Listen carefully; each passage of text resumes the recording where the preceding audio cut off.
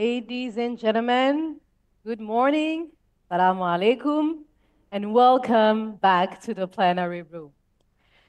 For the past 3 days, as you have witnessed, the city of Rabat has been buzzing with the energy, with your energy, with innovation related to Africa Investment Forum.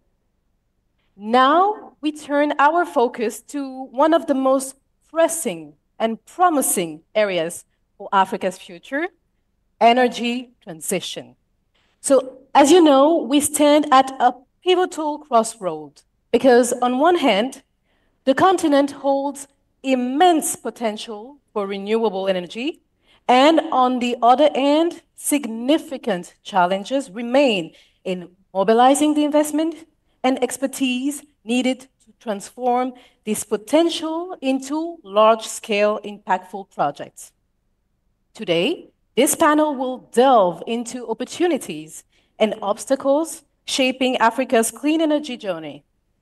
It is now my privilege to introduce a visionary leader at the forefront of Africa's infrastructure development.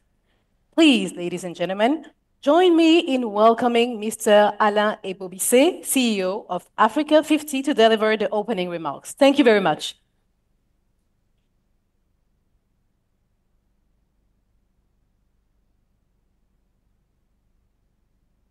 Thank you, thank you, thank you. Good morning, colleagues, distinguished guests, partners.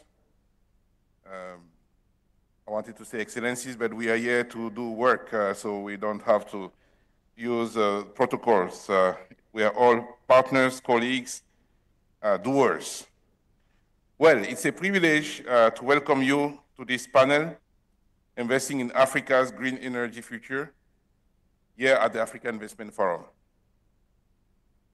Today's discussion could not be more timely because Africa finds itself at a crossroad for green growth, a crossroad where we can choose a path where we are victims to the adverse impacts and havoc climate change is wreaking on our economies, or a path where we seek to create new industries, define new growth pathways for our citizens, and deliver new skills. You guess which one I'm choosing? The path where we see the opportunities.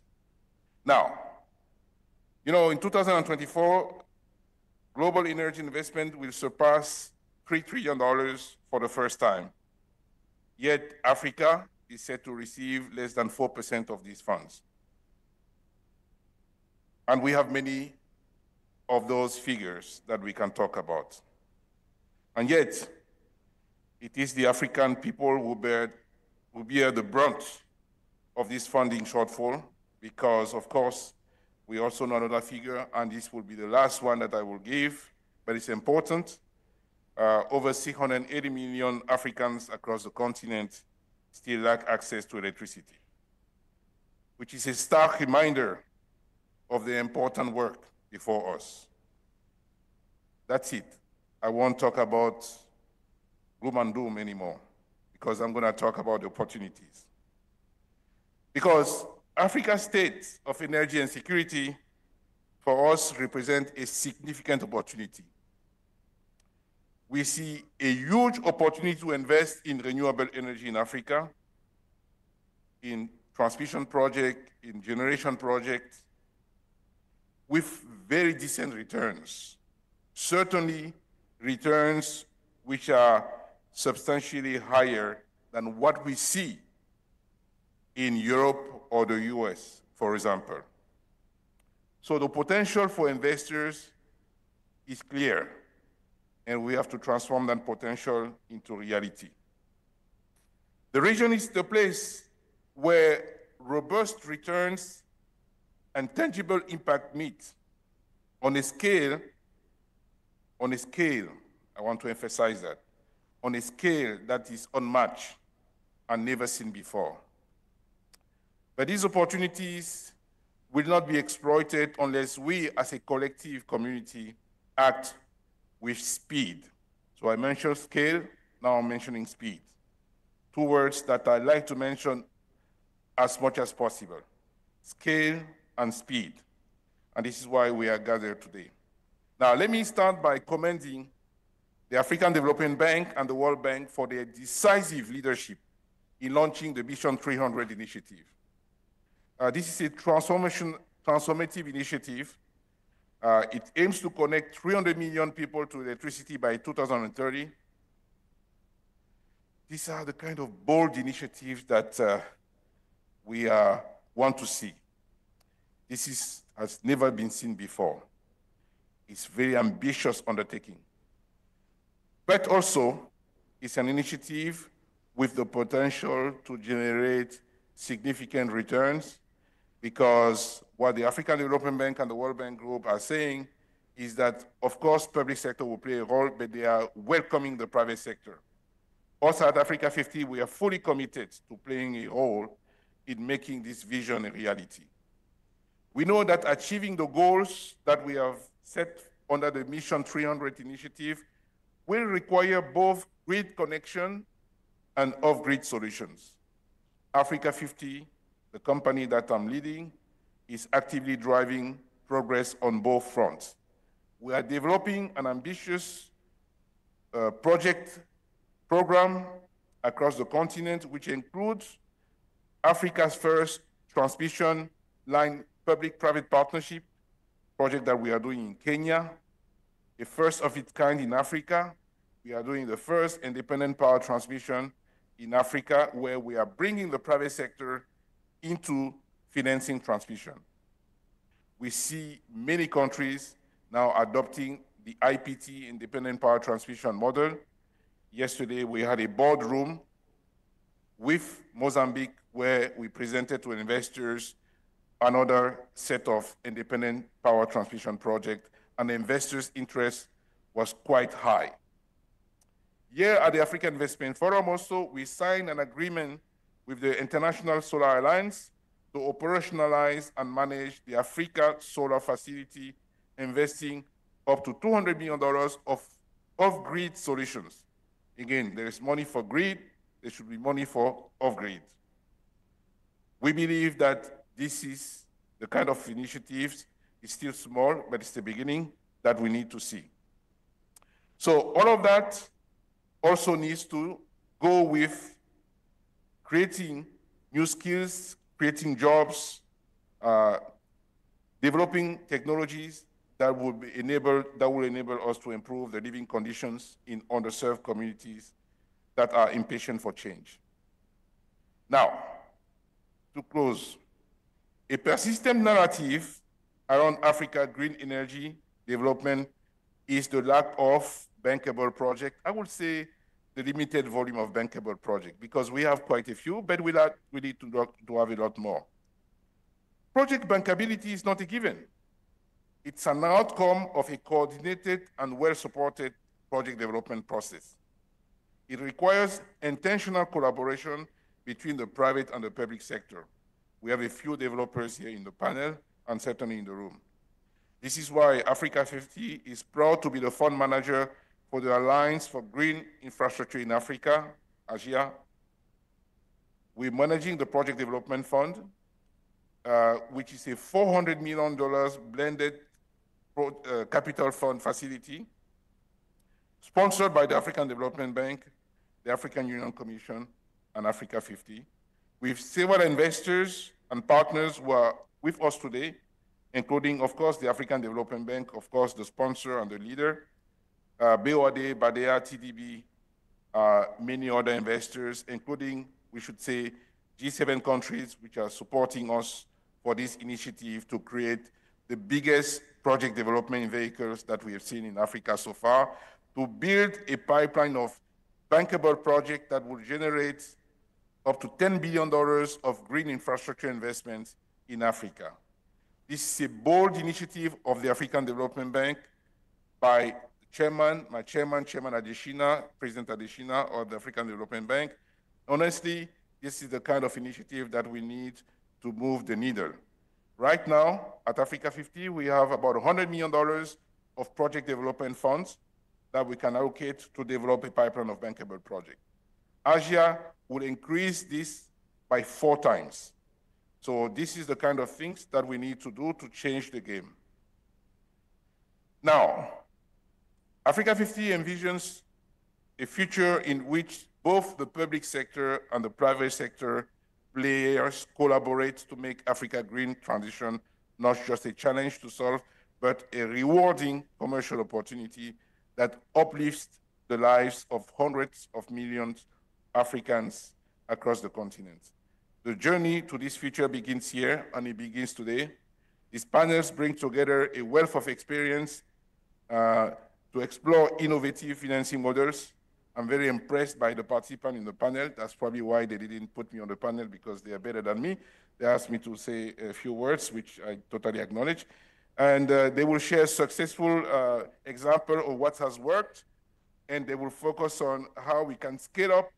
And I hope we also can talk about how we can speed up, because scale is good, but we have to do it at speed.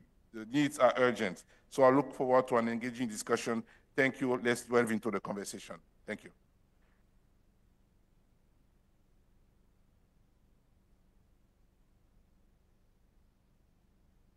Thank you, Alain Boubissé, for your insightful and forward-looking opening remarks. Thank you very much. And to guide us, as I said, through the next discussion, allow me to introduce our moderator and be assured that his expertise will add immense value to today's discussion. A warm welcome to Vice President for Power, Energy, Climate, and Green Growth at the African Development Bank Group, Dr. Kevin Kariuki, ladies and gentlemen.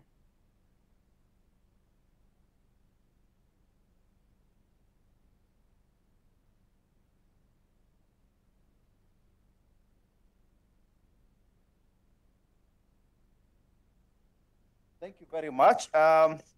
Today we have, as Alain suggested, a very, very fantastic panel.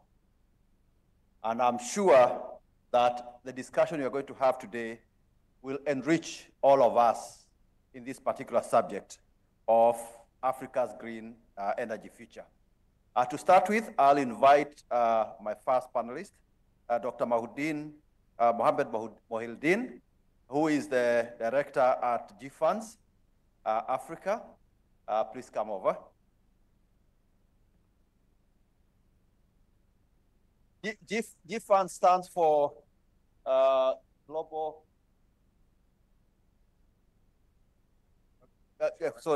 Glasgow Financial Alliance for Net Zero. It's followed by Fatma, an executive director of strategy and monitoring at Masen, a Moroccan government entity responsible for leading renewable energy initiatives in Morocco. Then we have Haz Avanpour. She's the CEO of Temis, a very active developer on the continent. Then we have our own Wale Shonibare, our Director for Energy Financial Solutions, Policy and Regulation. And then we have Richard Nelson, the coordinator of USAID's Power Africa. And you will see that in assembling this panel, the idea is to make sure that we have a mutually supportive or complementing perspectives that will cover the entire area that we are looking at. So to start with, I will start with Dr. Mohildin. Dr. Mohildin, we all know that the key driver for renewable energy investments is climate. And so, of course, we know that the cost of renewable energy technologies have come down, but the key driver is climate. So I'll start with you, because you are the COP27 champion, and you are also involved a lot in the UAE consensus. So at the UAE consensus at COP28, It called for the tripling of global renewable energy capacity by 2030. Acknowledging this goal as an essential enabler of all global efforts to keep 1.5 degrees Celsius alive and advance sustainable development. My first question to you, IRENA reports that the world is not on track to meet this goal. Why do you think this is so, and how could this situation be remedied? Right, thank you so much, and good morning to you all. It's a great pleasure. It's a great pleasure to be with you here. And so I had an intention that everything that Alain said, I was going to refute and challenge, but as always, he said the right thing, especially in issues related to speed and scale.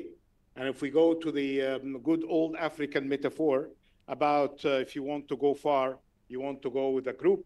And if you want to go fast, you may need to do it on your own. We don't have this kind of luxury of choice. We need to do both, fast and with the group to go far. Thing is here, and in answering your question, why we are not really achieving what we should, because of the three things of the enablers, on the finance, on the technology, and in the behavioral change that would allow us to bridge the gaps on energy. When it comes to finance, it remains insufficient, inefficient, and unfair at the global level. When it comes to technology, we know now, each time that we are talking about the technologies allowing us to do better when it comes to renewable energy. Last time I was in London in July during the Climate Week, and some of us were bragging about the fact that the cost of producing electricity from solar had been reduced by 90%. That figure was corrected to be 98% reduction compared to the cost back 10 years ago. And then when it comes to behavioral change, we don't really have adequate incentives. And I see still, despite what Alain mentioned about the potential and the opportunities for the private sector, there is still a great deal of disincentivizing the private sector, including crowding out that we see in this area. So we can remain just talking about obstacles and impediments, but there are solutions, as we know now. If we are waiting for the solutions to come from the global system alone, we might be waiting for long. And we have seen recently about the announcement of the 300 billion, well, better than expected, but less than hoped for. And it's all about the competition to get the money. And then today, we just released a piece with my good friend Dawood Sambini, and while we're hoping for more coming from IDA, which is basically one of its areas of work focusing on the low-income countries of Africa, we hoped for more than 100 billion, but at best we'll get the 100 billion. So what can we do about that? There are three things that we can do in the three areas of action that I just mentioned. First is to correct the bad perceptions. And in preparation of this discussion, I just got the update of the October release of the Global Emerging Markets Risk Database, the GEMS, analysis of the investor perceptions. We know that it's our responsibility today that this kind of bragging that, yes, there are opportunities, but risks are high. Well, yes, there are risks everywhere, including the OECD countries. But based on this recent update, that the default of the credit of the private sector exposed to the African continent is much, much less than being perceived. And actually, there are opportunities. And where are the losses? It's not just about the African countries and the African people do not get their fair share of investments, but basically for decent investments for the private sector around the world, including from African investors, that should be flowing to the right direction. But for that, the job for the regional development bank, like the African Development Bank or the Asian or the Islamic Development Bank, which is more the regional, actually adequately presented here with engineer Hani Sumbul, and the work of the World Bank, not just to provide finance, but to provide updates on knowledge and to be more than support when it comes to risk mitigators. Investors today are asking for more of a toolkit for risk insurance, taking the first loss, getting where the investments in energy should be going. This is one area. The second thing is basically about getting ready for business. The latest update coming from the World Bank about doing business, which is basically the new report under Business Ready, many African countries need to get their act together. And I think we need to go beyond the point raised by Alan related to the pipeline, because the pipeline of bankable and I would say even investable projects, as demonstrated during the 3 days here, there are many opportunities. But there could be other things related to policies, related to regulations, rule of law, issues that we can really work together for in order to improve the bankability and the investability of these projects. Latest figures coming from the World Bank, IMF, and others about potential growth for the continent is around 2 to 4%. But surprise, surprise, the economists quoted the IMF that out of the 20 countries with high growth for 2025, half of them are African countries, 9 of them are African countries. And if you are adding the North African countries, because unfortunately we were only quoting the sub-Saharan, this could be close to a dozen if you are going to include countries like Morocco going forward. So the growth is there, but we need to support this growth with a momentum beyond the transactional support into having this kind of institutional support for reforms. This is all about dealing with the insufficiency of funds, the inefficiency because it takes more than needed for the investors to wait for some of the public financial institutions to release their money. And I know that the African Development Bank is doing better in cutting the time for releasing the funds. And then in the unfairness, I would say it comes in different ways, because we are more reliant on debt instruments that now need to have more private equity participation. There is heavy concentration in some countries and in some sectors, including in renewables. And the other thing is basically about this issue of lack of correctness of the bad perception that is basically contributing to the bias. And the very final thing is basically about the technology. We are in a model, when we're in a model, that we're relying on the following: inventions from the US and Europe when it comes to technology of renewables, and then a bit of adaptation and innovation from the African investors and the regulators to support this invention and innovation.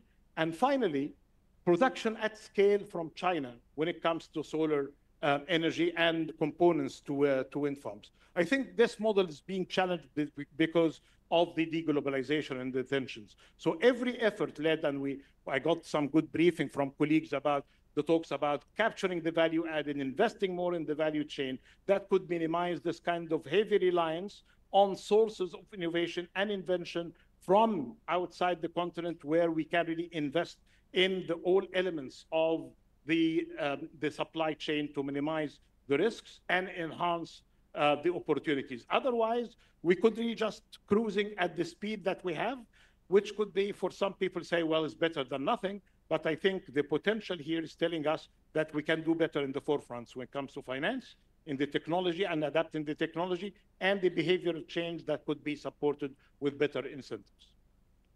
Thank you very much, Dr. Mouldine. But before you go, because you've talked about what development partners could be able to support to be able to reduce this risk, I want to address one issue. And this is the issue that a key constraint in Africa is the risk premium. You've already hinted at it, that is ascribed to the investments on the continent. More specifically, what is your perspective on the actual credit risk as well versus the perceived risk? Right.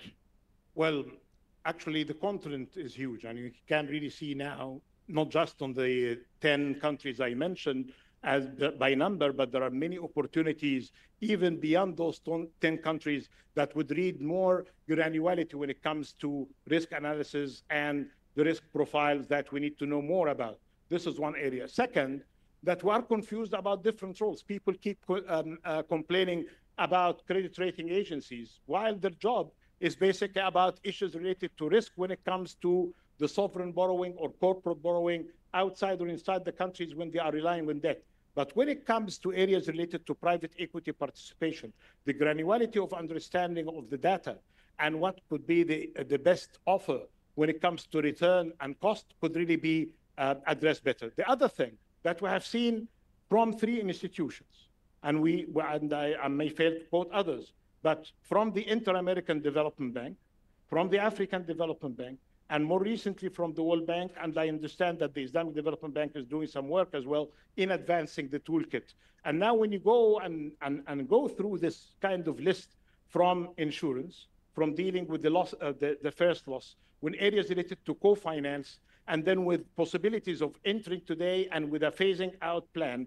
All of these kind of tools of risk are basically identifying the cost premium better, but actually dealing with what we need more, which is basically the kind of insurance, and not just to stop at the bragging that, yes, there are opportunities, but what are you doing exactly as MDBs and other risk mitigators in order to improve the understanding when it comes to the cost premium, the actual cost premium, and compare it to the perception, which has something to do better to do with knowledge sharing and updating information.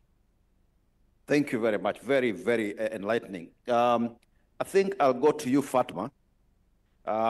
We've heard what Dr. Mughaldin is saying, that what needs to be done by MDBs to reduce or to be able to attract more investments on the continent. And also he went into the granularity of the risk aspect. But on Wednesday, Minister Laila Ben Ali articulated a very coherent energy transition pathway being pursued by Morocco. What is the role of Mazen in implementing this transition pathway?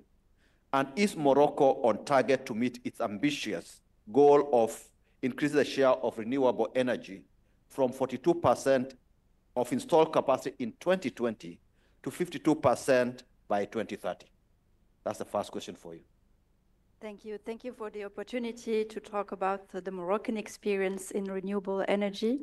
And as you mentioned, Morocco, under the enlightened vision of His Majesty King Mohammed VI, has really defined the strategy, the way forward for Morocco to reach its objective. So it's very, very important, also key enabler in that, to have a clear vision, clear objectives in where we could deploy our efforts at the end.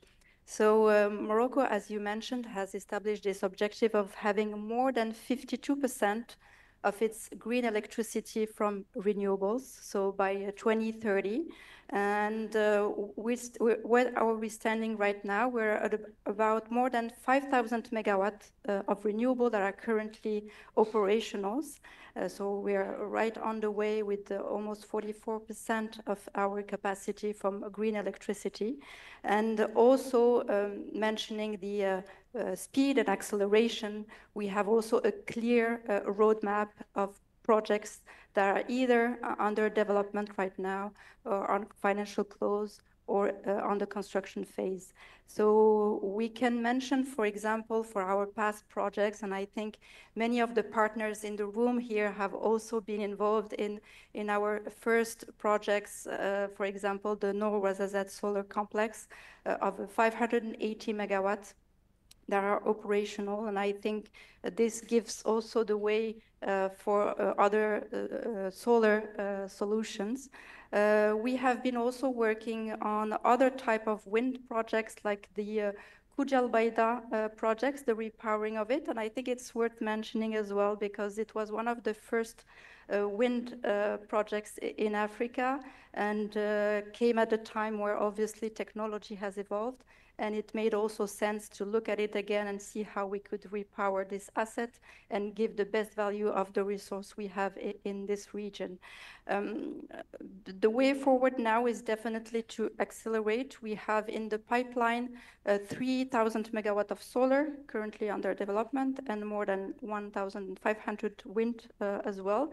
Also looking at every time looking at what is the market is ready to provide. So this is really the approach from the beginning, to have a clear structure based on the objective we want. What is the market available, be it on the technical side, from the developer side, be it on the financial side. I think there's been a lot of innovations on all those aspects. So this is really key when we structure the project, is to re-question ourselves on the readiness on the various actors and find the best structuring of the projects in order at the end to have the best risk allocation and the best cost and the best service for the end user.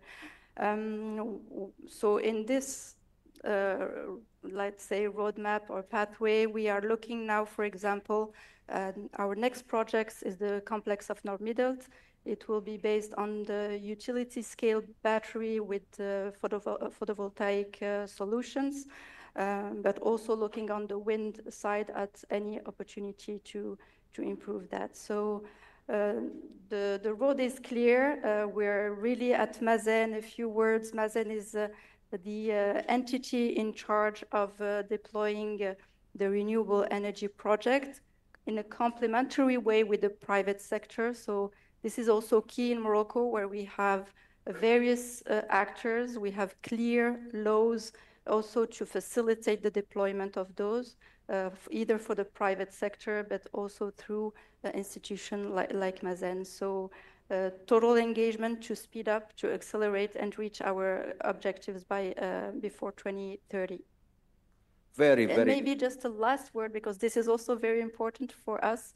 As a publicly owned institution, we're definitely looking at reaching the goals of our energy needs locally, but also how we can positively impact all our ecosystem, either from contributing to the industrial involvement of our local industry in the projects, also having a look at how to foster, you mentioned that, it's important to have a skilled also personnel in order to deploy all those projects. So we're also contributing in various Moroccan institutions to train the workers of tomorrow, of today and tomorrow in these projects.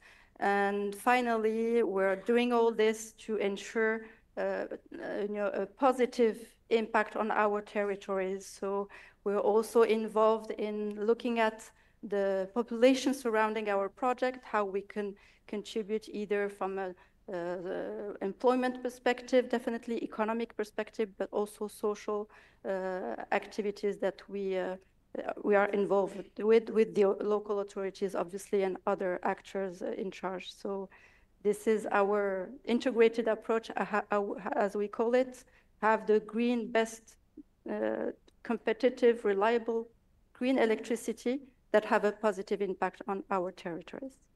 Very, very, very impressive. And, because of the coherence, you are basically talking like you are ministers. So this is very, very impressive. But so, are there any lessons in actualizing the transition pathway that the rest of Africa, especially Sub-Saharan Africa, could emulate from Morocco? Well, I think one of the main, there are many takeaways, definitely. I mentioned a few of them with the clear vision and objectives when supported by the government. I think this makes also very clear pathway for private investors, so that's key. The regulatory framework is definitely important. But maybe I will focus on one key element which I think, we have to look at every country's specific needs. So we really have to be adaptive in the way we are either structuring or proposing solutions for the projects to be deployed. The transition in one country is not the same as another country, so it's really looking at adapting the projects to the specific needs of the country. So here in Morocco, we have the chance to rely on a strong grid network, which also has plans to invest more to be able to integrate more and more renewables. But we definitely understand that grid-connected solutions are not the only solutions. And renewable energy has also been an innovative response in crisis management as well. If we can give the example of the unfortunate earthquake that Morocco has known in 2023, this renewable energy was also a solution for the shelters, camps, for the displaced population, where solar projects with batteries were implemented in a very fast way to respond to the specific needs. So Mazen is also very much engaged, and Morocco more generally, with the African continent and with the African partners in seeing how we can accelerate the deployment of renewable energy on the continent, either by sharing our common experience. We're talking about also a key success factor, but also the challenges that we can face in these areas as well, but also with providing technical assistance in which we found it interesting in initiatives where we have financial partners like the African Development Bank or other financial institutions. And we have Mazen, our experience, so we can provide technical assistance for developing the projects.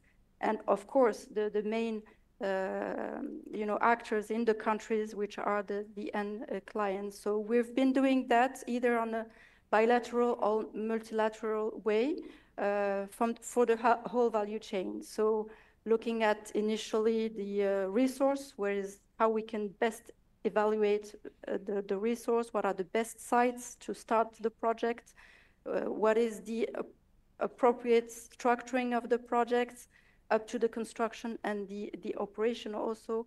So I think this is very key and important that all these are well planned in advance to make sure that when we start the project, all the key elements are already on the table. So this is the approach we have been deploying so far.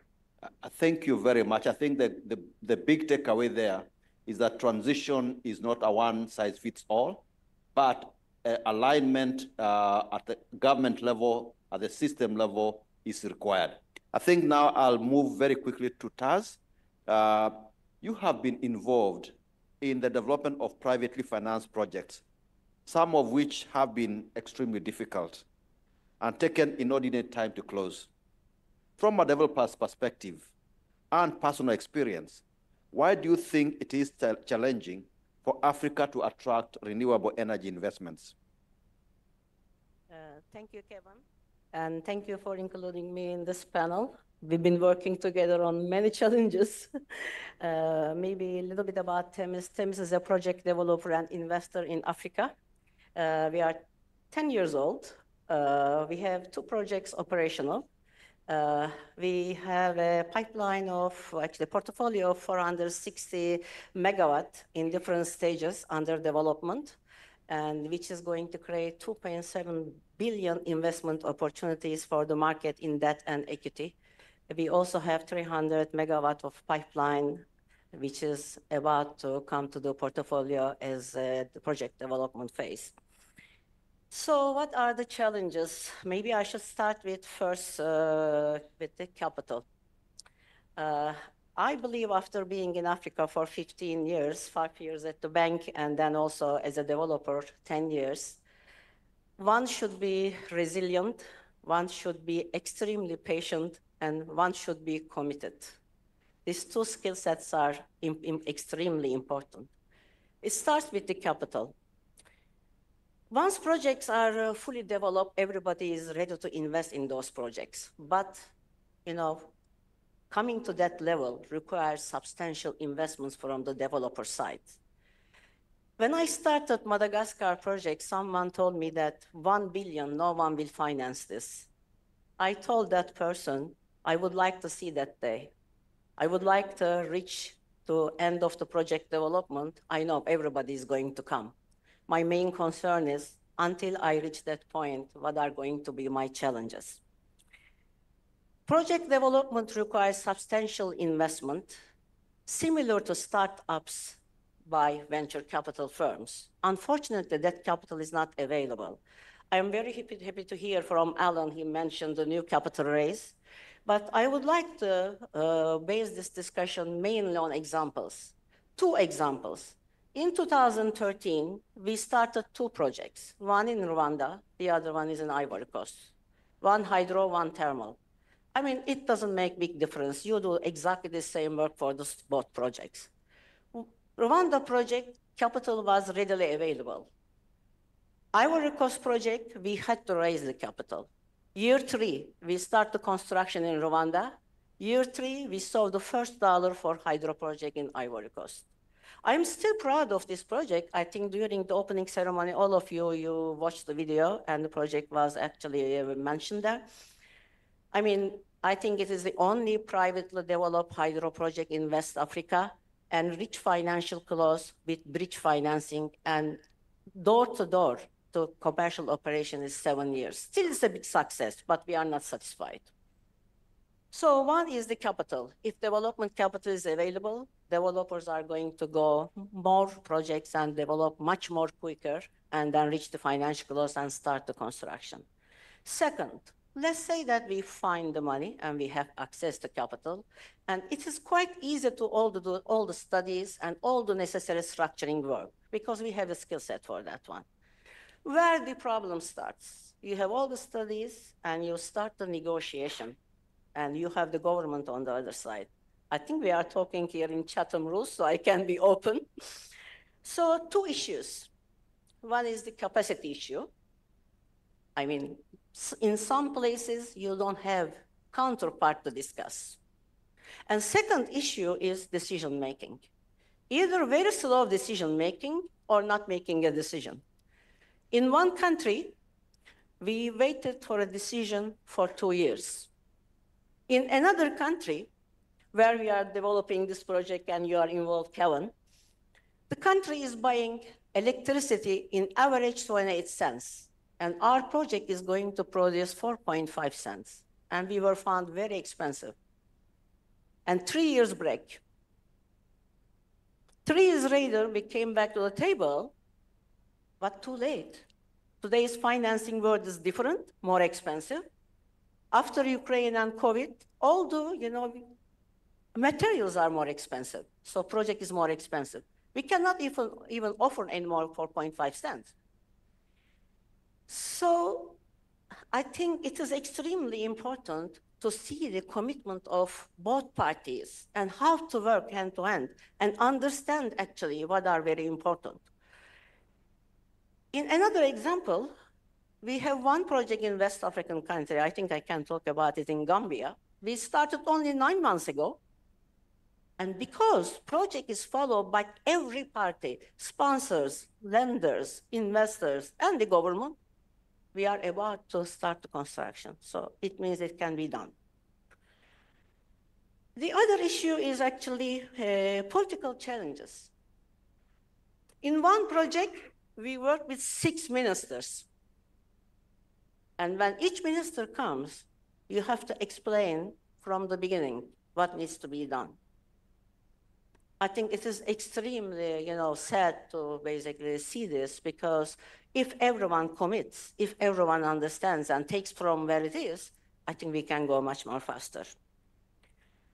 The other challenge we face is actually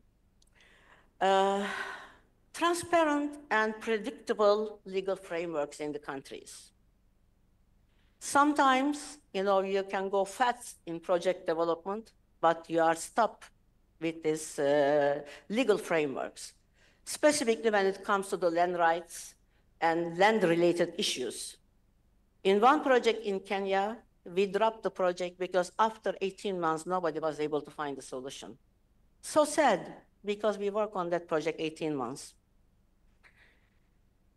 The other matter is still, after all these years, I am in Africa, almost like 18 years, we are still talking about bankability of the utilities, unfortunately. I mean, we always find some solutions around those, but this is still there. And unfortunately, not in every country you can access to PRGs, because PRGs are tied to certain country programming and certain timeframes. So I think one more issue, and I will stop here, that is the returns. Returns are still coming down, and investors are leaving Africa.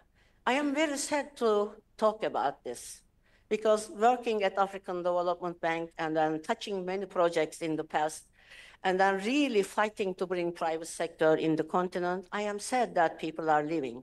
One of the reasons they are leaving, actually, they don't see the result.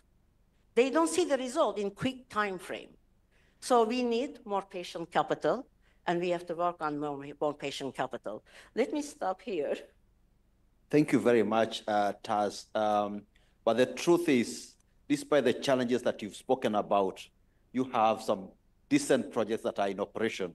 So we love your tenacity and staying power. I think time is really running short, Yeah. so I'll go straight to Wale Shonibare. And we try to be concise here. You are involved in the financing of many privately financed grid-scale renewable energy projects in Africa. Based on your experience, what would you say are the 3 main impediments to the flow of these investments on the continent? And whilst there, how have you tried, and I say you, us as AFDB, how have we tried to address these impediments? Thank you very much, Kevin. Yes, it's very difficult to narrow to 3, but if I had to give some of the biggest issues, first of all, and Taz mentioned it, the sustainability of our utilities. Most of the utilities in Africa are technically insolvent. And as a result of that, it's very difficult to close a deal with a buyer that is not able to pay. So every time the developers are asking for government guarantees, and there's a limit to the number of guarantees a government can sign because it counts as contingent liabilities on the government balance sheet. And these days, many of our countries are hitting their debt sustainability limits. So you find that every country we're going to, you're doing demonstration projects. You may do 1 or 2 projects because the government can give you a guarantee, but you cannot scale because you cannot get guarantees for everything. So when people say, yes, projects don't default in Africa, yeah, why should they default? We overstructure our projects in Africa. And if you overstructure, it's not going to default, but you won't have many of those projects. That's just the basic issue, which means we have to find a way of making our utilities sustainable, reforming the utilities, making the tariffs cost reflective. And these are programs that we're already working on at the bank. And also we have to move away from this idea of a single buyer model, because you will need to be able to trade electricity. That's why African Development Bank is building regional interconnectors, and we are supporting regional power pools. Because if you don't have to sell to one single buyer and you can sell into a pool, a merchant market, like it happens in Europe and other parts of the world, then these projects become more financeable without the need for a government guarantee. The second point, and the biggest elephant in the room that we don't talk about enough, is currency. You cannot, in a situation where you're collecting local currency, be borrowing hard currency for 15, 20 years. In some countries, you don't know what the exchange rate is going to be next week, not to talk about what it's going to be in 15 years. And you cannot pass that across to your consumers all the time. So we have to come up with more innovative ways of mobilizing domestic capital. And that's, again, something that we've been working on at the bank. The bank was involved as the founding shareholder of the Africa Guarantee Fund, where you guarantee the portfolios of local banks who are investing in certain areas, including green technology. The other ways is mobilizing, blended finance, creating first loss to absorb some of this devaluations, and also involved in the first listed local currency infrastructure fund in Nigeria, for instance, where for the first time you can get to a tenure of 15, 20 years rather than being limited by the 7 years that the local banks are able to do. So really important. So that's the second thing. And then the third thing, we talked about creating the enabling environment, creating the policies, creating the regulation, creating information and knowledge, because you cannot invest without information. The African Development Bank launched the first electricity regulatory index on the continent, which benchmarks the regulatory environment of our countries against international best practice. And we use that to channel technical assistance into countries having identified the gaps in order to allow investment to flow. So these are some of the ways in which we're looking to make the environment relevant. But my last point is, if you want to scale and make the sector sustainable, You have to be able to mobilize local capital. That's the only long-term solution. So what we're doing right now, we're doing experimental pilot projects in many of our countries. The most successful programs on the continent, like in South Africa, we finance everything in Rand, and it makes sense. Thank you. Well, I'll not let you go that quickly, because right now we have the hottest topic globally on investments. And this is Mission 300, if I were to call it that way. How do you think this initiative will help us ramp up green energy investments in Africa? In 1 minute. Yeah, Mission 300 is something that I'm very proud to be part of. It's a very ambitious initiative. For the first time, we're mobilizing government to sign up to some core principles. If we can get those core principles in place, we'll be able to attract more investment. First of all, least cost generation. You have to be able to procure the least cost electricity mix, which is very important. Secondly, it's important, I talked about utilities. We're mobilizing our leaders to sign up to those core principles, the regional interconnectors, mobilizing private sector, renewable energy priority. Once they're coming to Tanzania at the end of January, at the Heads of State Summit, to sign a declaration. And this is a show of seriousness, because Taz talked about political commitment and alignment. There's signaling to the private sector, to regional partners and local partners to say, we understand what we need to do now. And it's serious. And we're working with countries to develop national compacts to translate the high-level Heads of State declaration into actual practical projects. And so mobilizing the partnership, that's the key difference. And it's something that we haven't done on the continent to date, working ourselves on the World Bank and other supporters such as Rockefeller and SE for All, bringing everything, and donor coordination. Very, very important that we all act together rather than either competing or being at cross purposes. Thank you so much. Thank you very much, Wale. I think that was very articulate. I know how central you are involved in that process. Lastly, Richard, given USAID's extensive experience through Power Africa initiative, what are the most effective strategies you've identified for overcoming the primary barriers for renewable energy investment in African countries, particularly in addressing challenges like infrastructure limitations, regulatory uncertainties, which Wale has talked about, and the perceived risk by international investors? Yeah, thank you, Kevin, and I appreciate being on this panel and the really extensive experience that's represented up here. It's interesting, my response is almost exactly what Wale was. I think he captured it very well in terms of what those barriers are. As I was thinking about this question and how to respond to it, you have to think of it in a logical way, right? In my experience in dealing with these institutional investors, international investors globally, there's a lot of money and a lot of interest in investing in Africa.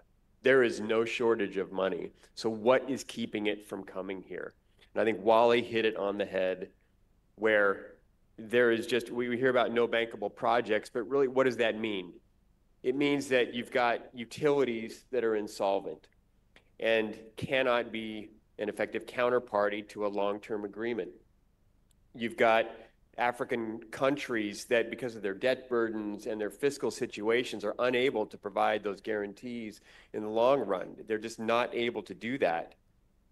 Then when you're talking about off-grid and you're trying to reach out into those rural areas, you've got consumers and small businesses that maybe can pay a little, but not enough to cover all your costs. So at every point, you've got consumers, customers that are just unable to pay and to cover the costs of producing all the electricity, including all the distribution. And then on top of that, you do have some misinformed misperceptions about the risks. And I think it is on both sides. You've got international investors and others who perceive risk that's not there. I think you have African governments that see private sector and they see risks or they see opportunities that are not there. I was meeting with someone in the DRC recently who was working with mini grid developers, and over half of their costs for these mini grid developers are associated with fees, tariffs, taxes, other things. And I think that's due to the government thinking that these international companies have deep pockets and they're making a lot of money and therefore they can afford to pay these. When in actuality, it's driving them away and they're probably going to go out of business in many cases. And so I think there's some adjustments that need to be made there. So what does that leave us? How do you do this work? Well, you've got industry on the continent that can pay, that can be effective off-takers. And so you see a lot of effort right now in focusing on the C&I space, where you can find mines or large industry who can pay, who want reliable power, and you see companies going that direction. You see some that are trying to figure out working with smaller businesses who can pay, who are being effective. That's more challenging. And then you've got the option of working with international development institutions who provide concessional capital and guarantees and subsidized support to help reduce that cost. And then you have us and many of us who are working on trying to change those risk perceptions as well. So what is Power Africa doing about all of this, right, and these challenges? We're trying to address these challenges in different ways. Number one, in terms of dealing with utilities, we do have technical advisors embedded with utilities to try and help them think through strategies to become more efficient. We had a project in Nigeria recently that worked on helping them install smart meters that allowed them more visibility into their consumers and customers, that allowed them to generate an additional $250 million in revenue, which goes a long way toward them becoming more solvent, that they can put into actually entering into long-term agreements with generators. On the knowledge side, in building capacity, we've worked with our Commercial Law Development Partner Program and CEFA also, the Sustainable Energy for All Fund, to actually develop an understanding series that helps demystify how to develop some of these projects in ways that can work and have been proven to work on the continent. And finally, we're also working with US companies, bringing them to the continent to try and help to demystify this continent to them, to show them those opportunities. And I think it's going to take a combined effort on all of our parts to work in each aspect of that, of those issues that Wally so eloquently described, to be able to start to overcome those barriers. And it's not going to be easy. It's going to take creativity. But that's a space that I think Power Africa is deep into, and we're going to be here in the long run to really try and support that progress. Thank you very much, Richard. Indeed, what you ended up with, that is one of the foundational aspects of the Mission 300, which is to start to work with all partners to ensure that we have a coherent and set of policies that ensure that we will not be able to undertake business as usual. It will be able to expedite and accelerate, as Alain was talking about, how we are able to connect to increase the access to electricity. So I think we've had more from grid-based generation, but we also had a panelist who was supposed to address distributed renewable energy, which is a very important part of Mission 300, because we do believe by 2030, at least 50% of new connections will have to come through distributed renewable energies. And it is actually one of the important pillars of Mission 300. So we have a short video. Maybe we'll not play it to the very end. I had an interview with the the founder and president of Ignite. I think you'll find it very, very interesting. Let's play the video before we wrap up the panel.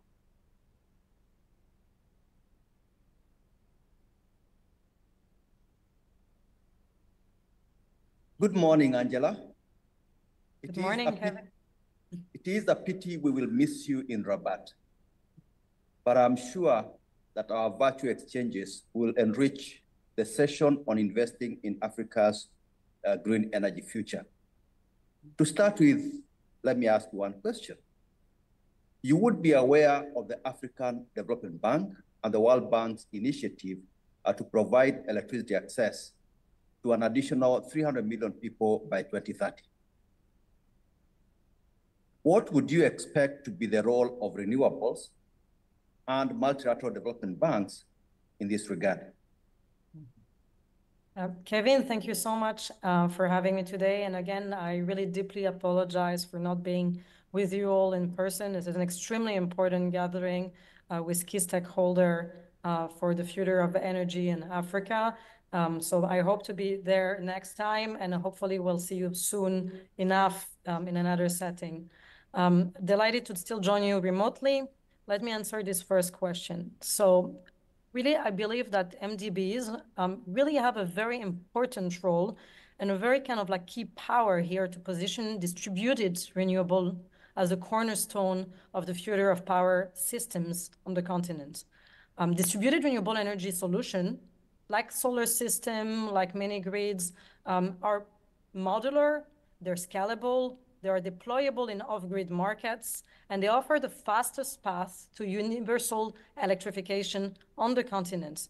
But more than that, they're also superior in many respects to what we've seen in Western energy system. They are more resilient. They're obviously clean and inclusive when they're made really truly affordable by the operators.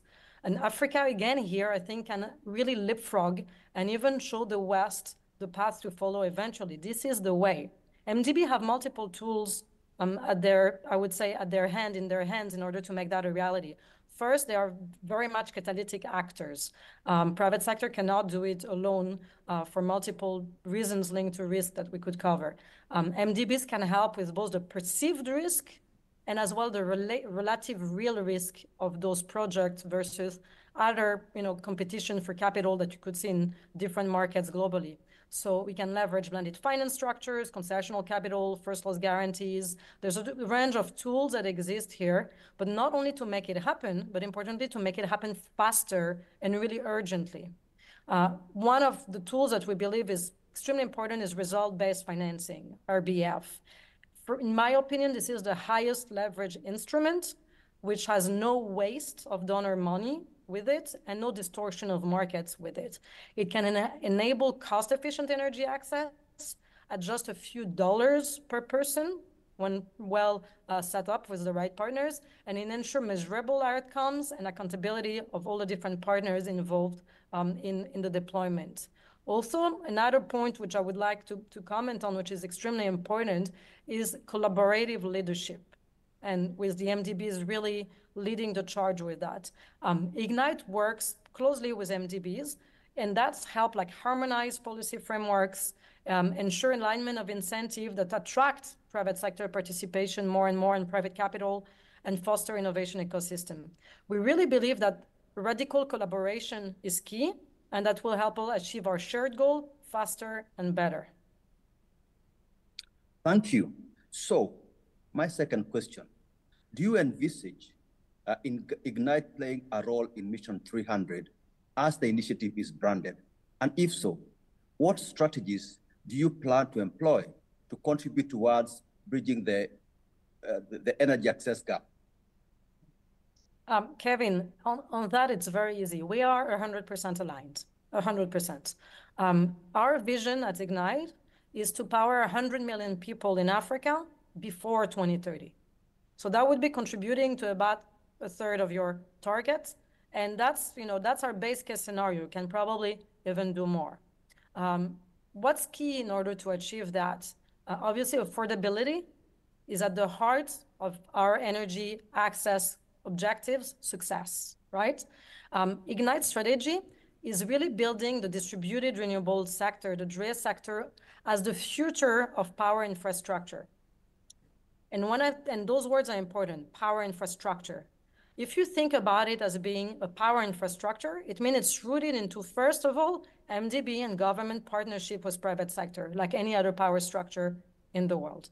Secondly, affordability to end customer with energy as a service is extremely important. And finally, it's like, that almost boring, I would say, good old professionalism, replicability, and standardization of projects and of operation. And those are keys in order to achieve our scalability and our goal. It's about the quantity of people that we will serve with quality solution. It's about the coverage that we will achieve. And it's about having lean and optimized operation to make that sustainable. What's key to get that done? First, what we call MRV systems. They're key. Monitoring, reporting, and verification system. Ignite's development and integration of MRV systems as a cornerstone of its business model provides granular performance data. It reduces operational inefficiency through the whole value chain, all the way from production to distribution and monitoring. And it builds stakeholder confidence by having transparent and verifiable metrics throughout its operation. In Mozambique, just over the last year, we deployed solar system for over 100,000 households within less than a year, and we delivered tangible improvement on education outcome, on healthcare services, on micro enterprises productivity, and that's just for one country. Another point that is extremely important, and that's again another area of partnership together, is workforce localization. It's extremely important. Through joint capacity building programs with MDBs and private sector, Ignite developed local technical expertise, and we really are there to create a sustainable talents pipeline that will stay there, maintain, scale systems, and operate those new industries that are the industries of the future in the continent. In brief, Ignite is ready to deliver on Mission 300 goals and to play a really meaningful part. And we can run as fast as our partners can. We're ready for it. Thank you very much.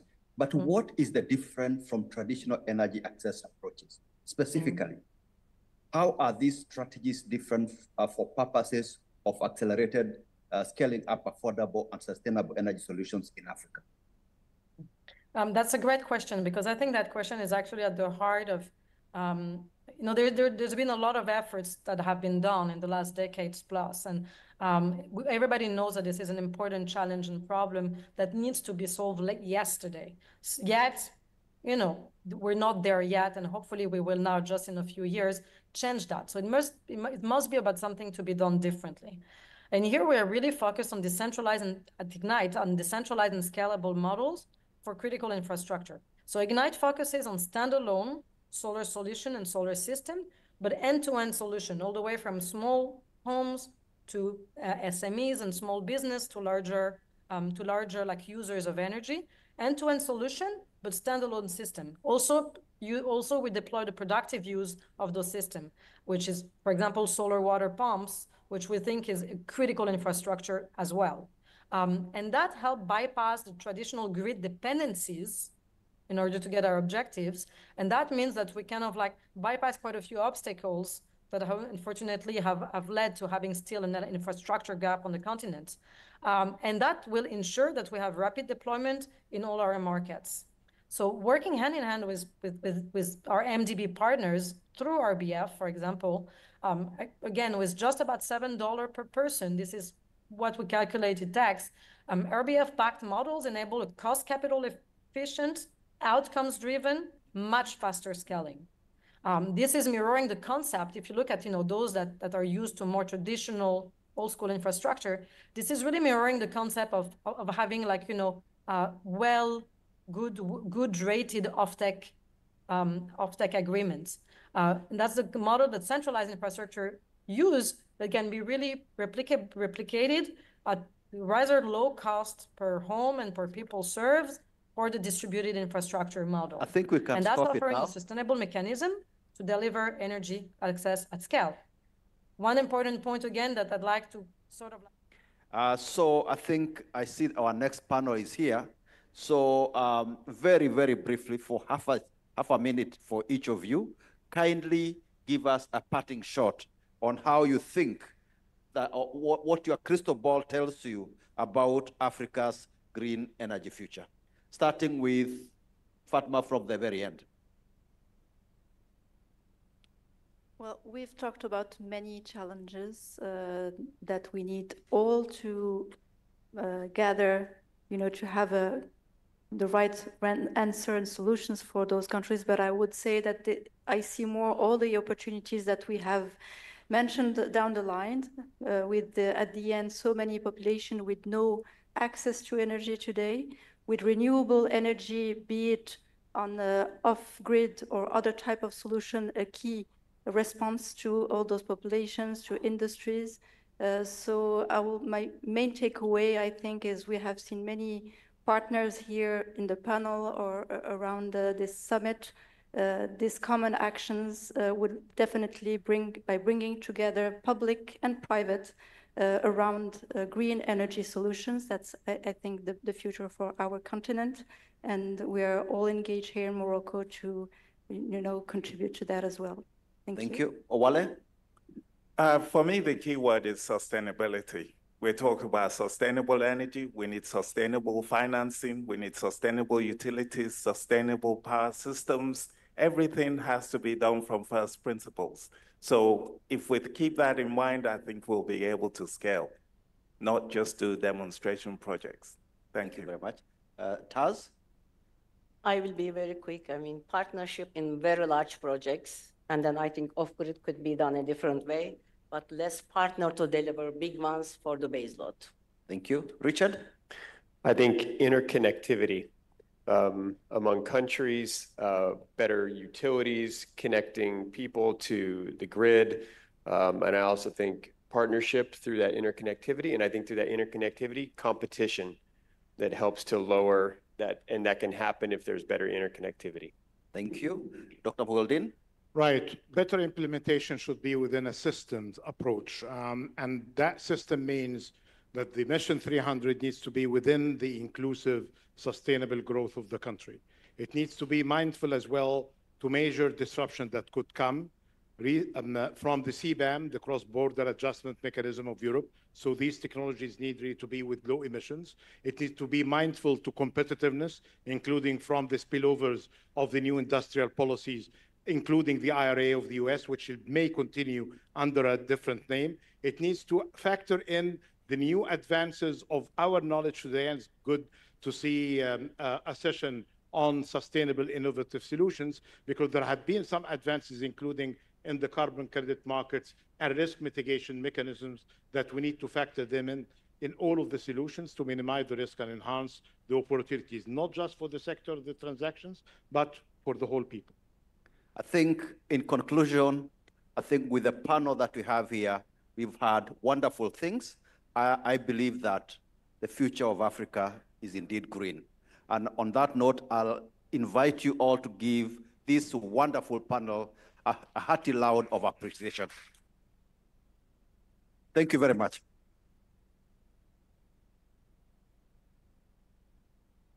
We take one picture.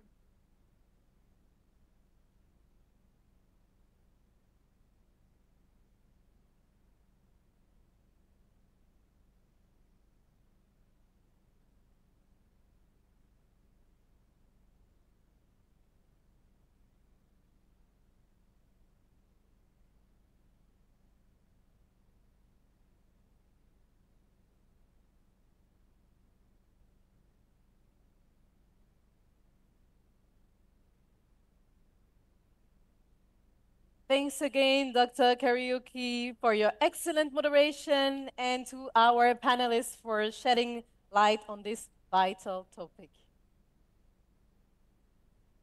Now, ladies and gentlemen, we shift our focus to another transformative force, innovative financing. I believe that I will hold on for a few seconds.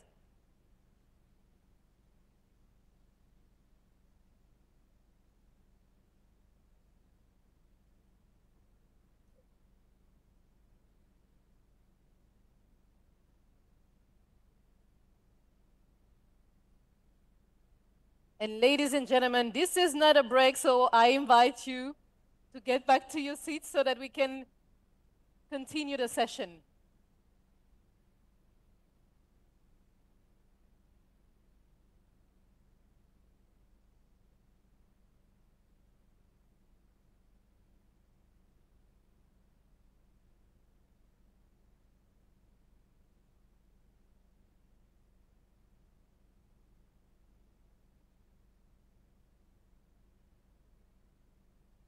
Please remain seated, ladies and gentlemen.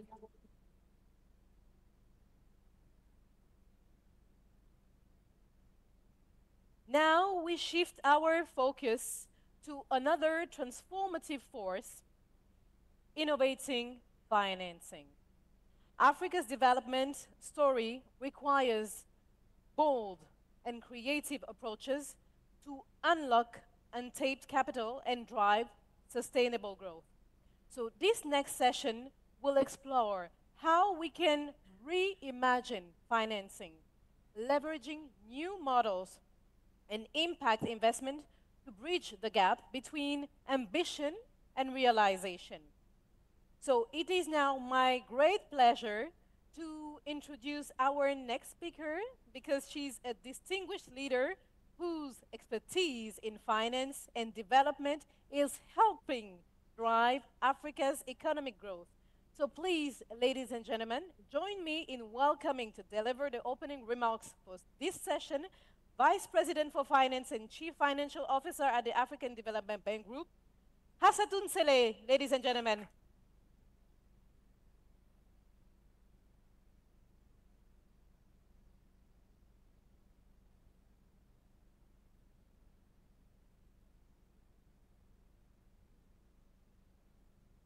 Very good morning, everyone, and thank you for joining us at this AIF and for being with us today for this panel. I'm delighted to welcome you to this important discussion on innovating financing models. In a world marked simultaneously by unprecedented challenges and numerous opportunities, the discussions we engage in today can well shape the development landscape across Africa and beyond. As the Vice President for Finance of the African Development Bank Group, I am acutely mindful of the critical financing gap our continent faces. Africa brims with potential, a dynamic and useful population, abundant natural resources, and rapidly growing economies. Yet, despite these promises, we continually confront substantial barriers in mobilizing the resources necessary for sustainable development. The crisis that we're facing today is multifaceted and top of our general challenges, such factors as climate change, deepening social inequalities, and the lingering effect of the pandemic. Geopolitical tensions have intensified the need for innovative solutions. At the African Development Bank, we know that innovation is more than just a tool. It is a necessity. Our ability to mobilize resources effectively relies heavily on our partnerships with various stakeholders. We know that when our interests align with those of governments, businesses, civil society, we can accomplish transformative projects that address the urgent needs within our communities. The synergy created through these partnerships amplifies our collective impact. It also builds a foundation for sustainable change. And the African Investment Forum is such an innovation. Our commitment to financial innovation is central to redefining how we mobilize resources. We at the African Development Bank recognize that our mandate of combating poverty and improving lives on the African continent is formidable, and our capital finite and limited. And this is why we are not just about lending, but we are about attracting additional resources into the continent, playing a catalytic role, playing a counter-cyclical role. And we've been focusing on substantially expanding our financial capacity beyond the shareholders' capital. You've heard about the risk transfer transactions that we've done. We launched the first synthetic securitization transaction by a multilateral development bank in 2018, which received many accolades from the international community. And Tim Turner, who's one of your speakers, used to be the chief risk officer of the bank, as was one of the architects of this groundbreaking transaction. This transaction has contributed to help transform the perception of African risk. We had first-time investors that had never bought African risk taking a slice of our portfolio and knocking back at our doors. And we are incredibly proud to see that this was replicated by the Inter-American Development Bank with our full support as part of their originate to distribute model. And I like to say that the African Development Bank is the original originator to distribute. And there is more coming on that front, as you will see later today. And in line with the G20 recommendations for multilateral development banks to be better, bigger, and more effective, we've embraced financial innovation again through hybrid capital. We did the first hybrid capital transaction sustainable by an MDB. It received lots of positive reviews. Quite exciting to see the $6 billion demand for a $750 million transaction, more than 270 investors. And it's the start of a new asset class. We've been leading the way in discussions around a hybrid capital-based solution for challenging SDRs to multilateral development banks. And we are very happy to see that the International Monetary Fund, whom we worked with from the very beginning, have given this solution that we've developed in collaboration with the Inter-American Development Bank a lot of traction and support. And I see that Dr. Muyedin, who was here earlier on the stage, was extremely, extremely helpful in helping us advance the discussion at the IMF. So thank you very much for this. Just very quickly on the SDR channeling, because this is something that is really close to my heart. It's basically being in a room with people that are dying of hunger, and you have that beautiful buffet, self-replenishing, that nobody wants to touch. Don't touch it. Why? SDR channeling, what does it mean? It means that today, developed countries that have large amounts of reserves can use a portion of these reserves and lend them, not donate, but lend them to multilateral development banks. And the beauty of the solution that we've developed is that if they lend $20 billion to AAA-rated multilateral development banks, we, the AAA-rated MDBs, can in turn generate $800 to $200 billion of additional financing capacity. What does it cost the country? Nothing. Why? First, because those $20 billion transforming into $200 billion that they are lending to us, they can still continue to account for it as being part of their reserves. And that's what the IMF indicated. Furthermore, it is a loan. So we are matching whatever they can get from this loan, and we're even willing and ready to add a small margin on top of that. So it's costing exactly zero.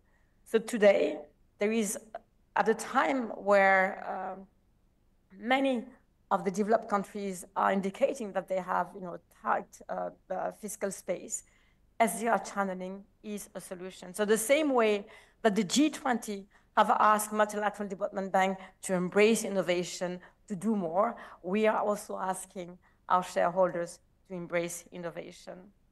So I urge you today, each one of you, to think creatively and pragmatically about the financing models we can embrace. Let us challenge the status quo and explore how we can bridge the financing gap, turning challenges into opportunities and dreams into tangible realities. We can, we should, and we need to address developing countries, Africa's challenges once and for all. The MDGs were not attained. The SDGs are not going to be attained for Africa by 2030. And we will have a new set of DGs afterwards, while we have the means today to make change. Why? Why are we waiting? Thank you.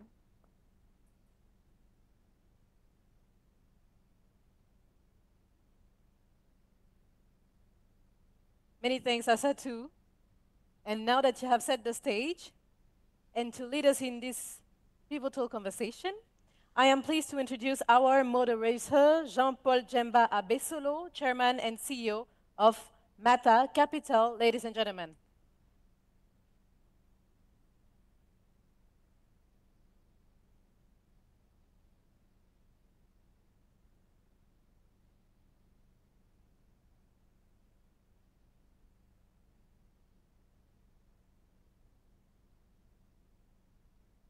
Good morning.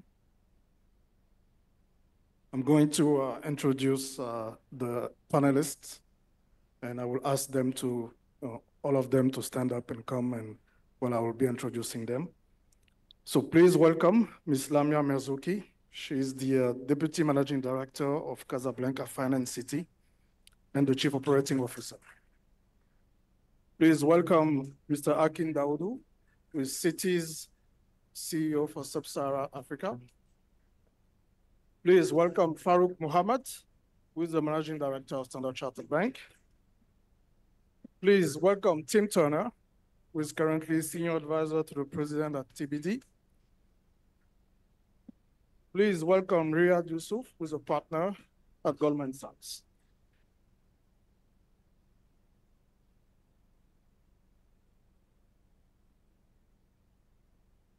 I think Asatu has set up the context.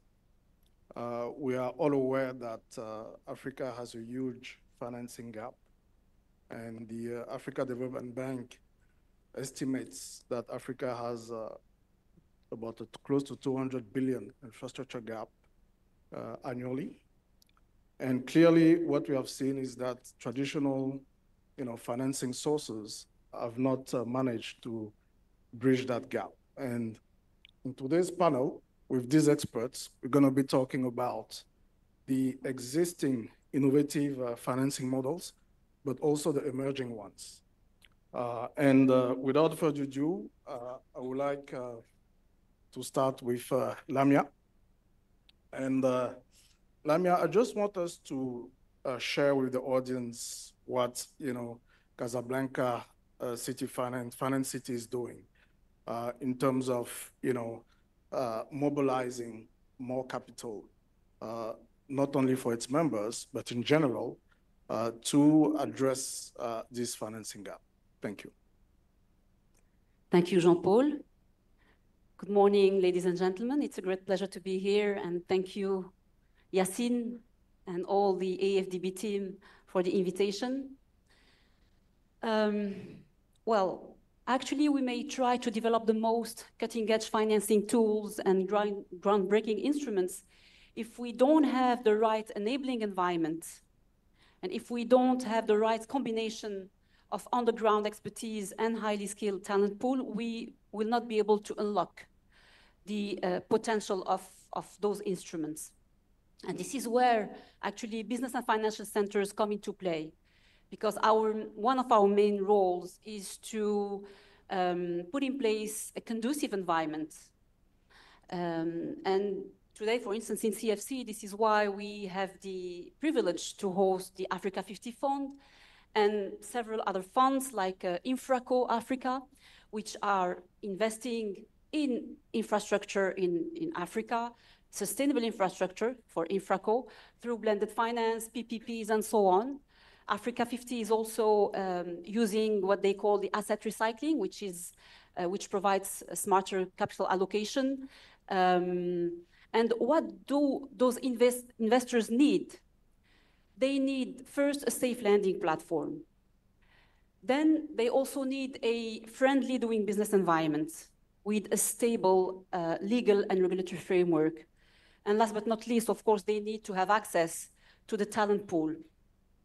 And this is what we are offering as financial centers. And I think that Africa needs more financial centers. And by the way, we are cooperating a lot with several financial centers in Africa: Mauritius, Lagos, Kigali, Abidjan, and so on. So what do they need, those investors? I just gave the answer. And let me give you an example of what we have put in place in Casa Finance City, because we have put in place a specific value proposition to attract those investors and to really streamline the investor's critical path. So just an example, because I'm conscious of time. When you're part of CFC, in terms of capital flow, you have the total freedom to manage your assets coming from foreign sources. Also, in terms of people flow, when you're part of CFC, you can hire as many foreign employees as you wish without any restriction. You can hire Nigerian people, people from Kenya, people from Europe, from Japan, from everywhere, without any restriction. And it's really, really important. We see that even within the Africa 50 team, for instance, they are hiring people from any part of the world. And it's really important for them. So yes, the ecosystem, really, it's important. I mean, just maybe the last word would be that to close this infrastructure gap, one of the biggest challenges beyond the lack of financing is to have these risk-taking developers that are willing to work on the projects at a very early stage. So we have the Africa 50, Infraco Africa, Neotemis, Tassanvaripur. She was here just in the last panel saying that they need to be patient, resilient, and so on. But of course, I mean, those players, they need, again, the right ecosystem, and they need to have streamlined investors' critical path. So, thank you, Lamia. One of the existing innovative financial model is blended finance, which is really a mix of concessional funding with commercial capital. And I will turn to the banks here. How do you reconcile the need of having returns, and we know bankers are talking a lot about the returns, and you have also the development institutions looking at the social impacts in terms of these blending finance proposals. So probably I will turn to Akin if you want to comment on this. Thank you. Thank you, Jean-Paul. I think blended finance is a very important tool, right? And as a means of using relatively small amounts of donor or concession funding to mitigate against specific investment risks, which helps to crowd in private funding. Because I think fundamentally, as has been outlined already, the DFI funding and the public funding is not going to close the gap that we see in terms of infrastructure and investment in Africa and in the world in general. And you need to find ways to crowd in the private sector more actively. So blended finance is a critical way of doing this. Specifically, some of the investment risks like currency or convertibility or contract risk or political risk can be mitigated through this tool. And to take away some of those risks, it makes it easier for private sector involvement to happen. And it also makes it easier to attain return hurdles. Like you mentioned, return is very important from the private sector perspective. So I think the key challenge really for all the players, including the MDBs or the DFIs, is not just how much direct lending they're putting out there, but also how successful they are and we all are in crowding in private investors. Number of hurdles remain, lots of challenges remain, but I think it's very fundamental to the success. So whether we're talking about first loss or partial guarantees or whichever mechanism you want to think about from a blended finance perspective, that objective is very critical. Challenges remain around harmonizing the treatment across different jurisdictions. So some of these enhancements or products will get you capital relief, say, as a European bank, but not as an American bank.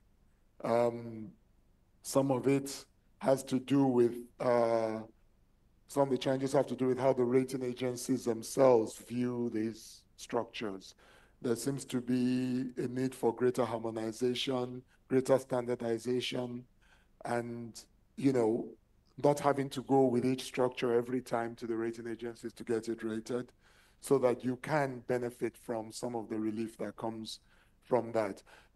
We did a partial guarantee a sustainable bond with the government of Senegal a few years ago, leveraging off a partial guarantee by the AFDB for, I think, about $500 million.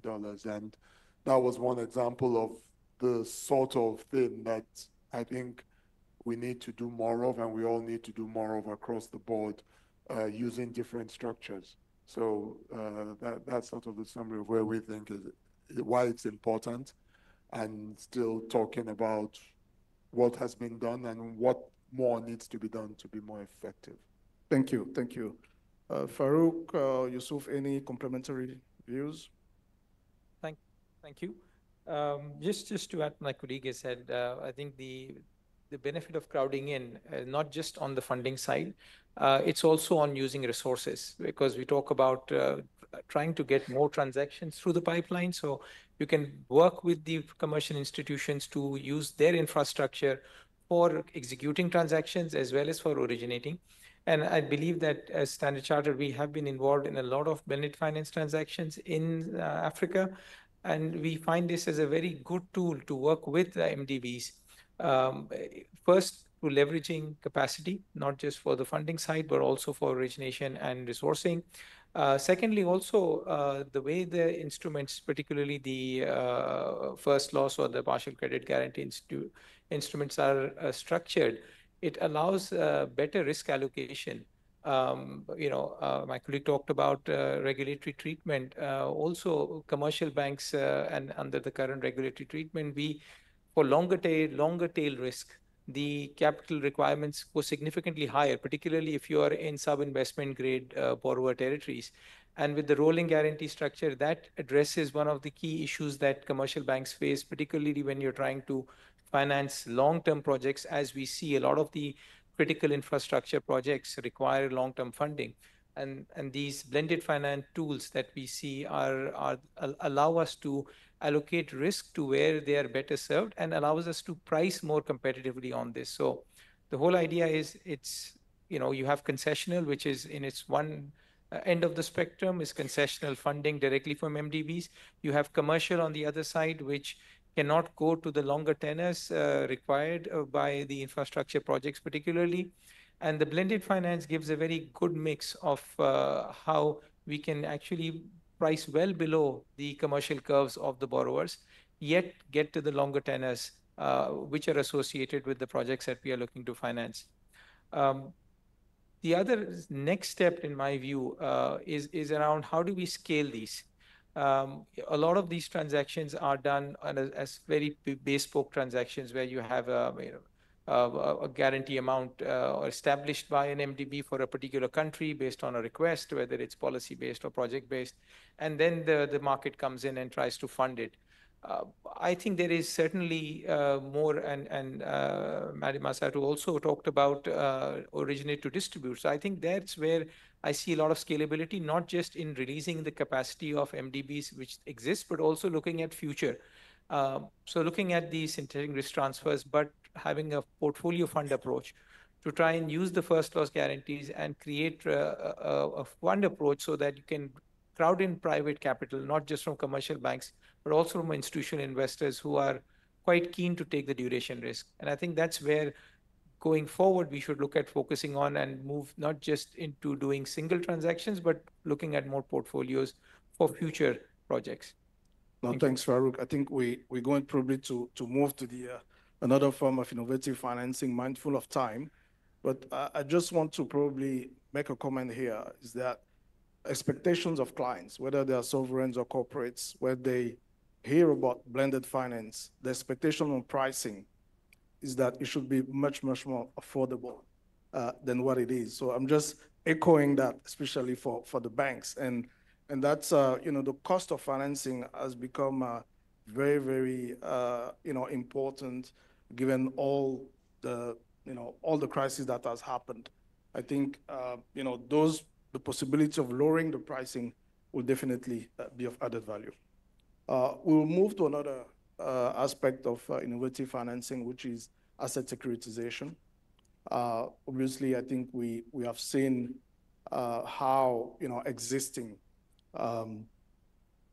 cash flow generating assets have been repackaged for marketable securities I'm going to turn to Tim and Yusuf on this point in terms of, what in your view is working well and what could be improved in terms of these asset securitization transactions. Thanks. Okay, thank you very much, John Paul. And before I get into the question, let me just say thank you very much and congratulations to the African Development Bank team and all the partners for this event, Hassatu, President Adesina, Max, Fernando, Onike, who've done a fantastic job. This has gone from great to even greater, so congratulations. Just a little, there you go. A little context. During the introduction, I spent 25 years at the African Development Bank. About half of it was in the private sector department, generating assets, and half of it was as the chief risk officer. So both poacher and gamekeeper, so to speak. And it was a great experience. And it was that context that allowed a lot of innovation because the African Development Bank was capital constrained. But I also understood that there was a significant gap between the perceived level of risk on developing assets, development market assets, and the actual risk. And this really came through in the context of my days in risk management.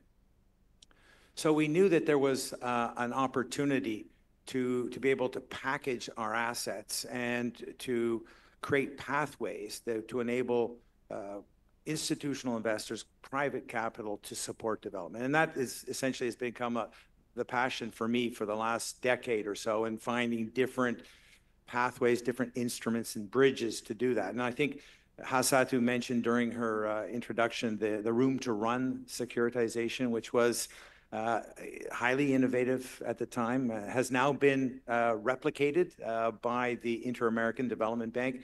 My gut feeling was that it would have been replicated even sooner if the pandemic had not disrupted a lot of things. And I know that there are other development finance institutions that are looking at replicating even further, enhancing all of that.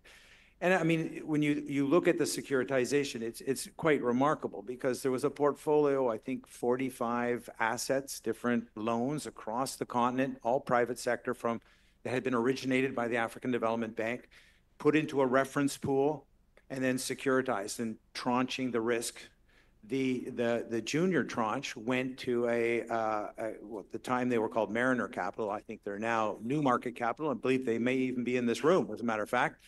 And they were able to bring in 21 institutional investors from across the globe to participate in the risk of a junior tranche. No, nobody would have believed that this was possible, that the risk appetite of those investors would align with that type of portfolio. The transaction was done, I think a lot in part to a mitigation instrument known as the Global Emerging Markets Database, which was allowed us to understand that gap in perceived and actual risk. And that transaction, I believe, now has officially been wound up with 0 losses, which is quite a remarkable feat. So it's not surprising that that instrument will now be repeated. And I think later on I'm going to talk about another bridge that will enable private capital to support development. Yeah. So thank you. Kudos to the African Development Bank, and thank you also for, maybe even more importantly, is being willing to share the knowledge and experience so that others can replicate at lower cost, faster and easier. Yeah, great. Thank you, Tim. Riyad, want to react?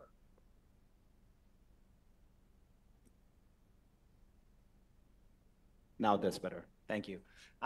So I think that the 2 quick points for me. The point of a securitization is to remove an intermediary, which is really adding not much value. So if you take an example of a Zambian copper mine, they have dollar cash flows, and the investors who are wanting to lend into this sector actually want to tap into that dollar cash flows rather than sending money to a state-owned utility in the middle and then to that. So there is increasingly opportunities out there that we're looking for and welcome opportunities in this space where we're effectively bypassing government entities in the middle and trying to get to and have security over cash flows that are coming from mines, which also produce dollar revenues, but many other businesses that have a similar sort of cash flows. We're sitting here in Morocco. Morocco has a fantastic set of cash flows. For example, the road that's coming from Rabat to Casablanca, you have to pay tolls. That set of tolls is a very valuable set of cash flows. You can model the cars that are number of cars that are going. There's a lot of traffic, actually, if I'm honest, which is good for any investors trying to invest into this little road. And there is isolating the state entity away from this cash flow can be a very valuable thing. Just one comment, if I have a very quick one about the blended finance, if I could. The Africa needs non-dollar liabilities. Africa can pay back local currency, not dollars. It's very hard for them to pay back dollars. So as we think about blended finance models, I think one of the areas that all the multilaterals should really invest into, and you know, AFDB is always at the forefront of stuff, so we're happy to work with you on this, is how to protect against currency risk coming from countries. Because it's very easy to give dollars against your beautiful AAA guarantee in dollars. But Africa needs less dollar liabilities. They don't have the dollars to pay back. They need Naira, they need, you know, whatever other currencies. Back to you. Thanks, Riyad. I think you're bringing a very interesting point. And I think there's been a lot of perceptions, good or wrong, on hedging. And I think one of the key messages we've been passing to clients and countries is hedging is not about being right or wrong on where, you know, the currency is moving. Hedging is about, you know, having peace of mind and having a clear view on their cost of financing relating to FX. So thanks for bringing that point. We have seen also the emergence of PPPs in the continent. And unfortunately, what we are seeing is, you know, the PPP market is really concentrated in roughly, five African countries. If you take out Egypt, Morocco, Nigeria, Ghana, and South Africa, then we don't see, PPPs being, kind of, rolled out, in a widespread. So I have two questions. One is, why is it that we are not seeing more of PPPs in the countries? And the second question is, especially for the bankers, is, there is a perception that banks are, mostly looking after financing PPP deals, right? And it will be good to probably shed some light to the audience on why so. Why is it that when banks are moving to a market, one of the first questions they ask that they want to see is PPPs. So I'll leave the honor. Please go ahead. Okay, so PPP needs a legal system. So what you're actually doing, you take a public asset, again, I'm going to refer back to the Rabat Casablanca Road, is it needs a law that says that there is a public asset that the citizens use that will be handed over to the private sector, and that's quite a critical system. So I think the countries that have been successful in PPPs have largely passed that law. So the first thing really is to have laws that are passed in these countries that allows for private investors to come and create a PPP asset. I think the second thing is the revenue model. Too often there are plenty of projects that don't really have a revenue model. A PPP project doesn't work. You are not going to have a private sector investor come and invest if you don't have revenue collection. So if you marry the two, and the last currency point that I mentioned, which Hasatu will give us a nice cover, you can definitely do PPPs in any part of the 54 countries in the continent. Thank you. Farouk, any complementary view? As a bank which does PPPs in Africa, I have a slightly more conservative view than my friend here. So a lot of countries have done their PPP frameworks, laws, and some are putting into place. One of the challenges that we have seen is that even when there are PPPs which are set up, let's take an example, let's take a port project. Port is an easier one, particularly a busy port. There are investors, there are banks willing to take that view on the concession. However, when we're looking at a PPP, sometimes we've seen that the holistic view is not there. So the port may work, but the infrastructure getting access to the port is still supposed to be provided by the government. And if that doesn't come in, if the roads aren't built, then the port is useless. So you may have a PPP, but if the infrastructure is not there, and similarly, we have power projects, but these transmission lines are not there. And transmission lines are still very much outside of the PPP right now, at least in sub-Saharan Africa. And that has caused delays in projects. Now, we've seen sometimes in toll roads as well, lots of successful where we see traffic. There, again, by the time the laws go into place, sometimes it takes many years. And by the end of it all, the costs have gone up. The sponsors are saying, okay, we need to relook at this. If we need to relook at the whole project itself, do you want to build the 300 kilometers, or could we do 100? And if the government says, yeah, actually, probably because there is some backstop guarantee and we want to reduce our exposure. And once they do that, they have to go and retender the whole process. So those are some of the challenges which we have. There have been successful projects eventually. I mean, we took a road project, port project we did, took 6 years to get into place, and a couple of roads are still pending. So I think there is a requirement, and this is where I believe the MDBs do play a role, and sometimes I think there is an opportunity to play more, is to do more of this planning with the government early upfront on PPPs, where not just on the laws, but also on the holistic planning of what surrounding infrastructure the government has to provide for a PPP to successfully happen is required. Just to add very quickly, I think the challenges with the PPPs reflect sort of the institutional weaknesses that we do have in Africa that need to be overcome, if we're being honest. You talked about the concentration of the PPPs in a few countries. That's true. But even in aggregate terms, I think only about 7% of the global PPP value is done in Africa, which reflects a certain lack of scale anyway. On the public sector side, I think there continue to be technical gaps or issues in terms of expertise and the rule of law and the political side of it, because these projects come with real political risks. And we've seen that like on the Lekki Toll Road in Lagos, that effectively the government had to buy out the private sector and take it over again. Because when it came down to it, the politics wasn't quite right. And then on the private sector side as well, in terms of the understanding of the social benefits and that balance, profit focus is natural, but also there needs to be a more realistic assessment of the political economy and the social situation in the countries to be able to strike the right balance from the private sector side as well. And those fundamental issues need to improve incrementally for this to scale and grow. No, thanks. No, these are valid points. And I think unfortunately, sometimes, the time that it takes to kind of, seeing those financing via PPPs mature and being disbursed, Africa, unfortunately, for a high growing population, there is definitely a need to accelerate, the pace of, capital raising. And that's, I think, a collective challenge.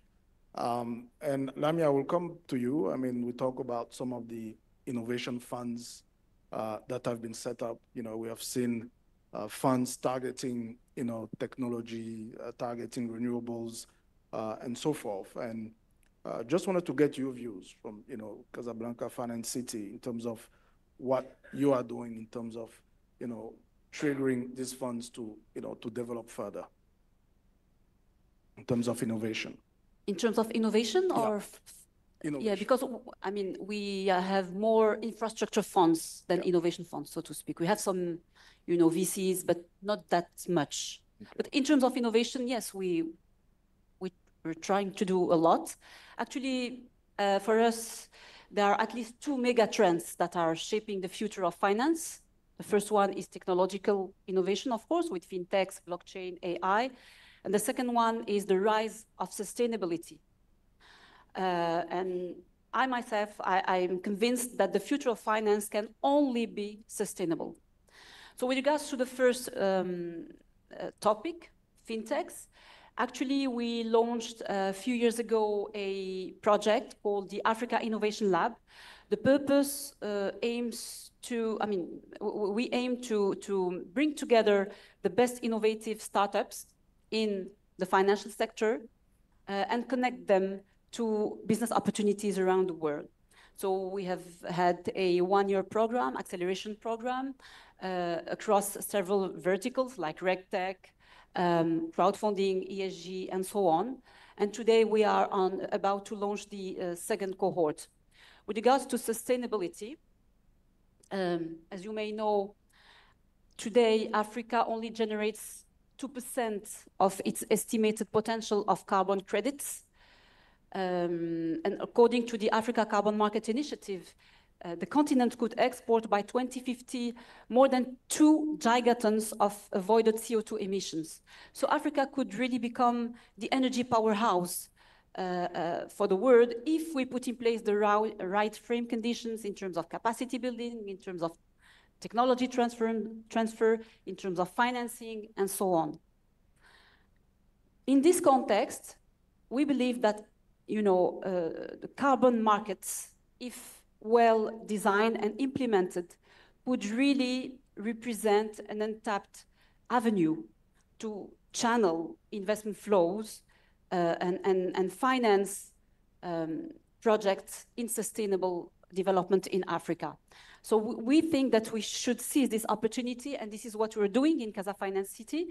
We just launched a new project, which is to put in place an ecosystem of carbon markets, carbon players, with a VCM, voluntary carbon market, which is innovative by design. So I think that we should really work on that, and for Casa Finance City is doing it for the continent. I know that other financial centers are also working on that, so we can of course collaborate with each other. Thank you very much. And I think, Tim, you wanted to share some insights on some of the funds. Oh, yeah, very much so. Thank you. Yeah, when I was speaking earlier about the synthetic securitization the African Development Bank did, it was primarily motivated from a capital constraint perspective. It turned out to be a great pathway to enable private capital to relieve the capital constraint that the bank was facing. Since my retirement, I joined an organization called ILX, which is part of the Cardano Development Group based in the Netherlands. A fund, ILX, is kicked off a couple of years ago with around $1 billion of capital mobilized, principally from, at the time, Dutch pension funds. It's now expanded, I think it's $1.6 billion from including some Danish pension funds and gradually working across Scandinavia.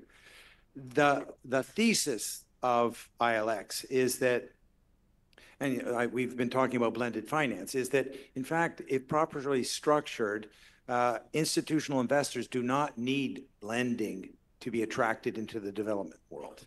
And the ILX model is essentially that it does co-financing with the multilateral development banks, the DFIs, that are originating private sector loans, and we co-finance with them on a light touch basis, and that those assets then go into our pool and are attractive from both a financial perspective as well as a development and impactful perspective to institutional investors. Now, this is proof of concept that institutional investors can be attracted to support development working through development finance institutions. And I think it's important to note that the gap between perceived risk and actual risk is particularly clear for when you work with institutions like the African Development Bank, like IFC, like EBRD, the other DFIs that have an ability to mitigate risks at origination.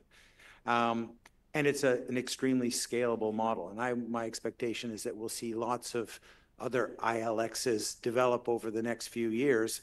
And it will bring a steady stream of institutional capital to support development, which will be great for the multilateral institutions. I think the big sea change that needs to take place at the side of the multilateral institutions, something that was mentioned earlier, is to have a culture of originate to distribute. So your developing assets immediately with the intention that a good portion of that will be distributed into the institutional markets. And so the projects are structured to facilitate that. And we can see that evolution taking place, and you know, it's only going to accelerate. So it's a really exciting time for all that. Just to say at the end, there is a place for blended finance, no question. As you get into the riskier spectrum of projects, that is required. But for some of the mainstream activities that the development institutions do, there is institutional appetite on a clean risk basis, and that's pretty exciting. So lots of potential for growth. Thank you, thank you. And probably Riyadh, from a banker's perspective on carbon credits. Africa has a vast number of it. This is probably the starting point, but there's really two things that needs to get fixed. I mean, I welcome the initiative from Casa Financiera. The first one is that each country has to reduce their baseline carbon calculation for carbon credits to work. And the second one is monitoring.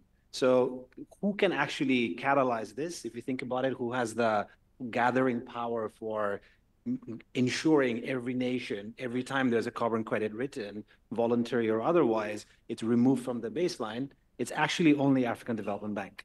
So I guess my ask to the African Development Leadership Team is that you really have the opportunity here to catalyze and design something that is transformational, because the amount of capital that is available to come and buy carbon credits that can be, and then the second part, monitored effectively, can have serious impact into the continent. Thank you. I mean, we cannot talk about innovation without mentioning AI, you know, crypto, blockchain. And I will be keen to hear some views in terms of how can the continent, you know, benefit from these, you know, emerging technologies, and, you know, and what will be your views in terms of how that can be an accelerator for the financing in the continent?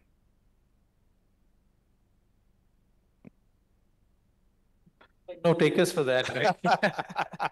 Well, I don't profess to know much about the blockchain and crypto aspect, but I do think that the AI is the space where the next step is going to be, and I think that's going to add more efficiencies. If I just look at it from a financing perspective, I think that certainly is going to be adding to the innovation cycle in terms of how can we use that to make our models work better. If we can have the portfolio models, can they do better? And in that, are we able to turn transactions around quickly? And that would be, for me, the main area for development. And I also think it's agree with Tim that the number of investors, whether they are institutional investors looking at opportunities, even if they are at a higher risk, is growing, and they want to align it with their own development goals. And that means that there is a common space where complementing blend finance with these lending loans would be a way forward, and we'll see some scalability in that. Thank you. Akin? I'm going to approach it from a slightly different angle. In fact, an entirely different one. I think I'm going to go old school and talk about domestic market development. I think one of the areas where Africa we have a lot to do is developing our own domestic markets, whether it's fixed income, equities, but building our own capacity internally. We talk about currency risks and the ability to hedge against that. Stronger local markets do give you that. If you can have the right capital formation and then have the right liquidity in secondary markets across the continent, you can achieve a lot more in terms of diversification from a currency perspective, and in terms of building an ecosystem in the countries that allows the economies to thrive without too many external dependencies and risks that make things more complicated. It's not 100% one way or the other, but it helps to have that capacity and depth in your toolbox. And I think as we look at new products and innovations, some of that fundamental work about building liquidity and capacity in our domestic markets, even in smaller countries like, say, the currency zones in West and Central Africa, where you should be able to build one market using a common currency as the strength to provide depth, rather than have 1,000 rather than have a number of small country markets. I think we should do a lot more. to develop that capacity, working with the regional DFIs and the regulators and the governments, and help to mitigate some of our exposure and risk to external debt and finance that complicates debt sustainability and macro issues that we face. Thank you. Thank you, Akin. I think we're going to get to closing remarks, and I'll ask each one of you to, to say a few words and the key takeaways. I think the idea here is to leverage on the innovative financing models, accelerate the financing of projects, infrastructure projects in Africa. Everybody in this room somehow is affected by the financing gap, in terms of shortfalls in energy, in terms of shortfalls in infrastructure, roads, and so forth. So in closing remarks, what would you, if you have to project yourself, a few years down the line, so we can have a victory speech in terms of how the financing gap has been reduced, what should be done? Anyone? I think essentially from an innovation perspective, I think some of the products we've talked about are very important, some of the things we've talked about. And getting more collaboration at the global DFI level and with a lot of the, say, G7 economies who are always talking about ways in which they want to assist and support Africa to sort of raise funding and close its gaps. I think some of the coordination at that level has to be better. We talked about harmonized regulations, Basel III treatment across the board. We talked about rating agencies and how they assess some of these products, some of these enhancements. I think improvements in that area would be success in helping to unlock more private sector financing, more private sector funding into Africa to supplement what comes from the DFI world and the public space. So that grand parley between the various stakeholders to achieve some harmonization there will be helpful. Some convening institutions can help there. Maybe the AIF or somebody else who can bring everybody to the table to talk about that. I think that will be success. I think developing our own domestic markets would be success, greater liquidity, greater depth, greater capital formation in the countries, and creating the ability to use that to mobilize funding for the projects and the infrastructure gaps we see. And of course, better governance and standards on the government side. I think all this, if we can see progress in all these areas a few years from now, I think the landscape would look very different from where we are. There'll always be something, some gaps, always something to aspire to, but I think we would make tremendous progress. Thank you. I'm happy to just say a couple of words on this, if jumping in here.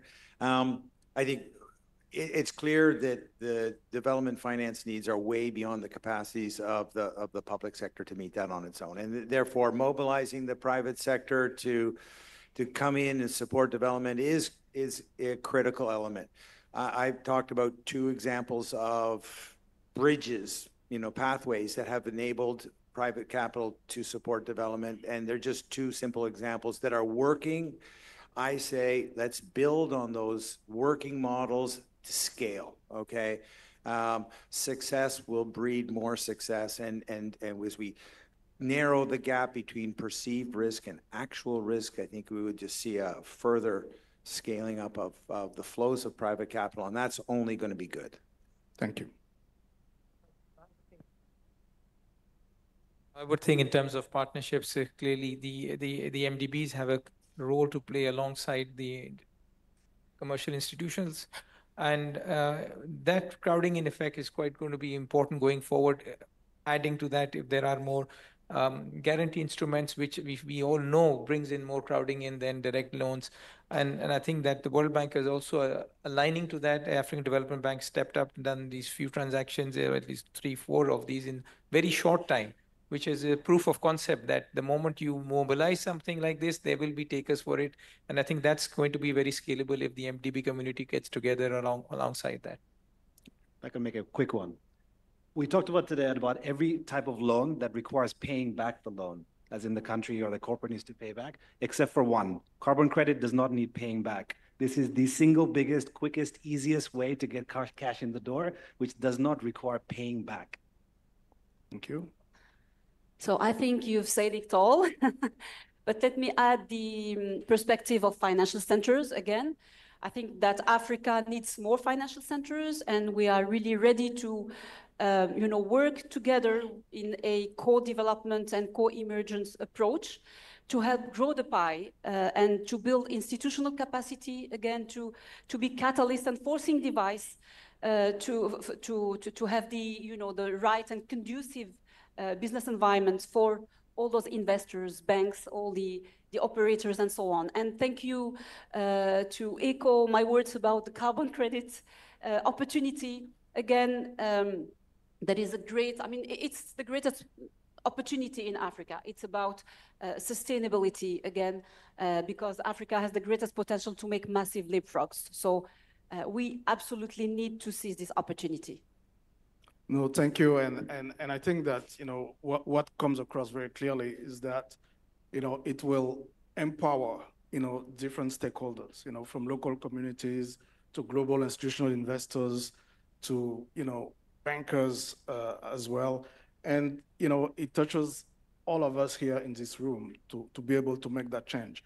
We are all impacted by, all these shortfalls in energy, in road infrastructure. And like we said, it takes a village to raise a kid. But here, what we're saying is really it takes a collaborative effort from all stakeholders to make it happen. So I would like to thank the audience. I would like to thank the experts. A big round of applause for sharing your insight. Thank you very much.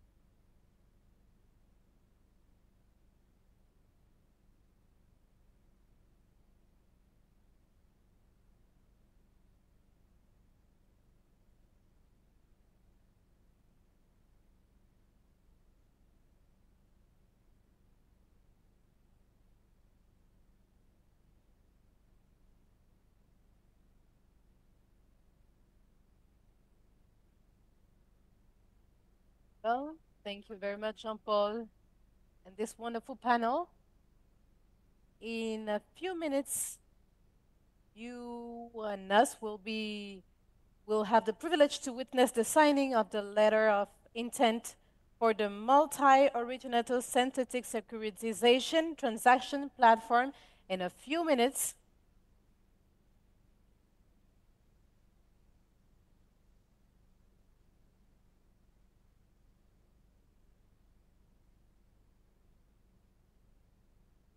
Thank you very much.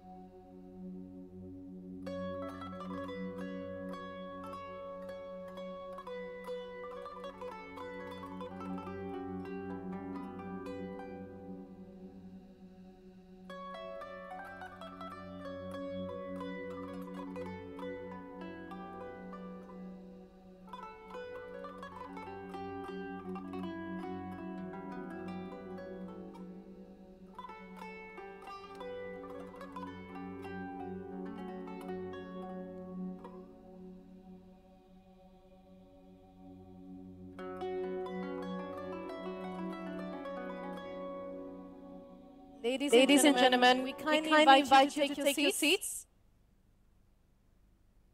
The session is about to start.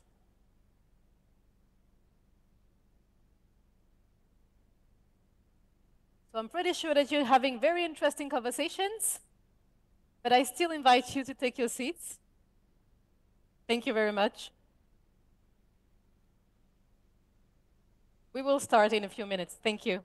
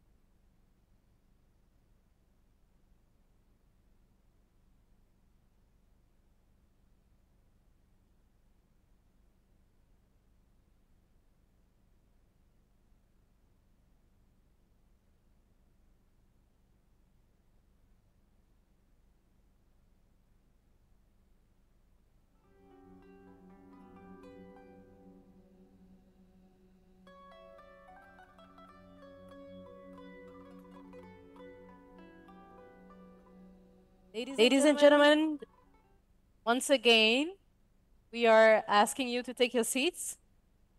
The session is about to start.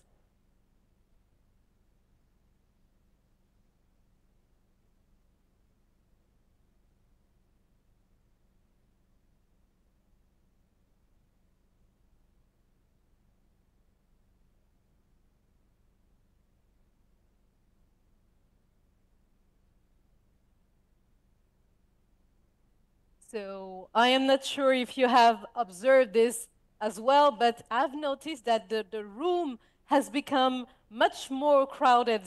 And I think I know why. It is actually, ladies and gentlemen, because a truly groundbreaking moment, a demonstration of partnership in the true spirit of the Africa Investment Forum is about to happen.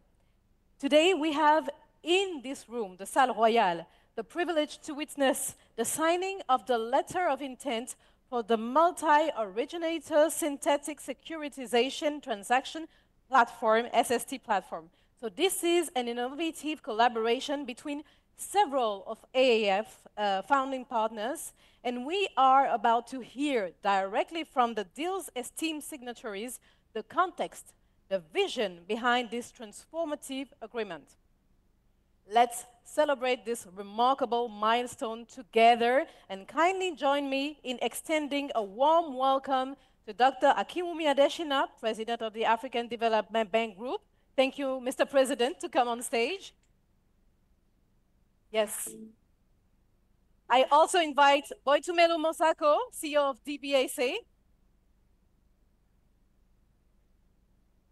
Thank you, Mr. President. Oh, you're they asked us to hold over. You can have this. Please. Also inviting Alain Bobisse, CEO of Africa 50.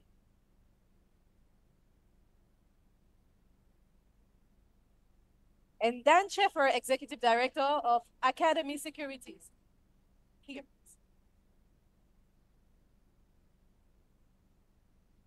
Thank you very much. Go ahead. Thank you so much. So, Mr. President, you have a few words to say to the audience. I invite you.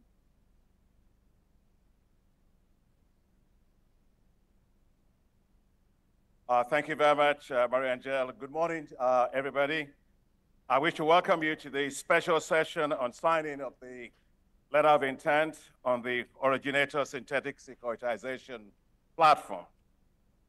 I wish to start by thanking the CEO of the Development Bank of South Africa, my dear sister Boitimo Buchomelo Masako, the CEO of Africa 50, Alain Ebobise, as well as Dan Sheffer, Executive Director of the ABS Capital Markets, Academic Securities, and Andrew Hunt, the founder and CEO of New Markets Capital, for joining the African Development Bank on this landmark synthetic securitization transaction platform that we are launching here at the African Investment Forum. This letter of intent being signed today is to establish a synthetic securitization platform of $2 billion of reference portfolio of assets for transfer of risk from those assets to institutional investors by the African Development Bank and by the Development Bank of South Africa. The world has about $145 trillion of assets under management. Africa itself has about $2.4 trillion of assets under management by institutional investors. We certainly have to do a better job and a good job of making sure we can attract a lot of those investments from institutional investors to invest in all the things that we talk about, whether it's energy, water, transport, corridors, digital infrastructure, whatever it is, that they may actually see this infrastructure as an asset class that's worth investing significantly in. And we started thinking about that at the African Development Bank a couple of years ago. And we launched at the African Development Bank in 2018, room to run synthetic securitization, which was the first for a multilateral development bank to do, in which we basically transfer the risk of our non-sovereign assets to institutional investors, and that reference portfolio was $1 billion. The institutional investors at the time included Marina, Africa 50 was there, Mizuho International PLC was there, and this was, as I said, the first ever portfolio synthetic securitization between a multilateral development bank and the private sector. It allowed us to pioneer the use of synthetic and securitization and credit risk transfer instruments to a new and previously unexploited segment of the financial market. This, of course, was great for us at the bank because it allowed us to free up $650 million for new lending. To date, there has not been any incident on that. In fact, every time I chair the board of Africa 50 with Alan, and every time that we mention room to run, his face always glows. He always says, I want to do more. And so that's why you probably see Alan here trying to do more today. The African Development Bank followed up on this with another room to run transaction, which this time was for $2 billion that we did with support of guarantee from the UK FCDO office that allowed us to transfer risk of our portfolio assets, some of our assets that are sovereign assets, again, to the private sector. Another first for the bank globally in trying to do this. And that freed up $2 billion for us to launch to support in terms of climate finance. So today, as we are here for the synthetic securitization a transaction platform on the Africa Investment Forum, we are launching today, for us, reference portfolio $1.5 billion from Development Bank of South Africa, $500 million. And this will be across sectors. It will be across different geographies and also allow us to have different portfolio of different risk profiles that allows us to have a diversification effect. It will allow institutional investors to assume credit risk on cash flows of already producing assets. it will allow them to earn returns on mutualized reference portfolio between our two institutions. The African Development Bank and the Development Bank of South Africa, of course, will retain the ownership of the underlying assets, so because we are the lenders of last resort on that. And I'd like to say that it will also crowd in institutional investors through the, because we are going to be using this time collateralized loan obligations, which is quite different from the unfunded guarantees that we used before. So it's a very, very new way of doing business. This mutualized synthetic securitization platform will allow us to certainly broaden the pool of institutional investors. It will allow institutional investors and other development finance institutions to be able to recycle their capital, as we've been asked to do from the G20 capital adequacy framework for multilateral financial institutions to do better in terms of optimizing their balance sheet, sweating it more, and releasing more capital. And we've been at the forefront of doing that as the African Development Bank. It offers investors, institutional investors, diversified and de-risk exposure in Africa. It also allows institutional investors to, also expand our lending capacities. This, let me just emphasize, will be an evergreen vehicle that will allow us to be able to be doing replenishment of this vehicle with investors for repeated investments over a long run. So we established something that's a long run vehicle here. We are seeking, of course, the participation of third parties to help us with first loss guarantee, which is 2% of the tranche that we need. We're talking to some of the sovereigns, we're talking to Canada, we're talking to, I think it's Norway, and also to other institutional, to philanthropic institutions more globally. And so, ladies and gentlemen, colleagues, I just want to close by saying that the launch of this synthetic securitization platform shows, again, the innovative capacity that we have as African institutions globally in bringing new instruments to the table. At the African Development Bank, we're doing that a lot.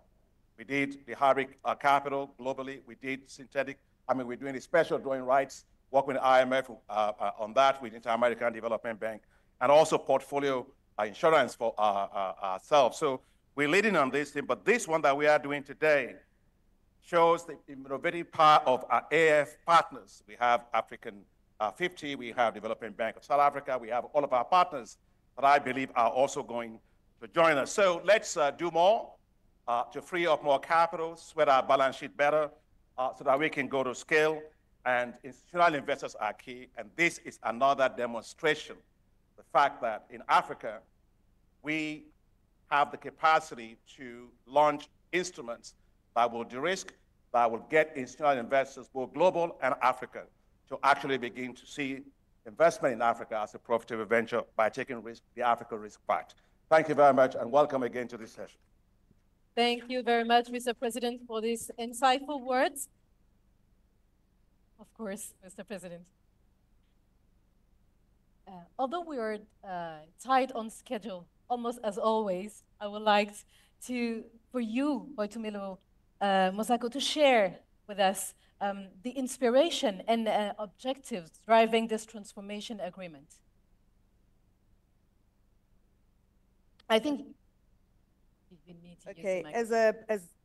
As the DBSA and the African Development Bank, we have long been at the forefront of financing Africa's development needs.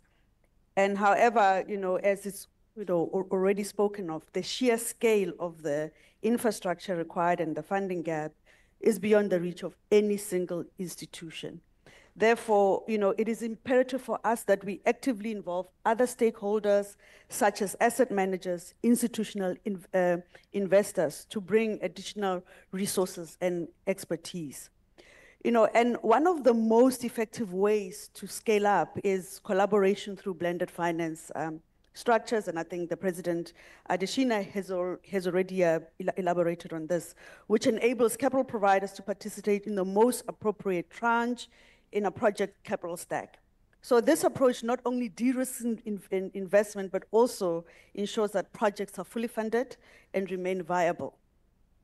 Now, securitization in particular is one way of innovative financing mechanism capable of scaling up investments in African infrastructure. And I think through this structure, we can pool a portfolio of infrastructure investments and convert them into tradable securities. So this opens the door for institutional investors to participate. And I think, these are assets that they have been yearning for.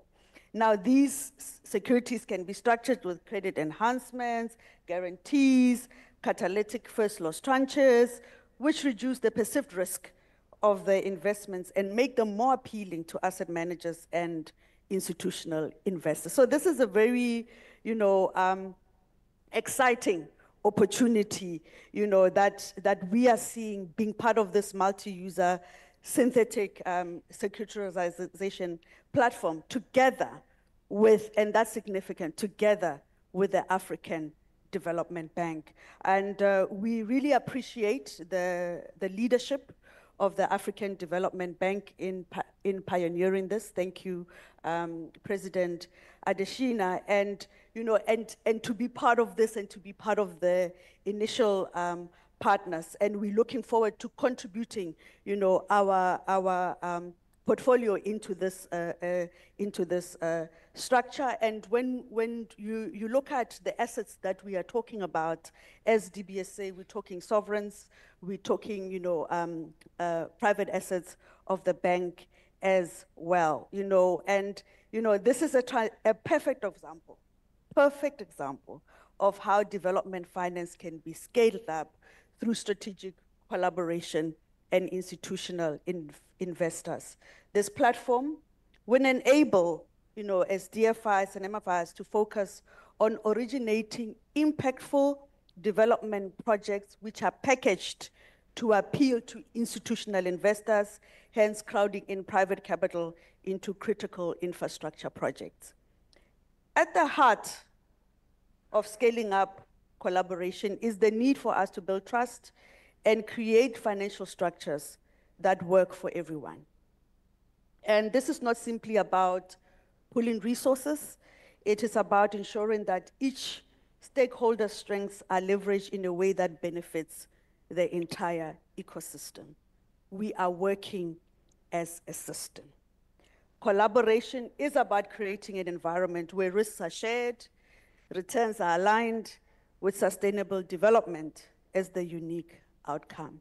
And I think, when I, in conclusion and looking at the theme of the Africa Investment Forum for 2024, leveraging innovative partnership for scale, this is a celebration of that. This is celebrating us coming up with these innovative solutions for scale. A warm thank you once again to President Adesina at the African Development Group team and team DBSA and all our partners as well who have made this possible. Thank you. Thank you very much for these few words, but said with really passion and enthusiasm. And I saw you nodding, Alain Bobisse. I believe that you agree with everything that was said, but that you have even more to say. Why are you excited by this project, by this signature?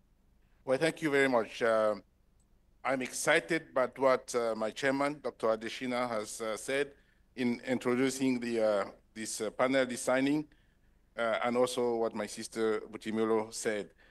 Because this transaction, certainly it's a landmark transaction, and we are at Africa 50, we are very pleased to have participated in the first room-to-run transaction, which was, again, a first in its kind globally, synthetic securitization for a multilateral development bank. And indeed, as my chairman, Dr. Adesina says, I'm very pleased, and we talked about it at the board quite often, the board of Africa 50, because when a transaction works well, you are interested, you have appetite to do more. And that's what we are doing today. And I have to say that this transaction that we are signing today ticks three main boxes that we are pursuing, investment teams that we are pursuing at Africa 50. Putting together large-scale transactions. So it's $2 billion transactions, My chairman probably wanted a bit more, maybe 3 billion. Okay, 2 billion, I think it should be fine. Okay, he's saying to me 2 billion is fine. So large-scale transactions, that's the first theme. Second theme, attracting institutional investors from Africa and also globally to be exposed to Africa infrastructure. Another box that is transaction ticks. And the last box that is transaction ticks is basically asset recycling, recycling the capital to free up space in the balance sheet of various institutions or governments so that they can do more. So large scale, attracting institutional investors and freeing up scale in the balance sheet. So all those boxes are ticked. I'm a very happy person. I'm happy to sign this letter of intent. Thank you. Thank you very much. Dan Scheffer, do you think of other boxes that need to be ticked by this signature? Yeah, no, absolutely. No, I want to first thank AIF and AFDB for their leadership here. And as mentioned by our partners, it's an amazing opportunity for Africa and the ability to use securitization to broaden the investor pool. I really see three areas where this could help with the investors and with the opportunity set here. And in transparency, first of all, the data that will be brought through securitization will be impactful to investors on other different opportunities within Africa. Second, growth. This will give the DFIs an opportunity to target areas and really coordinate on what is impactful for Africa in general. And then finally, just broadening the investor base. These securitizations will be targeted for different investor yield profiles, risk return profiles. So you can really tailor it to what your investor needs are, which I think is crucial to growing. And thank you again. Thank you very much. And we also have Andrew Horn, founder and CEO of New Market. He couldn't be here with us, unfortunately, but he has kindly shared a video with his vision and insights on this transformative initiative. Please direct your attention to the screen for a brief yet impactful message.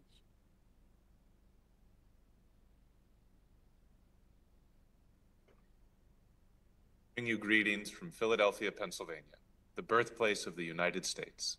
I hope that you are having a most productive Africa Investment Forum 2024. I would like to thank President Anashina, Vice President Hassatu Salle, and the colleagues at the African Development Bank for a productive partnership in the world-famous Room to Run transaction. New Market is proud to have been an investor alongside Alain Ebobize and the team at Africa 50. Room to Run is a milestone in development finance and in securitization, unlocking several $100 million of additional funding for the African Development Bank. The transaction has become a template for innovation across the MDB space and has exhibited exceptional performance over its life cycle. We are extremely excited to be renewing this partnership today with the African Development Bank and expanding the issuers to welcome the Development Bank of South Africa, while increasing the investor group to include not only New Market and Africa 50, but also Legal & General, Wellington, and Academy Securities. Thank you for this continued partnership. We are grateful for your commitment to development finance, and we are delighted to partner with you in support of your many critical activities. I am honored to be represented in person at the AIF by New Market's Vice President, Shaz Langa, and I am looking forward to celebrating this milestone with you all soon in person. Thank you, and have a great rest of your conference.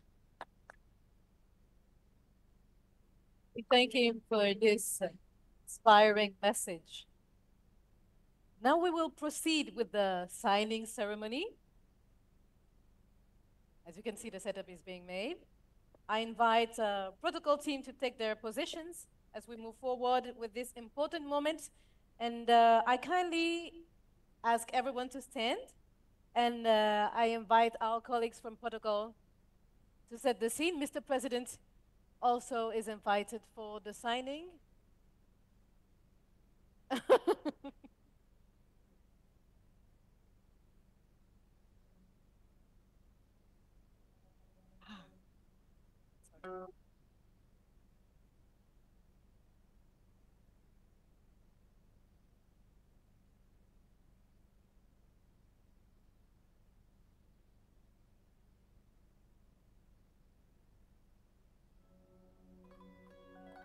We are so pleased to welcome Shazeb Langa, Vice President, who has joined us today, is representing Andrew Horn, founder and CEO of New Market that we saw in the video.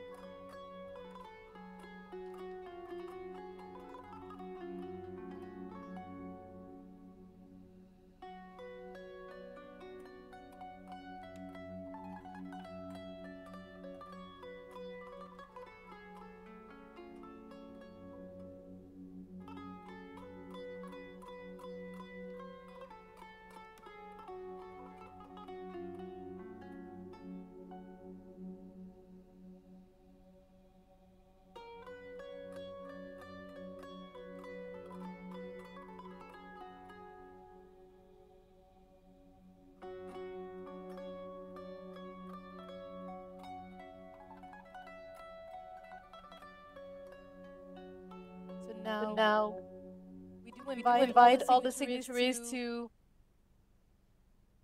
pose for a group photo while the technical team is removing the tables and the chairs.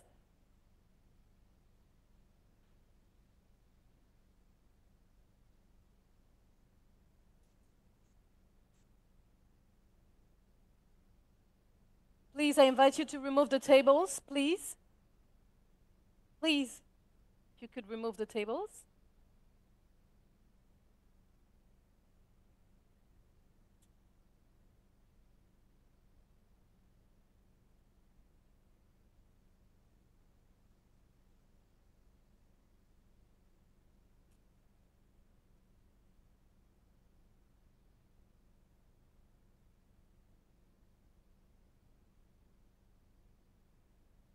Thank you for capturing this historic moment. Thank you very much.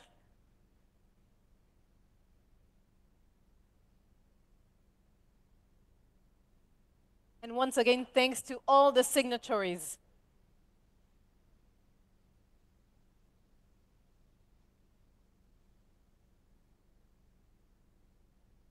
And now, ladies and gentlemen, we will proceed to a short coffee break, 15 minutes, generously sponsored by Goldman Sachs and DLA Piper, sorry. And this is once again a fantastic opportunity to connect, exchange ideas, and continue building partnerships in here. So we will reconvene shortly for the closing ceremony in 15 minutes sharp. Please, ladies and gentlemen, thank you very much.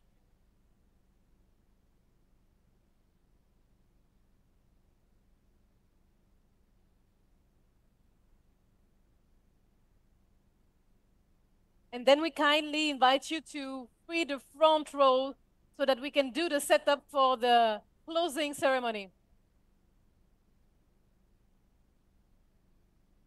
That's okay.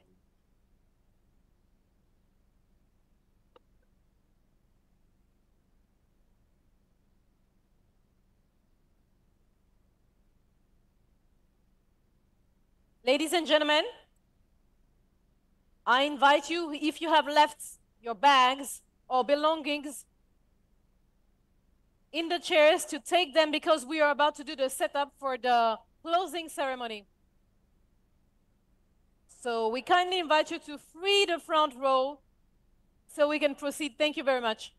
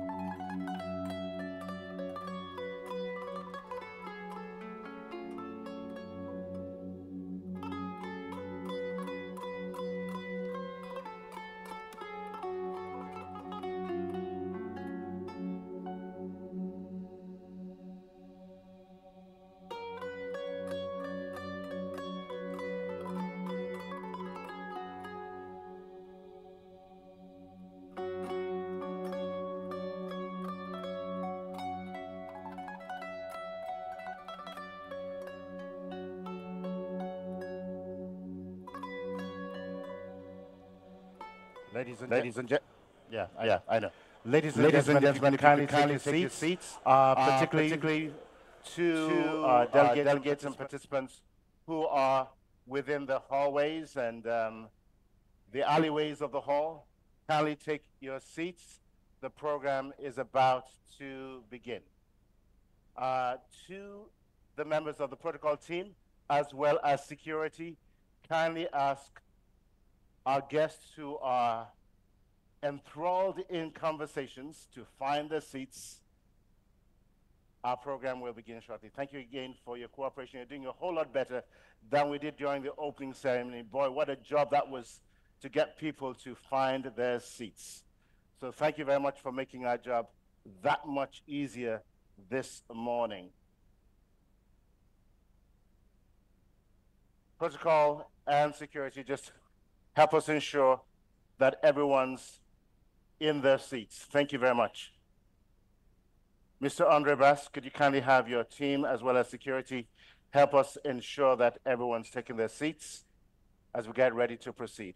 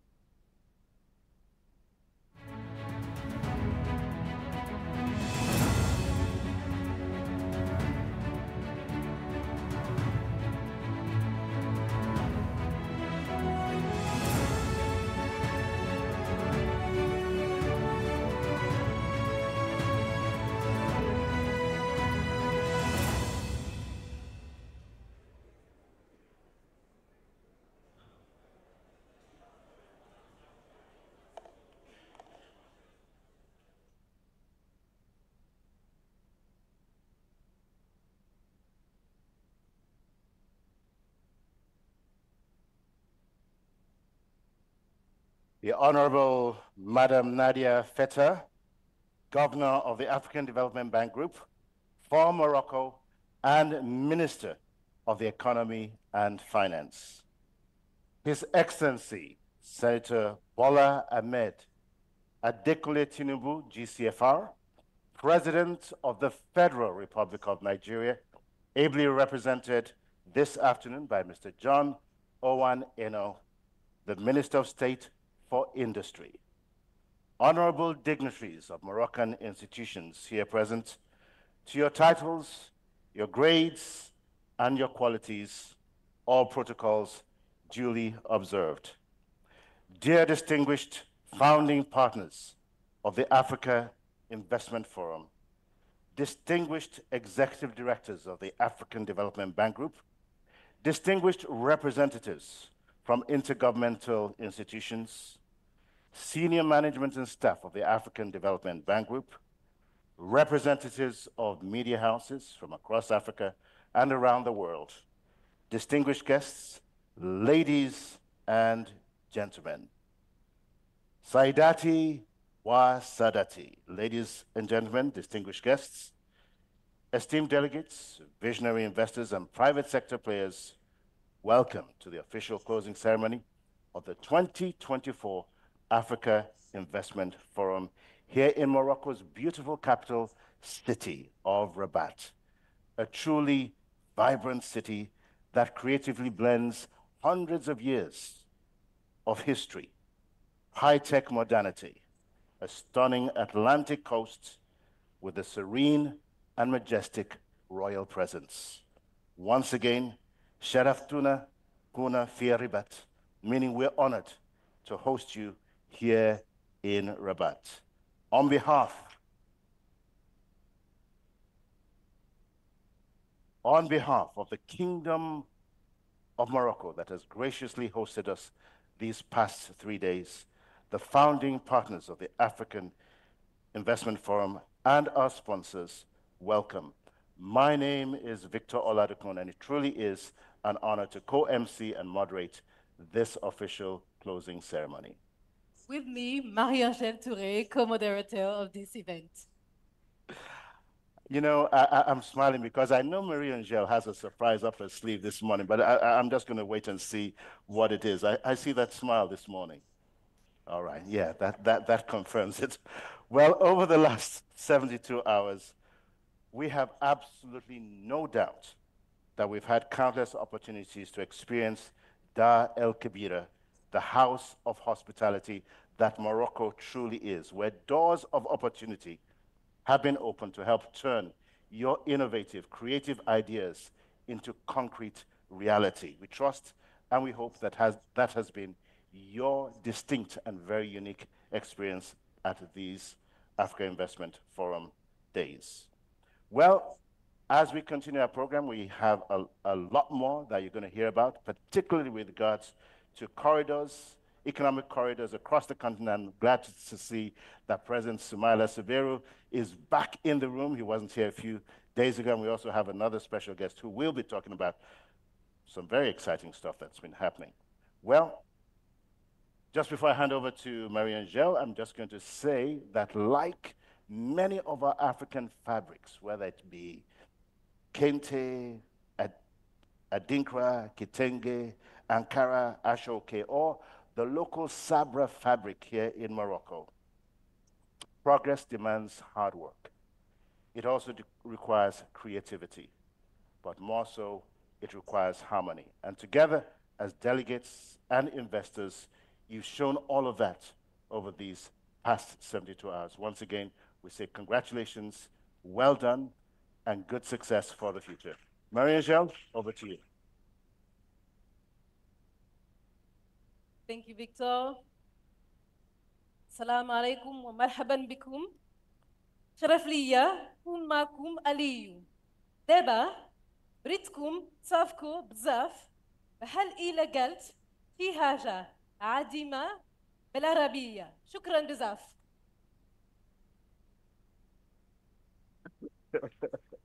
Now we are going to see if Victor truly understands Arabic. Mesdames et messieurs, Gentlemen, I will get back to French. So what can you say about this event, the Africa Investment Forum, hosted in Rabat, Morocco? First, we must commend the Moroccan hospitality. We feel at home in Morocco at all times. From your looks, the smiles, the care, it's been extraordinary. And we can learn from this. Next, let's come back to the event and note the number of participants, thousands here gathered in the same venue, taking part in the event.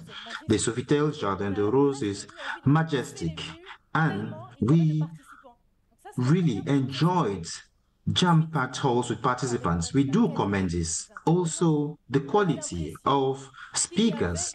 We had the feeling that there was a contest amongst panel members, amongst presenters, who would present the best, who will inspire more, who will talk best about Africa.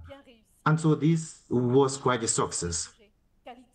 Also, the projects. We note the quality of projects, the quality of the presenters of projects, those who accompanied them, the various institutions, the EFTB. And so it was very pragmatic. Also, the marketplace, a wide market where everyone could meet. And so in this venue, we had top businessmen, CEOs who were available to everyone, even to young entrepreneurs, and who we couldn't dream of meeting. But then we met these people here, we noted the interactions. And so about the marketplace, we note the accessibility barriers were torn down. There were no barriers in the course of the AIF, and we must commend this. Thank you for the organization. Bravo. Last, to open this wonderful day, I am honored to present a wonderful figure in Africa. She is a lady, and she is the driving force behind most remarkable continental initiatives. I invite you to welcome Her Excellency Naudis Bekele for introductory statement. A round of applause, please. Thank you.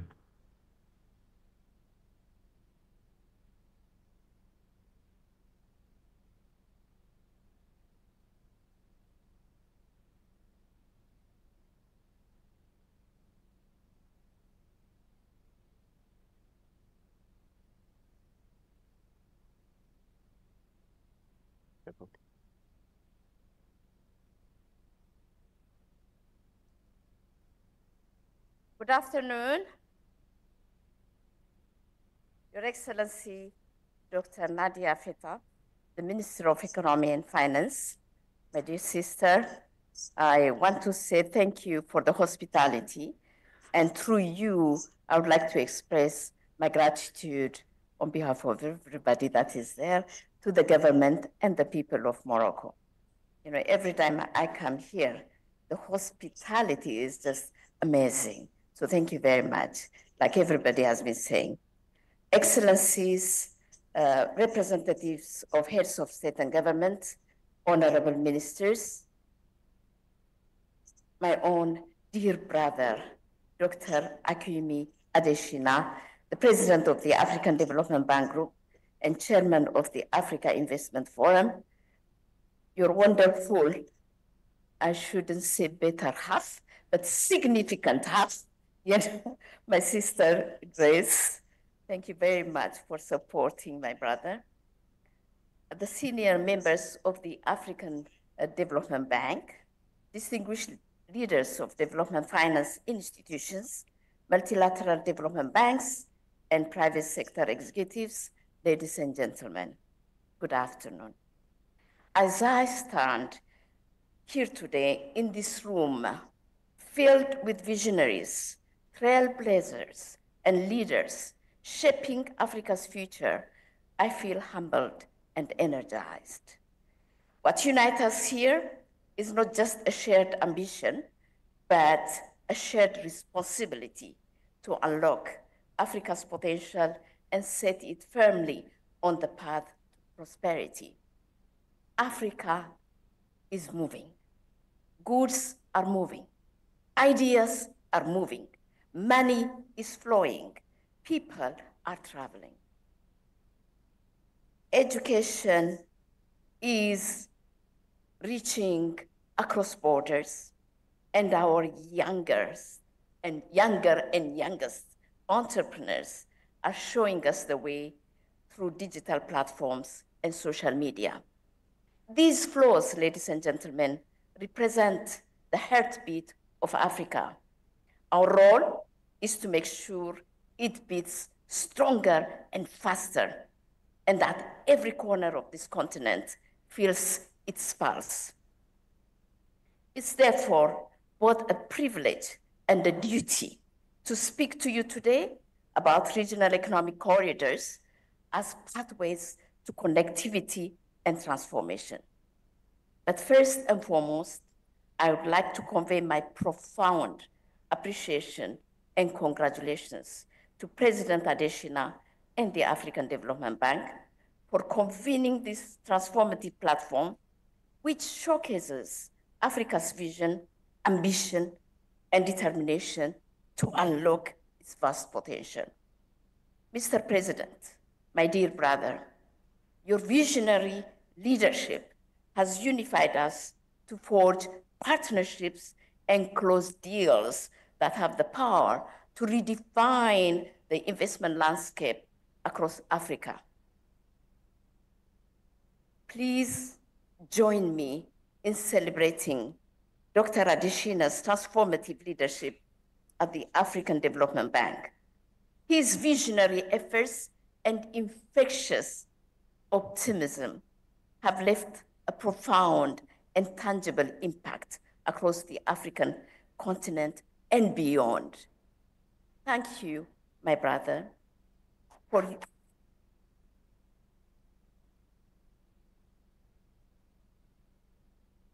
your selfless and relentless efforts, among many others, for this groundbreaking initiative, and congratulations to you. I really think that you have made such a remarkable, phenomenal, fundamental shift in terms of our thinking, but in terms of moving the development of this continent. I want to say thank you very much and want to assure you that your legacy will live forever. If I were in the audience, I would give you a standing ovation. So,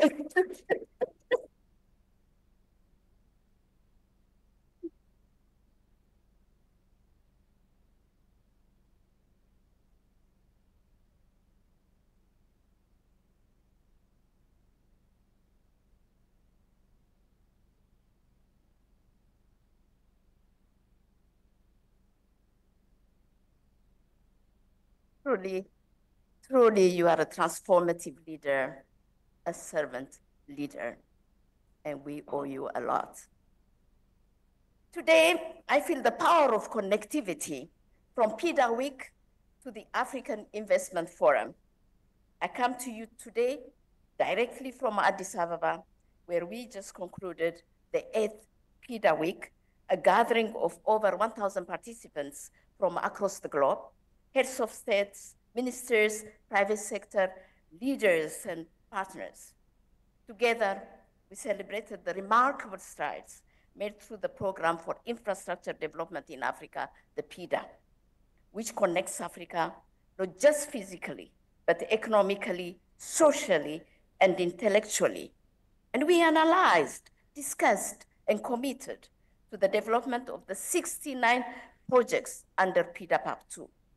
This integrated corridor approach focuses on transport, energy, digital connectivity, and industrial hubs, while considering job creation, urban-rural connectivity, and climate resilience. We saw how corridors like the North-South Corridor are transforming lives, helping farmers in Zambia move their goods to markets in South Africa faster and at lower costs. With partners, all of you, and some of you have already participated in this. Over 100 one-stop border posts have been planned or operationalized across Africa, dramatically reducing clearance times and fostering intra-African trade.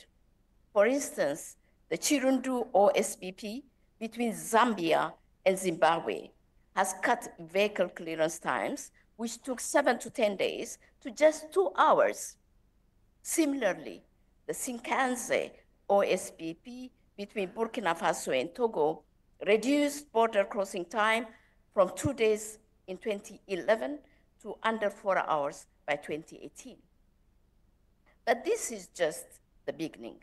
With PIDA's integrated approach, linking transport, energy, digital connectivity, and industrial hubs, the integrated corridor and its approach is the proof that when we connect Africa, we empower Africa.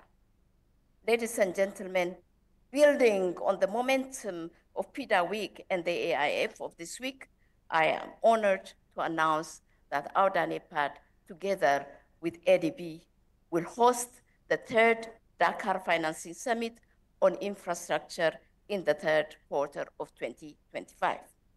This summit, as usual, will bring together governments, private investors, and development finance institutions to mobilize the resources needed to unlock Africa's corridors. We will focus on transformative projects that connect nations and create ecosystems where goods, ideas, people, and money flow freely. This is a call to action for every investor in this room. This is your opportunity to be part of Africa's story, a story of growth, a story of resilience, and a story of innovation. Our children, youngest generation, have already shown us the way. Across social media platforms, they are building digital corridors, connecting businesses, sharing ideas, and creating communities without borders. We must follow their lead and translate this digital energy into physical infrastructure. Imagine this: a young designer in Dakar collaborating with a developer in Kigali to launch a business. A tech startup in Lagos shares ideas with innovators in Nairobi, facilitated by fast, affordable broadband across Africa. Goods moving seamlessly from the ports of Mombasa to the hinterlands of Uganda and the industrial hubs of Kinshasa, thanks to the fully integrated transport and energy corridors. This is the Africa we are building. The vision is to build an Africa that is connected and united, and not divided. Today, Africa is home to some of the world's youngest, most vibrant minds. But for these minds to flourish, they need roads, rails, and energy. They need policies that foster innovation, education that knows no borders, and systems that allow businesses to scale across the continent. At our DANEPAD, we are working to make this vision a reality. Through partnerships with ADB, the EU, Japan, Germany, and all the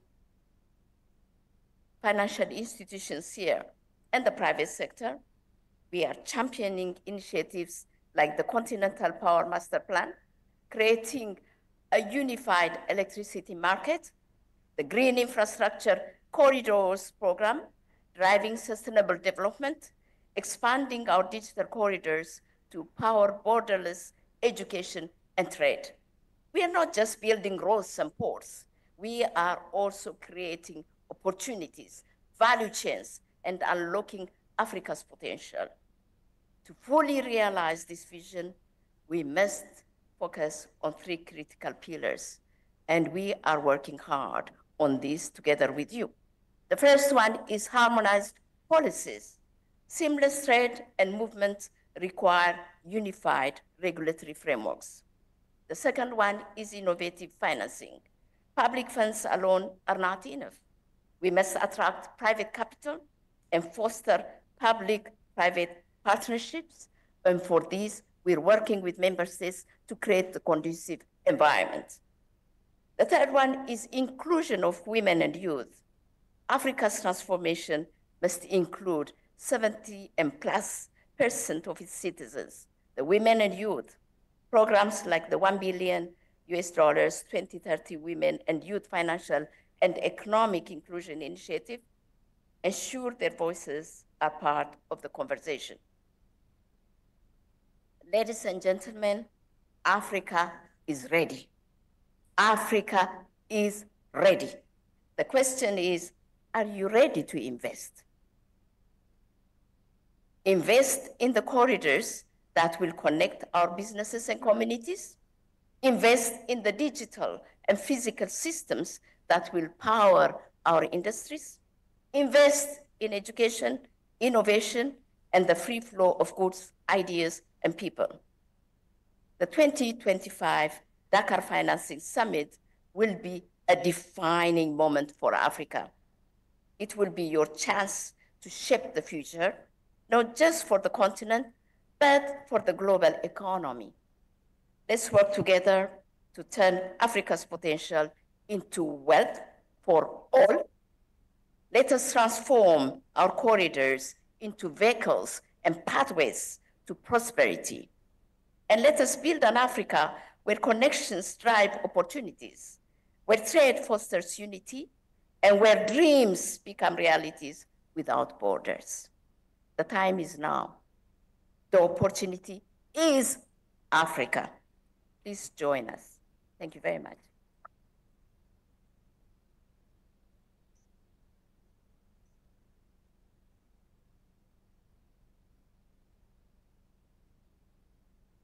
Thank you, Your Excellency Nados Bekele Thomas, for your thought-provoking remarks and for reminding us once again of the immense potential that Africa holds when we co-create, when we collaborate, and we innovate and partner together. Thank you very much for joining us today, and thank you for the excellent work that you continue to do at the African Union.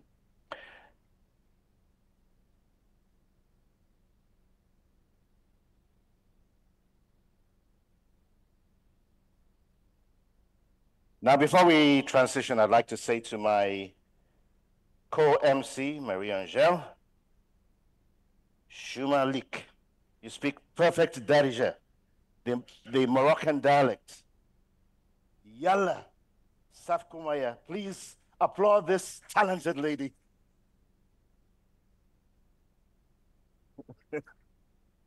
You know, I've got to have a comeback for Marie-Angèle. I know she probably has another one up her sleeve, but I'm ready today. Well, ladies and gentlemen, we will now transition to our much anticipated panel discussion, a lively conversation that will explore the dynamic interplay between infrastructure, policy, and the future of Africa's economic corridors.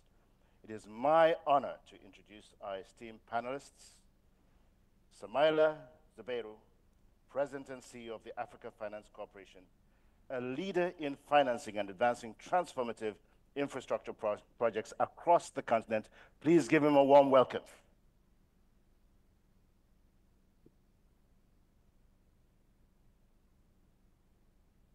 And also with us today, we're delighted to have Denai K. Paoli, Senior Advisor for Partnerships for Global Infrastructure and Investment at the U.S. Department of State.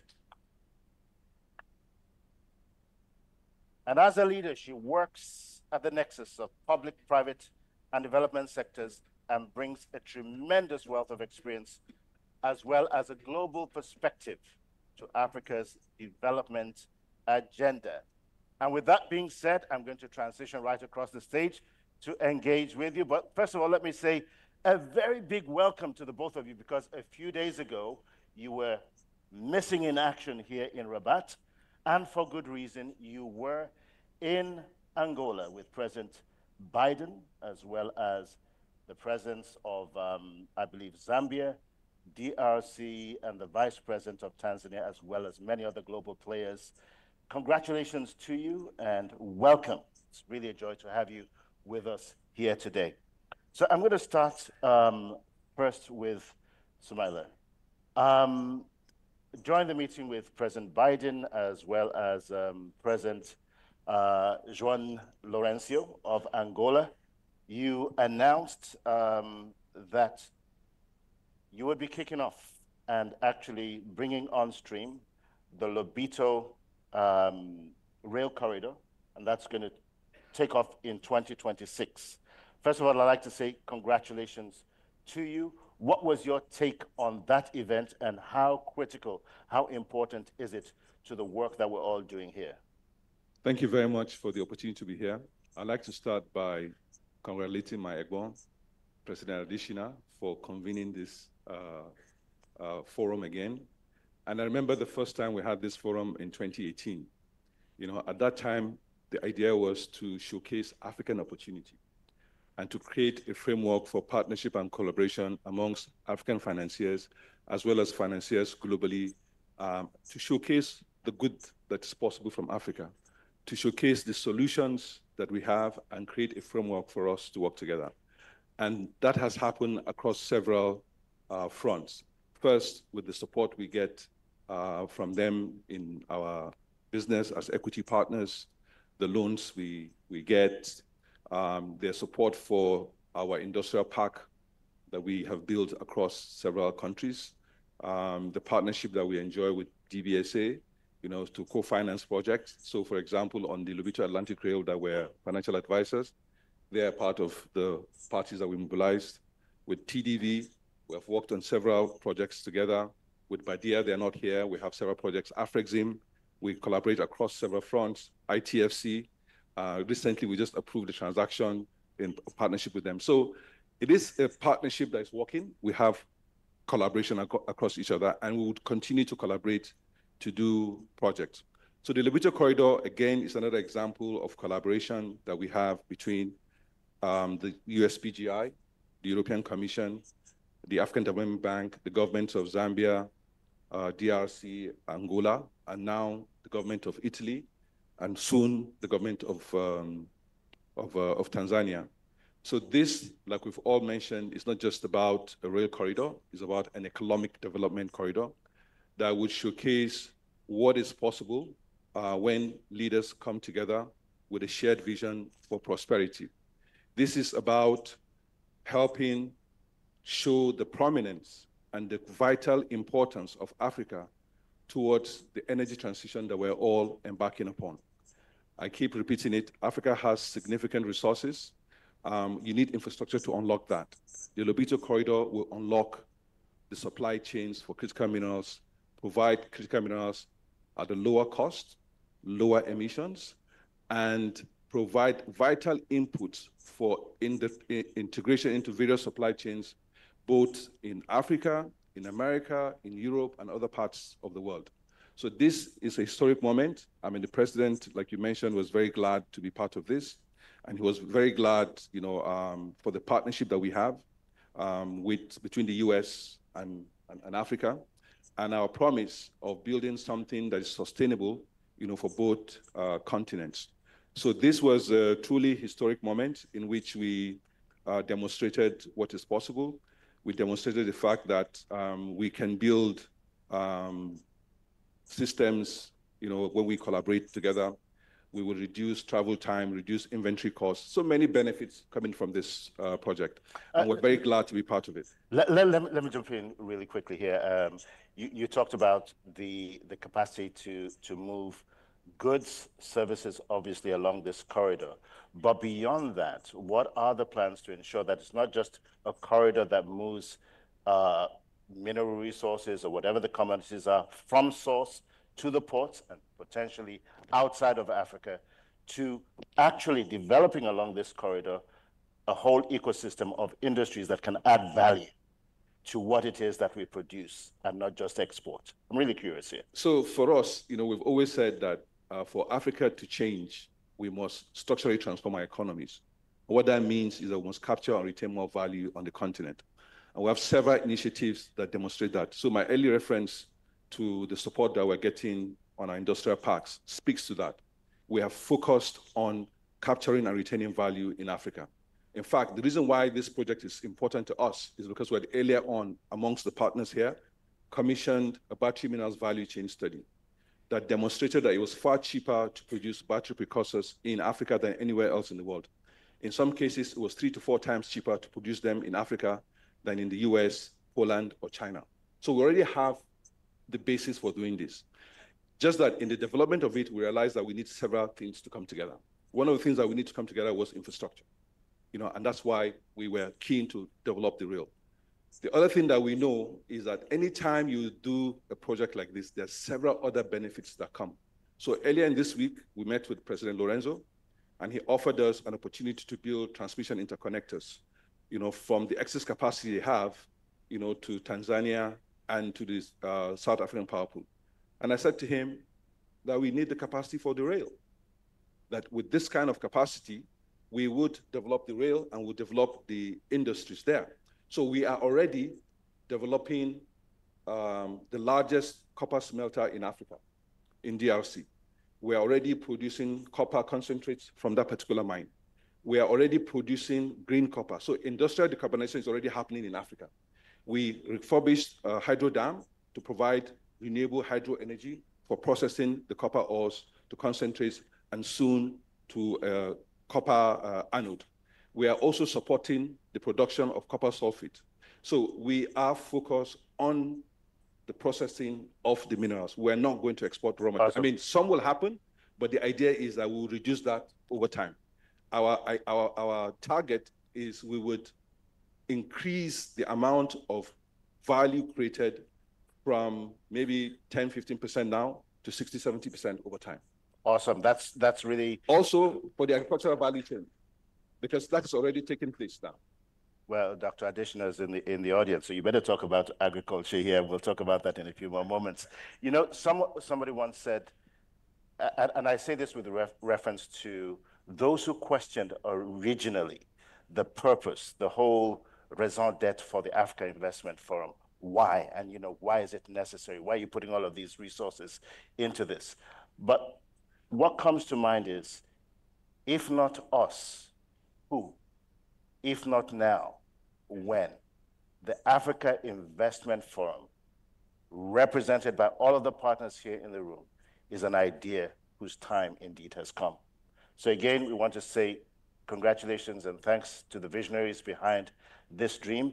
And I'm going to come next to Denai and say, again, welcome back from Angola, a successful outing. What does President Biden's visit to Angola say about America's current policy with regards to Africa's development and its active investment on the continent? And given the fact that we're going to transition into a new administration a few months from now, can the momentum be sustained? Great, that's a lot of questions. So let me take it one by one. We've only got so much time. I know, exactly. But first, let me start. Thank you for welcoming me back, President Adeshina. It's great to see you. And it's remarkable to me, 1 year ago, we had just signed the 7-side MOU between Angola, DRC, Zambia, the EU, us, the African Development Bank, and AFC, naming AFC as the lead developer of the Greenfield Rail project, which really opens up this next phase of the Lobito corridor. And 1 year in, here we are in the boardroom. We've got a concession signed, we've got a feasibility study completed, but it really is hopefully an example of what can happen when we leverage innovative partnerships for scale to move really fast. So coming to your actual question, it was incredible to be in Lobito this week. President Biden was incredibly excited to be able to visit the port, see some of the rail investments that we've already made, as well as celebrate new commitments. We announced another $600 million in additional investments in rail and agribusiness and digital and mobile connectivity. And we met at this leadership summit, the first at the leadership level, presidential level, at a pasta factory at the Carinho facility, which is Angola's largest agro processing, to really demonstrate that this rail, while anchored by the financing of critical minerals, really is so much greater than that. And when we think about adding in the investments across multiple sectors, it will add to greater than the sum of its parts. The PGI, the Partnership for Global Infrastructure and Investment, our approach has been to invest across multiple sectors at a time. And the economic corridor that we chose first to announce is the Lobito corridor here on the continent, which is really a demonstrative of our commitment to partnering with Africa. The vision for the Lobito corridor was an African leadership vision, and we came in to support it and get behind and help accelerate it and bring in more partners from across the G7. The organization of bringing in additional partners and being private sector led in the way that we are unlocking commercial capital for investments across multiple sectors really helps ensure that regardless of the changes in administration, there's momentum that will continue in sustainable ways.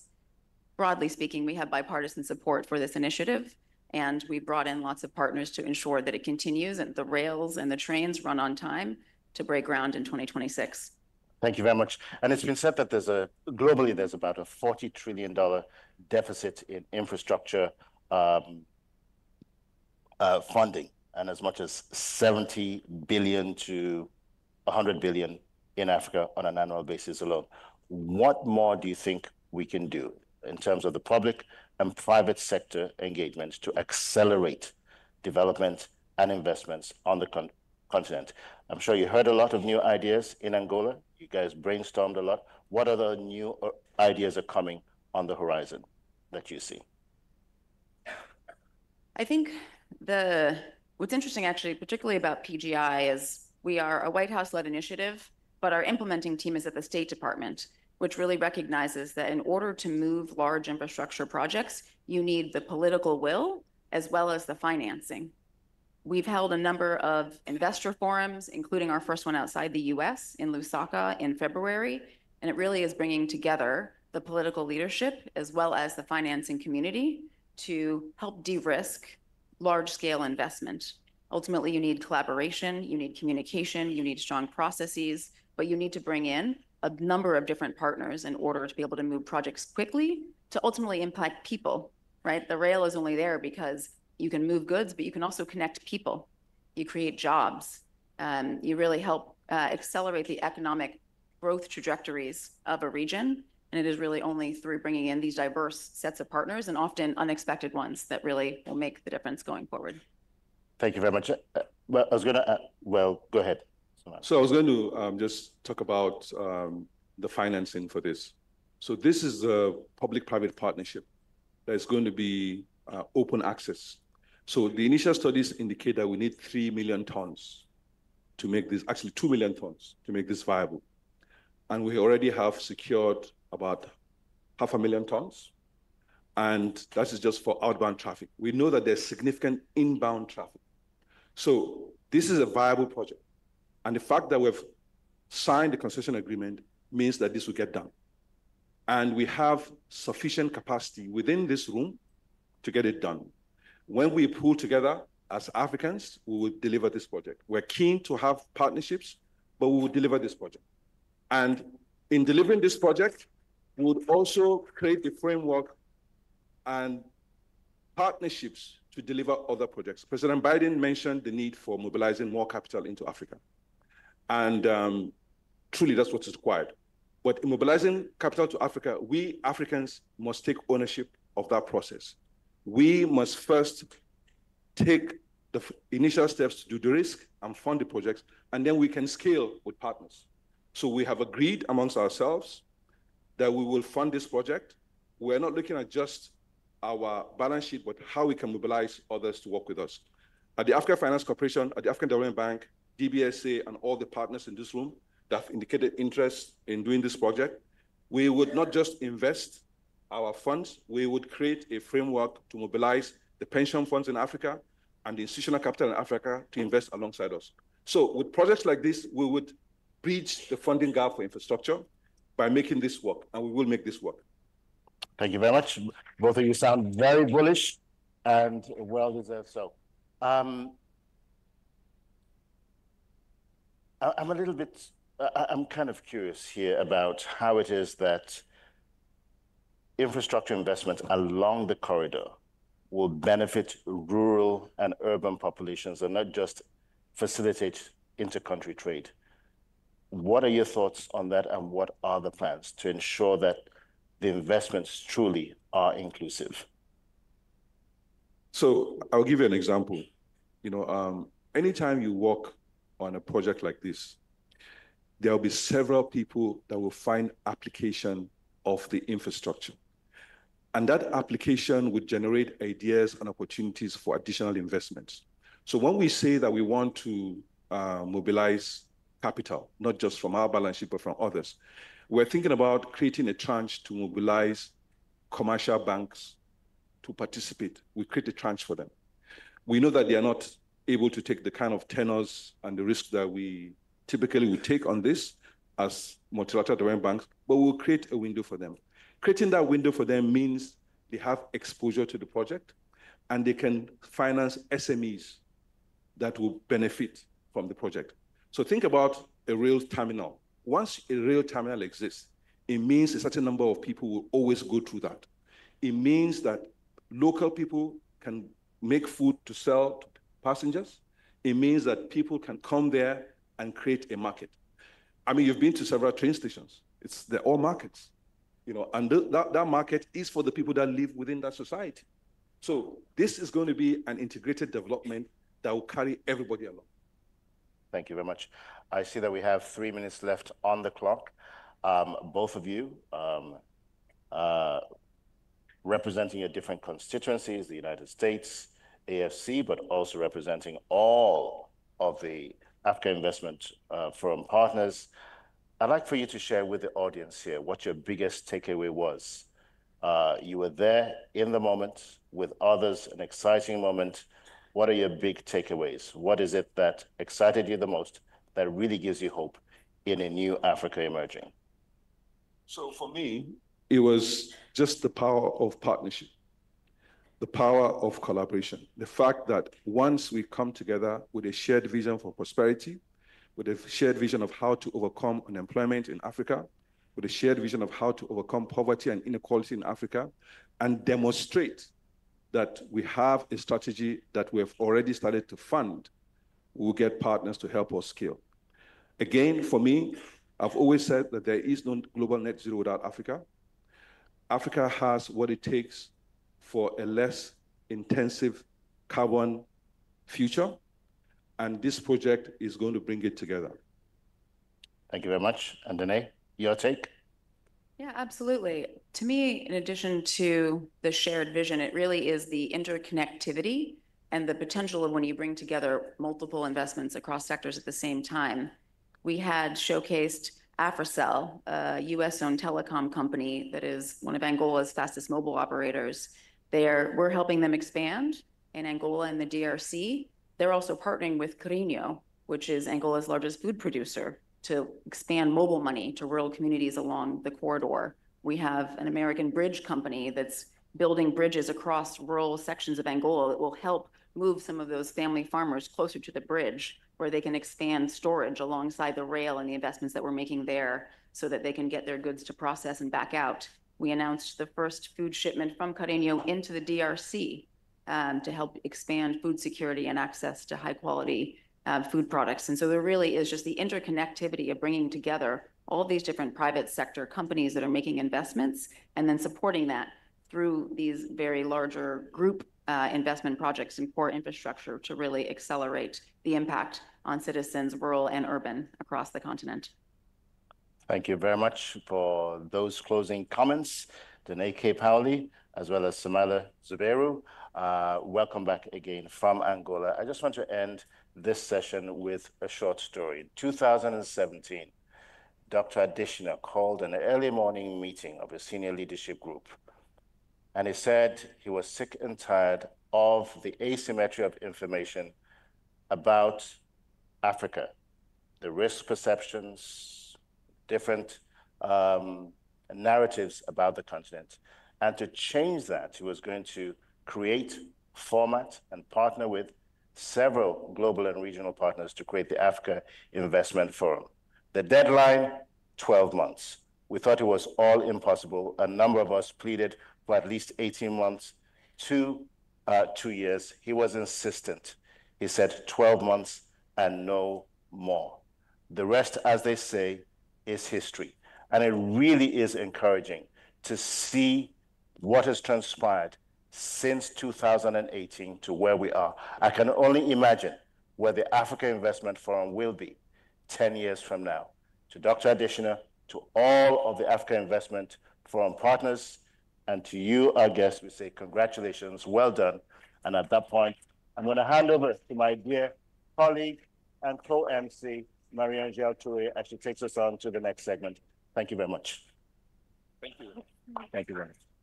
On va remercier effectivement une fois de plus nos panélistes pour leurs interventions qui ont été Once again, let's give a hand to our panelists for their very enriching and relevant interventions, as well as the co-moderator who expertly steered the proceedings.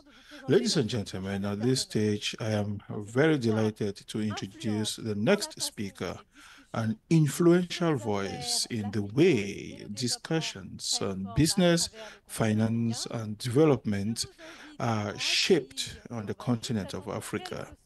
Please welcome in the next few seconds, giving the time for the panelists to shake hands with Dr. Adesina and personalities here present. Now we will give a warm welcome to Godfrey Mutibwa, Editor-in-Chief of CNBC Africa. Please.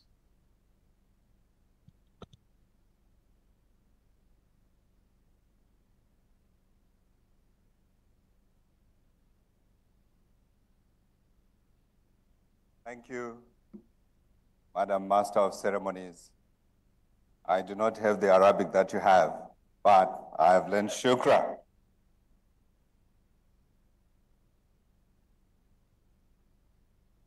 My task is simple. I'm here to introduce to you the All Africa Business Leaders Awards, which were launched in 2012 by the ABN Group to honor national, industry, and business leaders who have, despite many challenges, become role models for future leaders and made a difference not only to their organizations, but also to their countries, to the continent, and above all, to the communities that they serve. Now, over the past 12 years, the ABLAs have rewarded over 100 business leaders in various categories. This year, the ABN Group, in partnership with CNBC Africa, for which I'm the editor, is proud to introduce the prestigious new award, the African of the Decade. This honor recognizes an individual who has demonstrated significant impact on the African continent through innovative solutions, projects, or initiatives that address the pressing social, economic, and environmental challenges that we face on the continent. Consistently shown leadership, vision, and dedication in driving positive change and sustainable development in Africa. Someone who has created a lasting and measurable impact on the lives of individuals, communities, and the continent as a whole. This award, ladies and gentlemen, honors a leader who has met several key criteria, but is not limited to a demonstrated commitment to ethical and responsible leadership, integrity, and transparency in all endeavors, inspires and empowers others to become change makers, and contributes to the development and advancement of Africa. A sustained track record of success and achievement over the past decade with tangible results and outcomes that have made a difference in the lives of millions of Africans on the continent. Strategic collaboration with diverse stakeholders, including governments, multilateral organizations, investors, businesses, NGOs, and communities to achieve shared goals and the creation of lasting change. Proven resilience, determination, and perseverance in the face of challenges and obstacles, and a continued drive forward despite setbacks. A demonstrated and deep understanding of the complexities and nuances of the African context, an exceptional ability to leverage this knowledge by connecting the dots to create a new, effective, sustainable, and out-of-the-box solutions. An embodiment of the values of inclusivity, diversity, and equity, and extraordinary dedication toward the creation of a more just, equitable, and prosperous Africa for all. This year, it is with great pride and honor that we present the African of the Decade Award to Dr. Akinwumi Adesina, with exceptional leadership,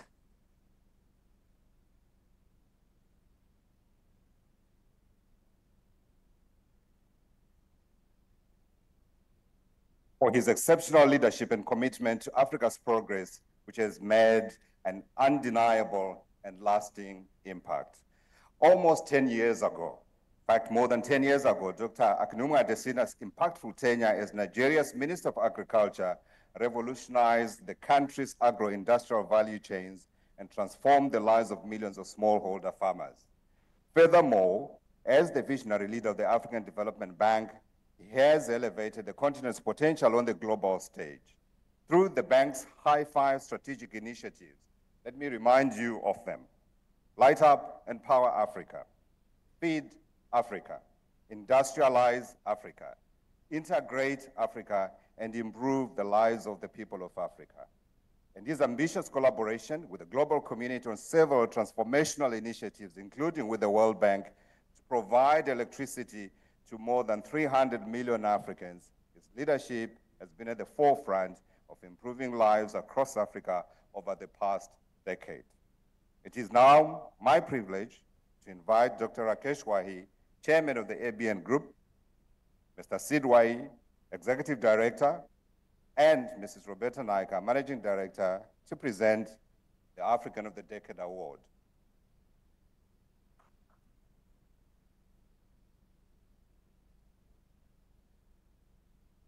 African of the Decade, Dr. Akinwumi A. Adesina, President of the African Development Bank Group, has been described as Africa's optimist in chief and is widely lauded for his visionary leadership and passion for Africa's transformation. He has consistently shown leadership, vision, and dedication in driving positive change and sustainable development in Africa, and embodies the values of inclusivity, diversity, and equity, and works towards creating a more just, equitable, and prosperous Africa for all.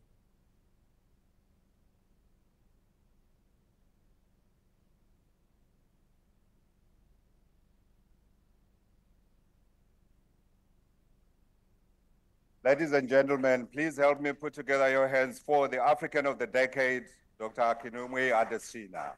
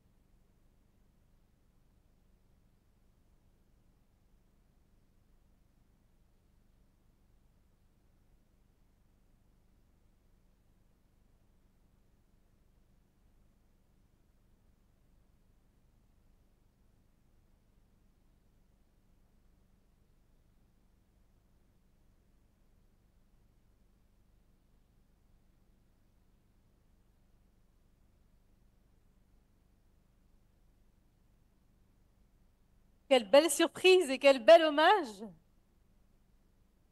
What a pleasant surprise. What a beautiful tribute indeed.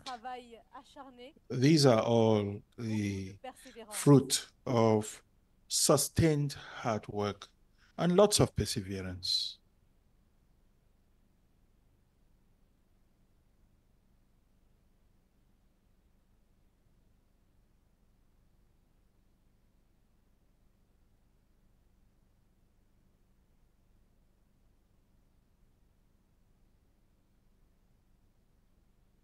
Bravo, bravo, congratulations, Dr. Hearty Adesina. congratulations, Dr. Adesina. Great. The only person who seemed even happier than you was your wife, Grace, next to you with her beaming smile, and I can see a moment filled with joy and pride. À présent, mesdames et messieurs, pour synthétiser. Ladies and gentlemen, at this juncture, in order to summarize the discussions during the Africa Investment Forum and to show the way forward in terms of the leading industrial platform for continent of Africa, I'm pleased to welcome His Excellency Riyad Mezuru, who is the Minister of Industry and Trade for Morocco, for the closing remarks. Please give him a hand, ladies and gentlemen.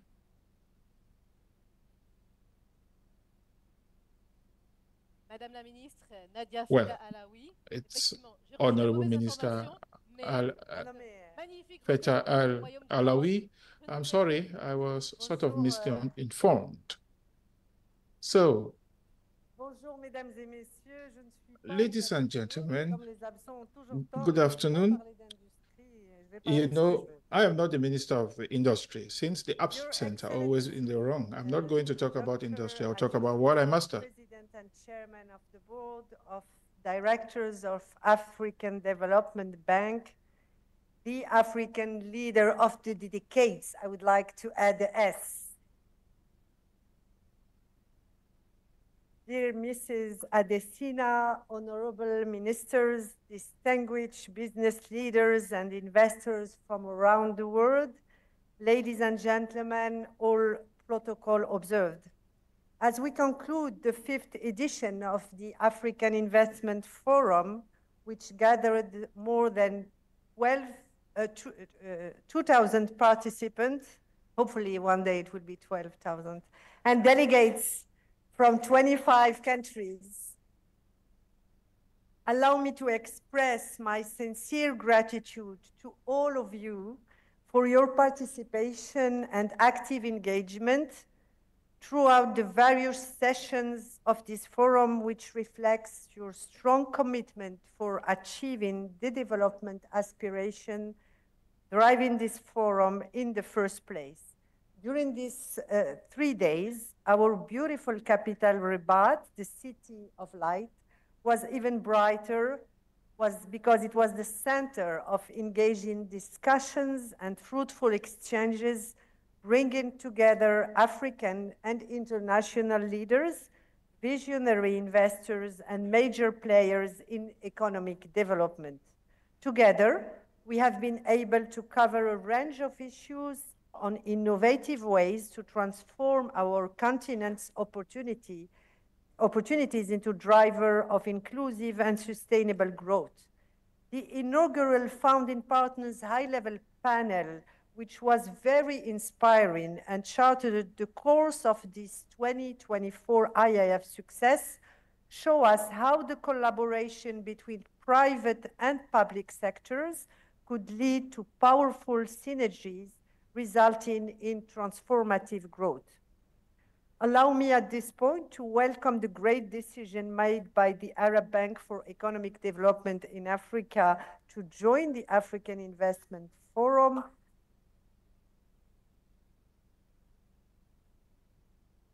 Making a new phase in the forum's expansion and influence as a catalyst for mega investments into the continent. The growing interest in the AIF has become more than evident, making it a successful and unique platform for transformative investments and ingenious transactions, and an original marketplace for closing deals to accelerate the transformation of Africa. The excitement generated by the forum was tangible in the busy boardrooms that caught the attention of many distinguished representatives of multilateral and bilateral financial institutions and agencies, development finance institutions, and commercial banks across Africa and beyond. And in this regard, I would like to commend the project developers for the quality of the work that has been done to attract investors from all over the world who gathered in Rabat with one purpose: to prospect, to identify, and to invest in bankable projects in Africa, which they did in a very remarkable manner. During these past 3 days, we have seen exciting projects emerge, promising partnerships take shape, and innovative ideas come to life, demonstrating Africa's openness to business and readiness to welcome investors from all parts of the world. Ladies and gentlemen, as host of this event, Morocco is proud of its role as a catalyst in the continental dynamic that the African Development Bank, with the founding partners, have kicked off thanks to the AIF. Under the high guidance of His Majesty King Mohammed VI, may God assist him, the Kingdom has committed to strengthening intra-African partnerships and promoting mutually beneficial cooperation with our partners. The royal commitment to the continent was accompanied by the establishment of a legal framework more conducive to the development of trade and investment flows with African partners, in particular, through the conclusion of several investment promotion and protection treaties, tax conventions, and free trade agreements. But more importantly, the Kingdom of Morocco is the second African investor in Africa.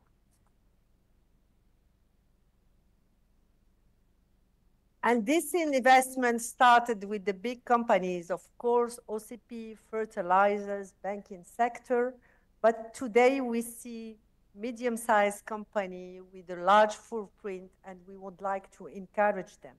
Morocco also is very proud to host annually 15,000 young Africans who graduate from our colleges and universities. And hopefully we will have in the coming editions a boardroom for an African champion university, because having Africans study together and then work together will be probably important for the journey. And the Kingdom strongly believe in this wonderful initiative, President and Dr. Adesina. I'm so glad that in this 2024 edition, we can see how many of our champions have joined the AIF. We had the board of OCP. We had the board of Royale Maroc. We had the board of Nador Westmed, this new port. And last year and this year, we have signed a contract thanks to AIF. We had also for Mohammed VI. And this year, and hopefully we will have maybe during the day a testimony of the CEO of our railway company testimony. He arrived, maybe to please Ashraf because he's pushing hard to join the boardroom. And I think he will be back next year, and there will be a problem for the number of boardrooms, believe me, President. Before I close, I just to allow myself kind of digression, I would like here to highlight the crucial role of the African diaspora in the development of our continent.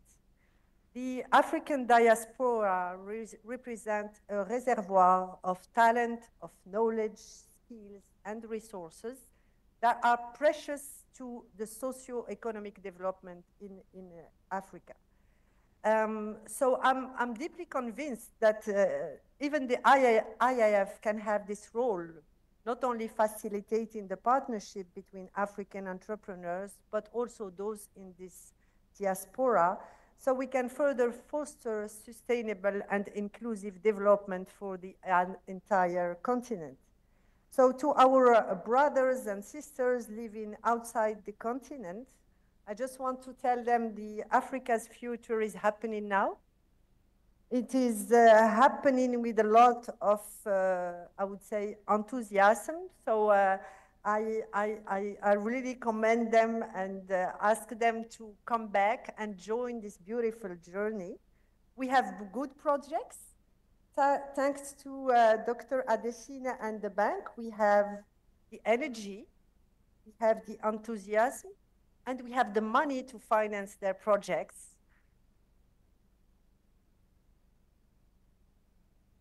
So please join the venture and the journey. Ladies and gentlemen, as we close this edition of the AIF, we must not lose sight of the ultimate goal: make Africa a key player in the global economy. The commitments, I tried to see the figures, no way I can see it on the papers of the president, but the commitments I'm sure that were made here in Rabat will reflect our collective determination, faith to make this vision a reality. We wish to count on the active involvement of all partners, all the stakeholders, to continue making the Africa Investment Forum a catalyst for ambitious and transformative projects that our continent and its population greatly need.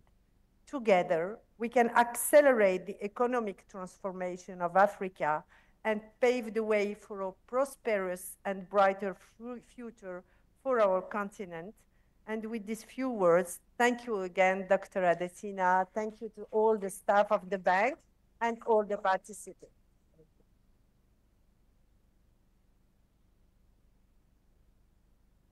Un grand merci à Madame la Ministre Nadia Feta Alaoui.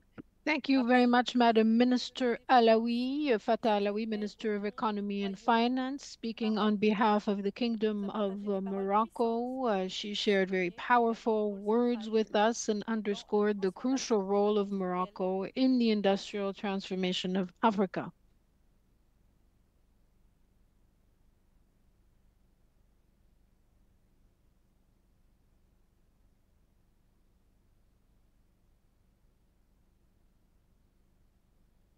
Et Madame la Ministre, veuillez nous pardonner la petite Madam Minister, confusion. apologies again for the confusion in the introductions. Alors à présent, nous allons At this juncture, we would like to open a small musical parenthesis, a small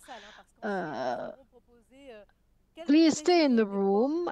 We will be hearing some summaries of the boardrooms held over the past few days. So please stay in the room, enjoy the show, and then we will resume the ceremony. Thank you.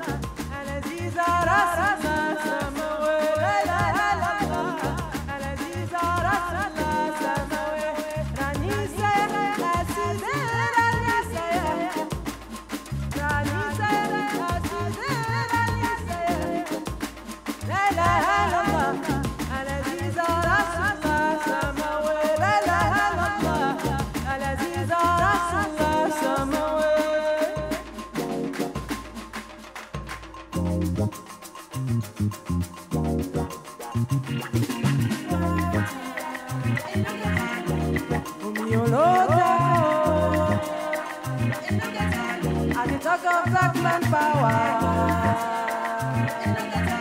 at the talk of black power, I say, Chakarapade, Bashana, Leluja, Kilo Shente, Tubaboni Chakarapade, Bashana, Mapina, Leluja, Kilo Shente.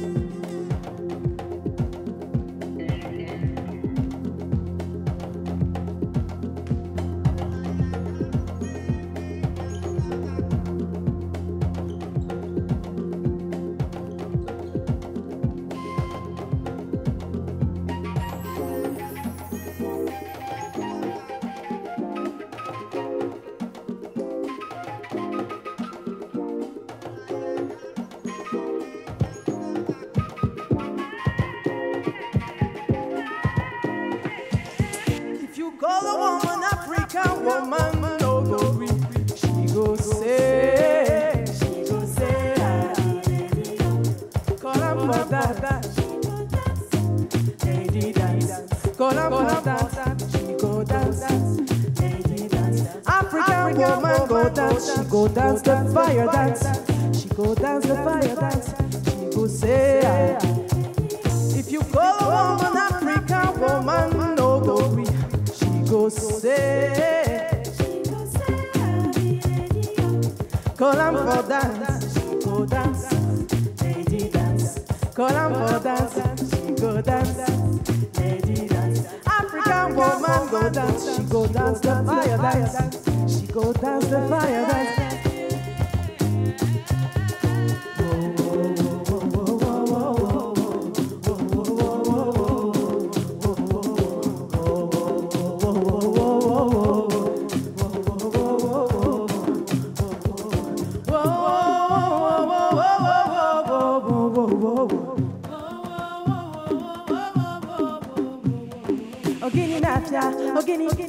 Ogini baby, ogini baby, I get it, baby money,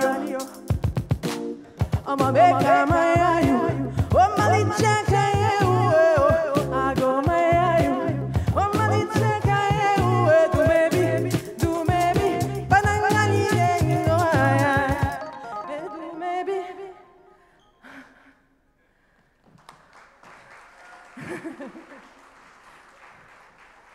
Thank you.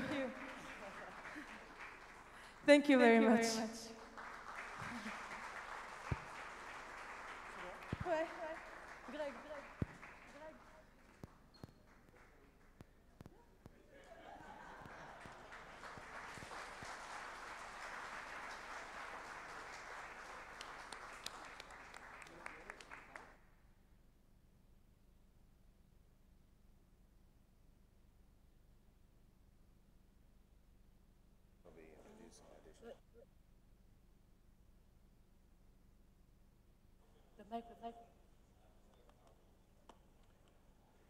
Thank you very much.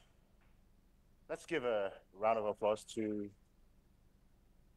our performers. Thank you very much.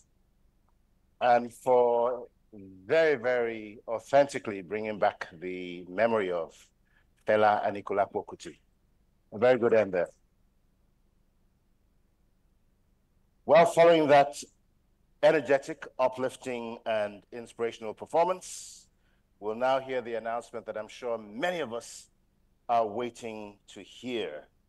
That is, the key projects and the outcomes from this 2024 Africa Investment Forum market days here in Rabat, as well as a closing statement from a visionary global leader who has dedicated his whole life to Africa's development and progress, and for whom the word impossibility does not exist. Distinguished ladies and gentlemen, kindly give a very, very warm Rabat welcome as he comes to the stage one more time.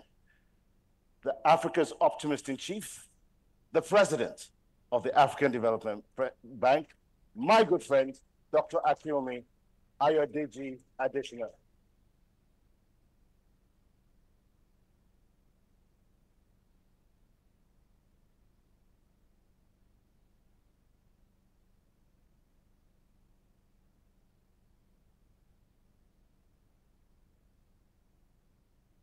Thank you very much, Victor. His Majesty King Mohammed VI of the Kingdom of Morocco, may God assist him.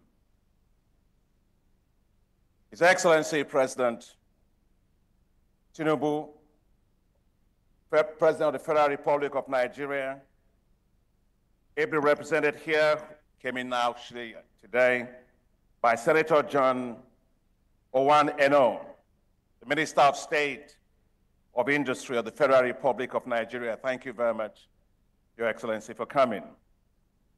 Honorable ministers representing the heads of state and government, excellencies, governors, my dear sister and friend, Honorable Minister of Finance and Economy of Morocco, Nadia Feta Alawi. Don't you just love this minister? He is affable, he is smart, he is dedicated, he is dynamic, he is an incredible governor of the African Development Bank and the first Minister of Finance and Economy of the Kingdom of Morocco. I think they should make that a permanent assignment. Thank you, my dear sister. Thank you very, very much. You represent your country absolutely well. We're so proud of you. Your Excellency Nados Bekele Thomas, the CEO of the African Union Development Authority, NEPAD. Thank you so much for your kind and very generous words. I'm very grateful. Honorable ministers that are here today, presidents and CEOs of the African Investment Forum partner institutions. I know many of them had other things they had to go, but today we have Tadesse Admasu here, my sister Boitumelo is here, CEO of the Development Bank of South Africa, and of course the Islamic Development Bank President ably represented here. But I also have another group. When you actually fly, you don't fly because you want to fly. Fly because there's wind behind your sail.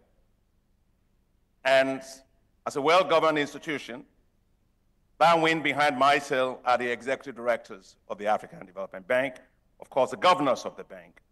But I'm delighted that I have here today 13 of the executive directors of the African Development Bank Group. And that's an indication of strong, BBC, extraordinary support of the boards of directors of the African Development Bank Group. Please, that's half of our board. If they can just rise and be recognized for being here. Please. Thank you Thank you. Thank you very much, board members. Thank you very much. Thank you.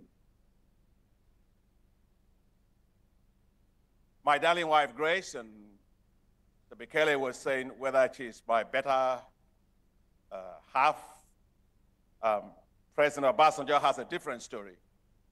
He actually calls me Akin 45, and he calls her, Yemisi, that's a local name, 55. So he said that for all I've achieved in life, 45% belongs to me, and 55% belongs to her. But I can raise that to 60. Thank you. Project developers, investors, distinguished participants, invitees, ladies and gentlemen.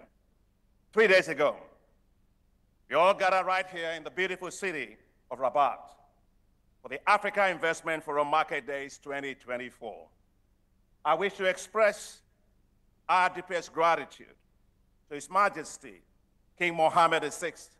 May God assist him for his graciousness and generous hospitality in hosting us for the 2024 Africa Investment Forum.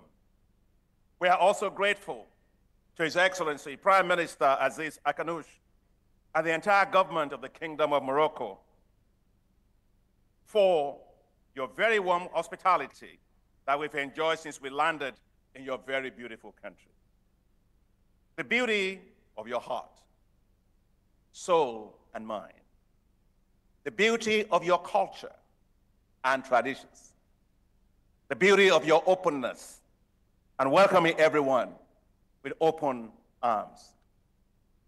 It was with open arms that His Majesty, the King, may God assist him, gave permission for me, on behalf of everyone, to be given the great honor to pay a visit to the mausoleum of the late King Mohammed V.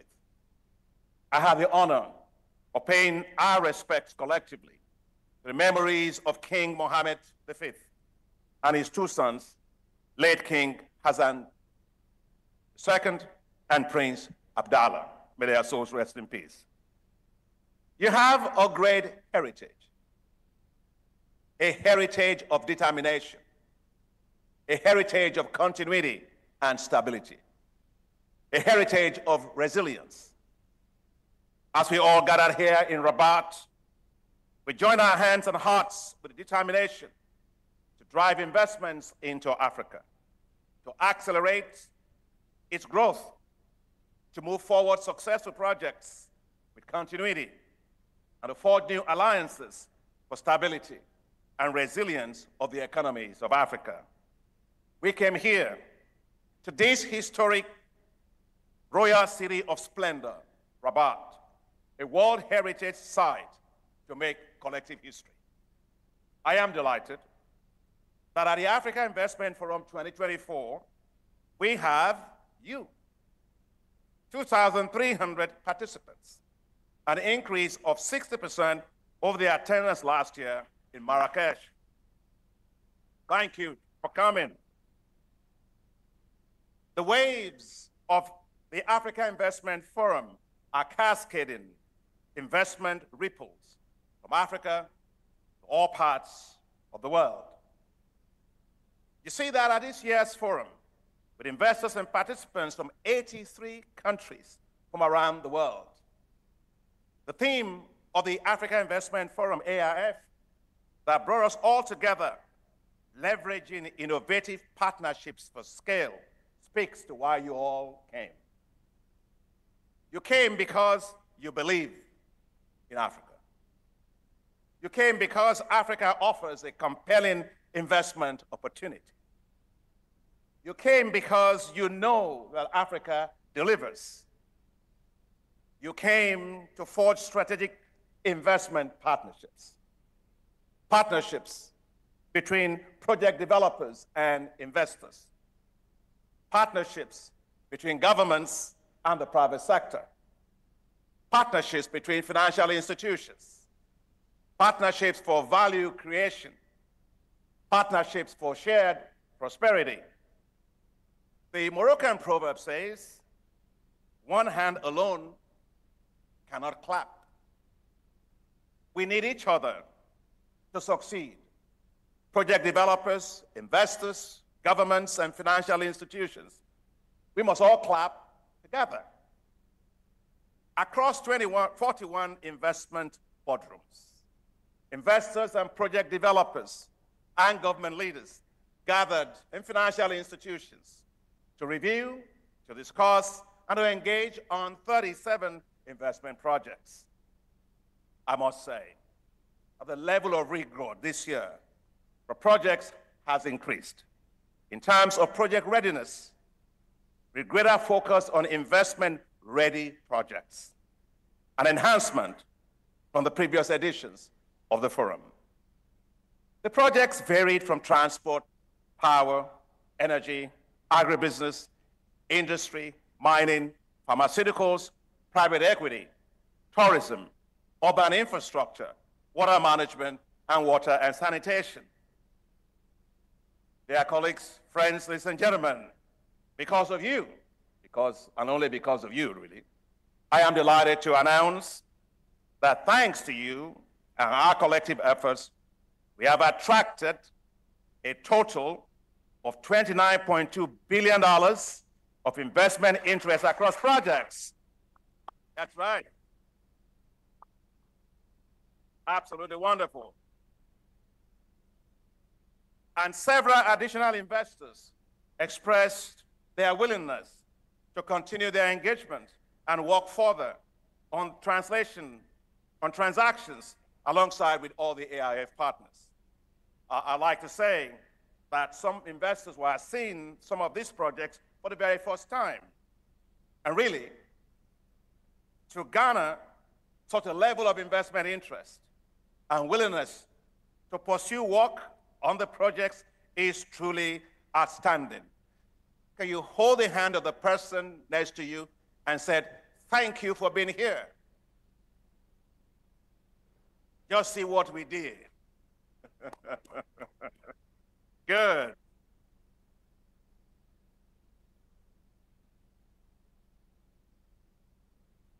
Now we can all clap together. Well done. So clap to you.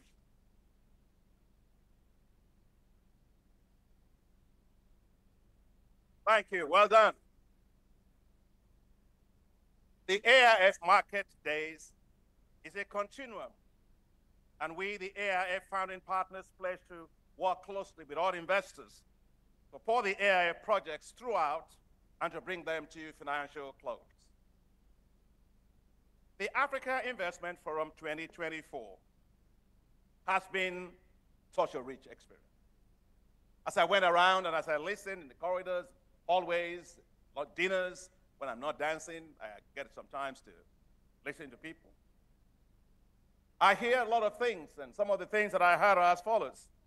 The best event I have ever attended.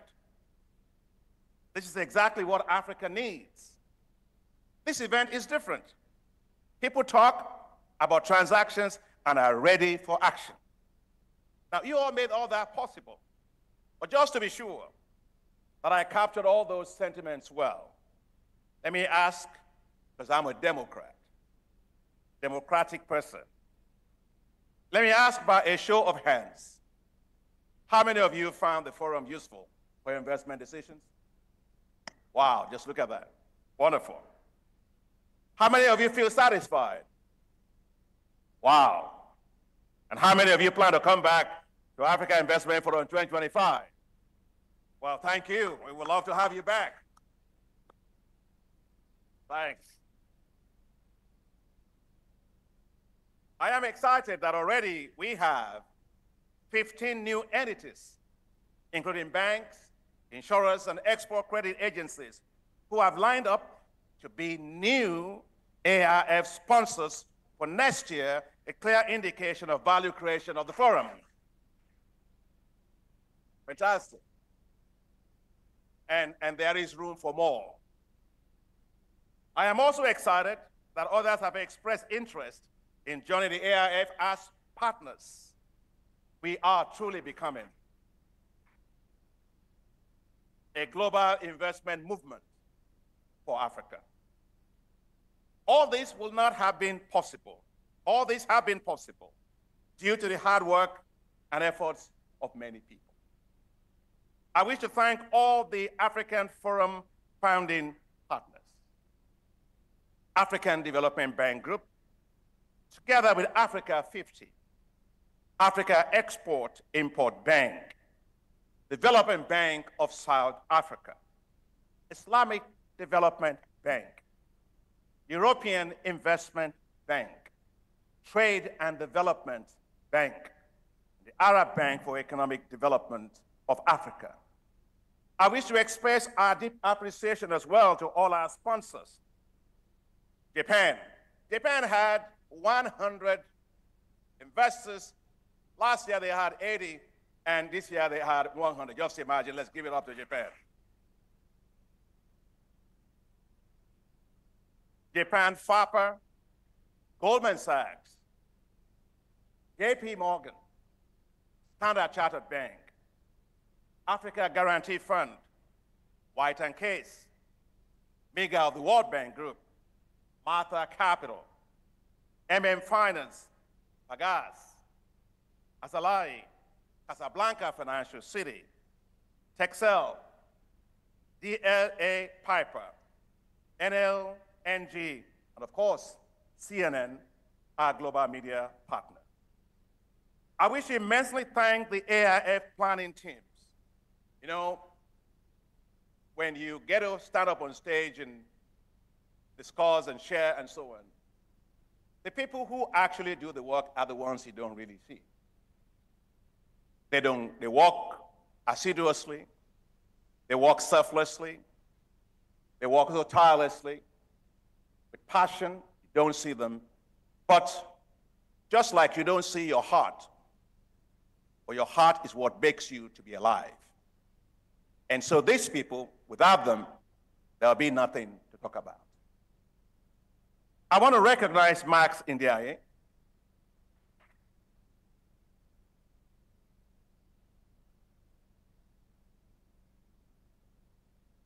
Now he deserves it. Senior Director of the Africa Investment Forum. Hassatu Salle, my Vice President.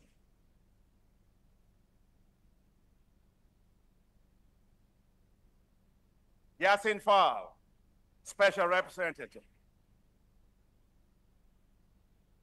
And all of their teams who work with all the AIF partner institutions to jointly plan and deliver the impressive events. Well done to all of you.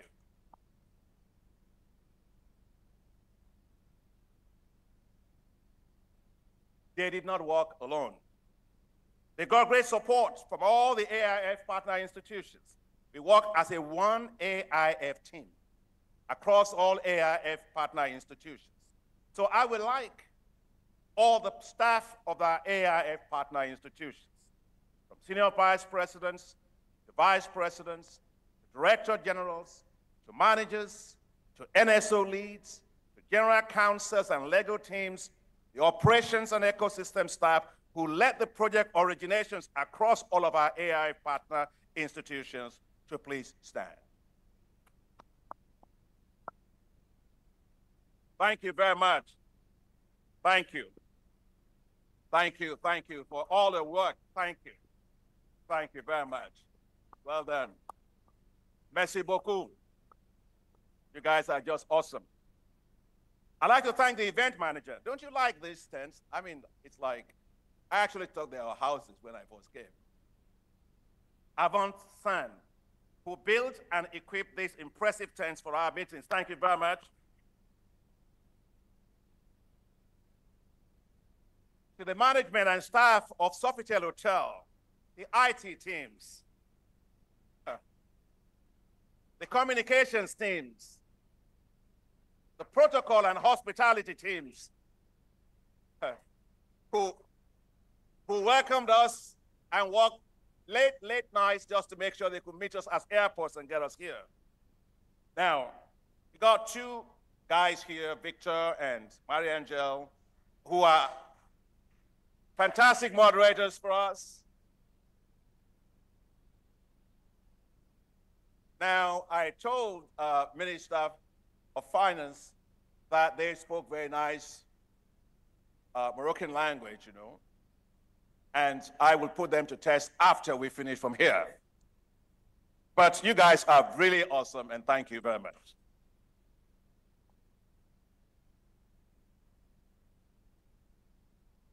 I would like to thank the interpreters and all the excellent moderators of all the sessions. The interpreters work so hard for us to understand each other flawlessly. A big thanks to the mayor of Rabat and their teams, including drivers, police escorts, who facilitated all of our movements. Thank you, Morocco, for your partnership and for your hospitality. May God bless His Majesty, King Mohammed VI. May God assist him. May God bless the Kingdom of Morocco.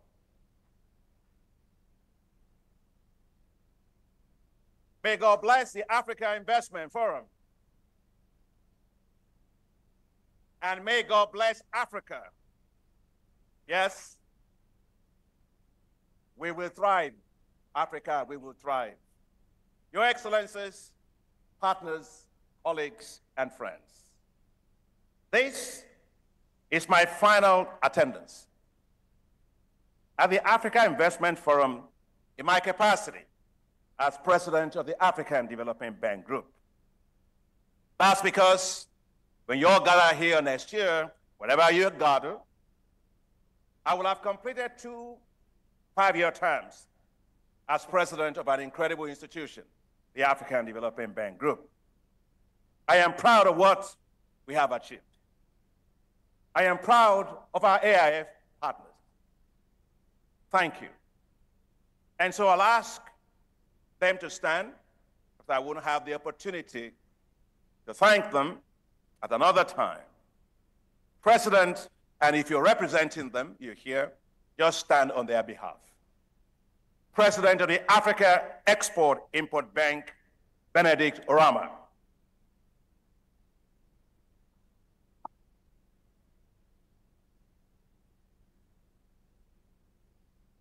President of the Africa Finance Corporation, Sumaila Sibairu.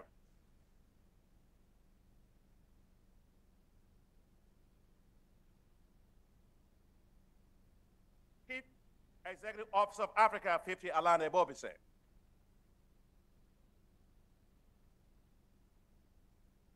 The Chief Executive Officer of the Development Bank of South Africa, my dear sister Botemelo Masako. The President of the Islamic Development Bank, Dr. Mohammed Al-Jassar. President Emeritus and Managing Director of the Trade and Development Bank, Admasu Tadesse. The President of the European Investment Bank, Nadia Calvino. The President of the Arab Bank for Economic Development in Africa, Dr. Sidi Uttar. And of course, I am grateful to my dear sister, President Odile Renaud-Basso, President of the European Bank for Reconstruction and Development, who was also here. I am proud of the executive directors of the African Development Bank for believing in the AIF and for believing in me and my leadership, and for your strong current and continued future support to the African Investment Forum. Thank you very much. I am proud that we have built a world-class investment platform. It has been such a great pleasure and honor serving you all as chairman of the African Investment Forum. It has been the greatest honor of my life serving Africa. Of course, I will keep cheering for investments and pitching for investments for Africa. Before I close, let me thank Mr. Rakesh Wahi. Let me thank you and all of the Africa Business News Group for the incredible surprise honor that you gave me today to be named African of the Decade. Thank you very, very much. I always like to say, God did not make a mistake when he made me an African.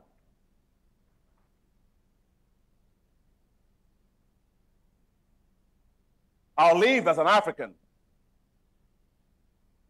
I'll do all I can to my final breath for Africa. And when I die and it's time for resurrection, I'll ask God for permission to come out with an African flag.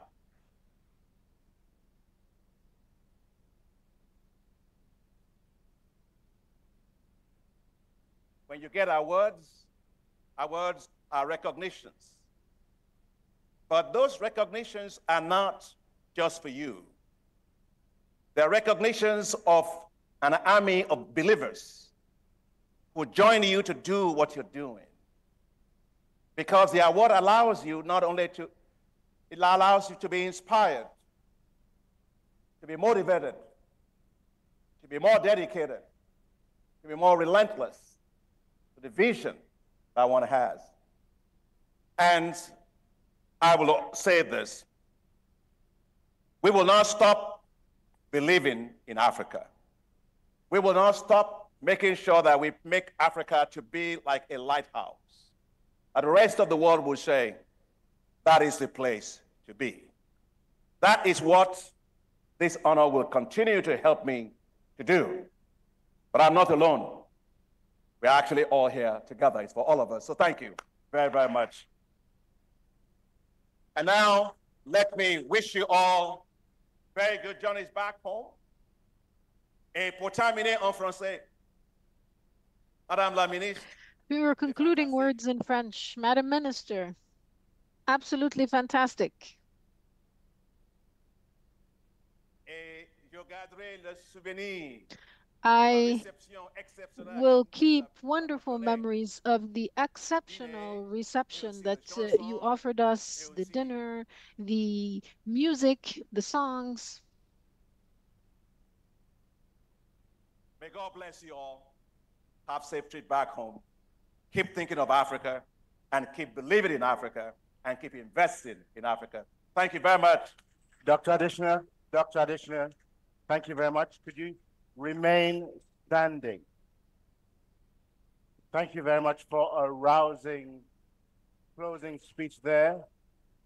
The standing ovation here and the applause of your partners is truly representative of the high esteem in which you're held, and we congratulate you once again for your visionary leadership. Distinguished ladies and gentlemen, please remain seated, and Dr. Additioner, please take a seat right over here, in the middle. Yes, please. Yes. It's the only time I get to tell the president of the African Development Bank to sit down.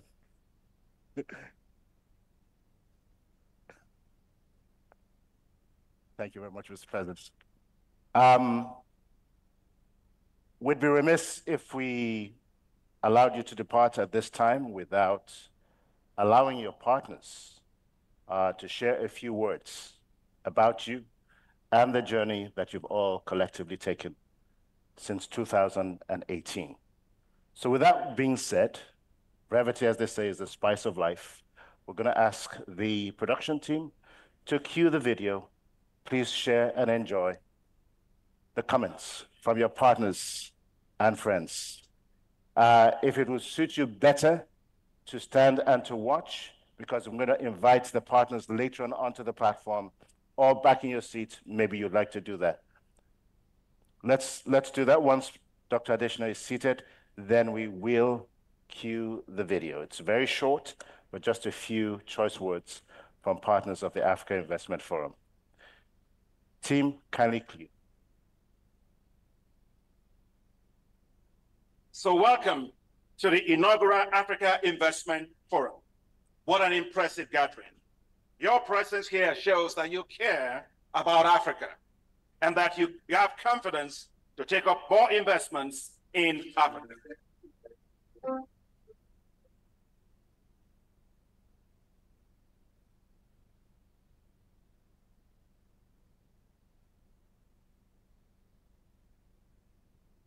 The first edition in Johannesburg, South Africa, was fantastic. Again, another big idea that we are extremely excited about contributing, participating in the African Investment Forum.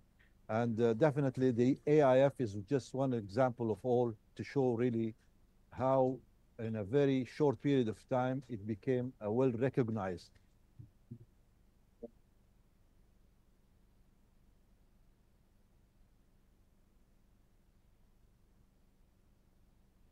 I think President Adesina, as really a wise leader in Africa, he has been really calling for always for collaborations. He is the voice of our continent. He put Africa on the map. Africa is in the room for important global economic discussions.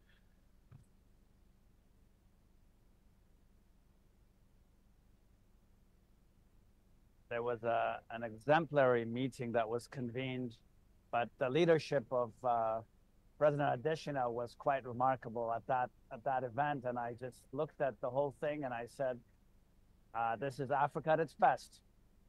He provides guidance to me and really to my colleagues. It always has very big ideas, big, bold ideas.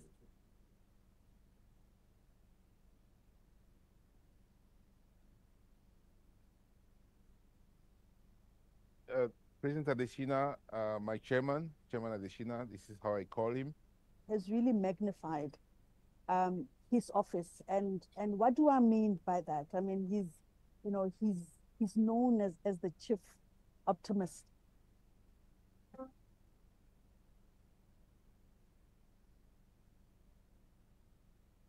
We successfully secured investment interest worth $34.82 billion US. I remember what he said, that there are no five-star slums. And he once made the remark, megawatts of talk. And I really smiled and I said, that's a nice formulation. He's a damn good dancer.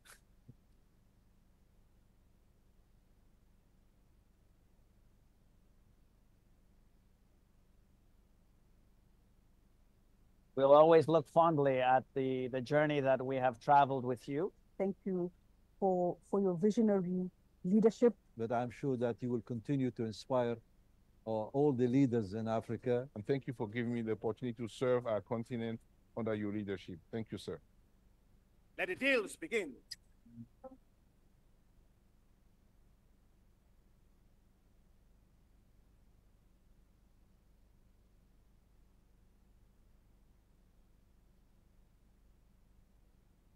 We will.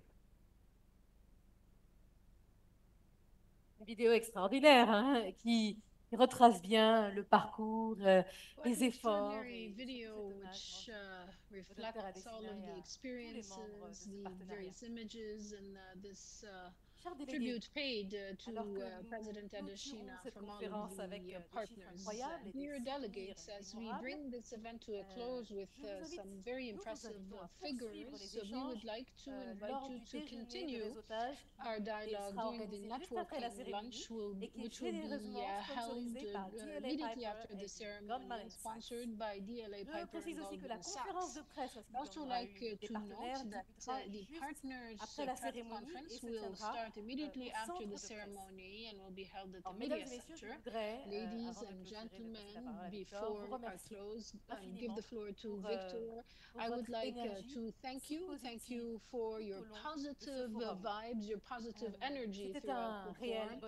This was a true delight for me to share these few days with you. So I'll turn it over to Victor, who, with his closing words, I'm sure will try once again to say a few words in Arabic, but today he put the bar very high.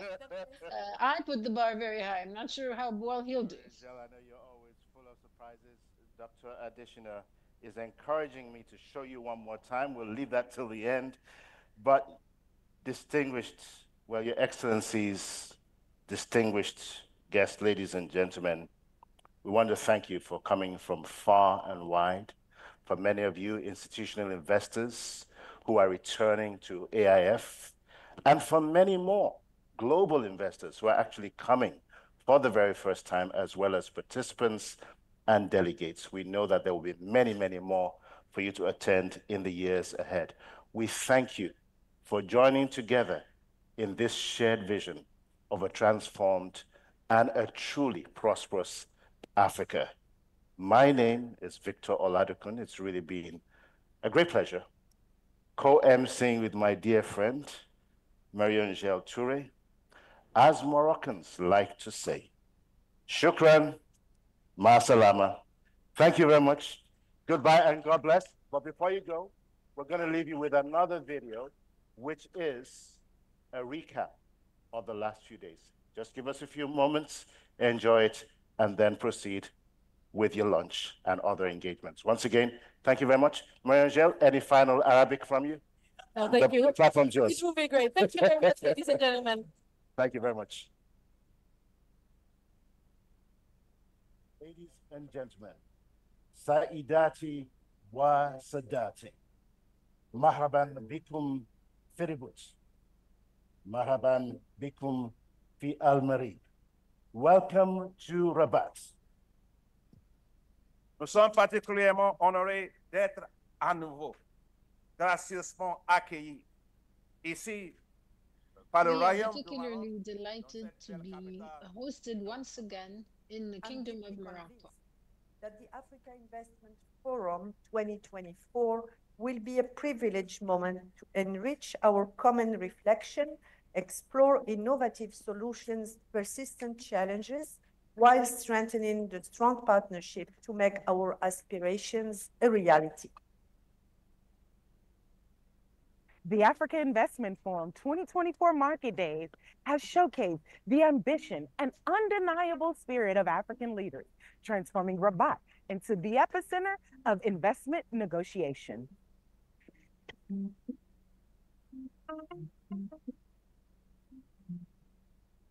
With the ball in our court, 1,900 visionaries have spent the past 3 days focused on leveraging partnerships at scale and increasing project bankability to incite transformative growth. The Arab Bank for Economic Development in Africa, BADEA, has a mandate, and this mandate is to support economic and social development in Africa. And it is clear from the article of establishment of the bank that it has the mandate to bring Arab capital to Africa. There is no scale without women.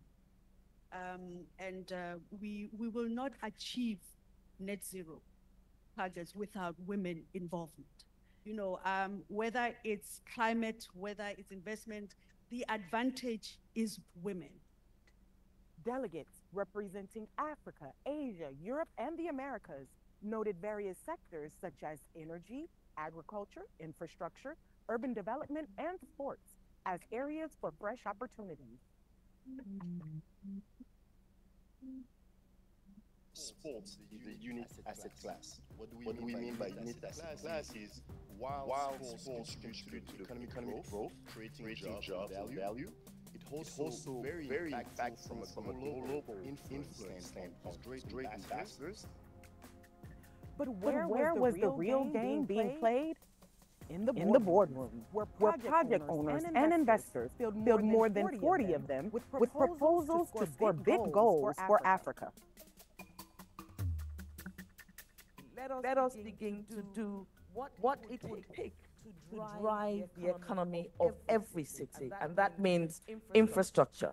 It means developing systems, developing drainage, developing transportation, developing health services. And then the financial sector will then find it easy. In Nigeria to support microfinance services to the farmers. We aim to develop AI analytics for crop growth monitoring and prediction of the harvest timing and volume by utilizing the satellite data.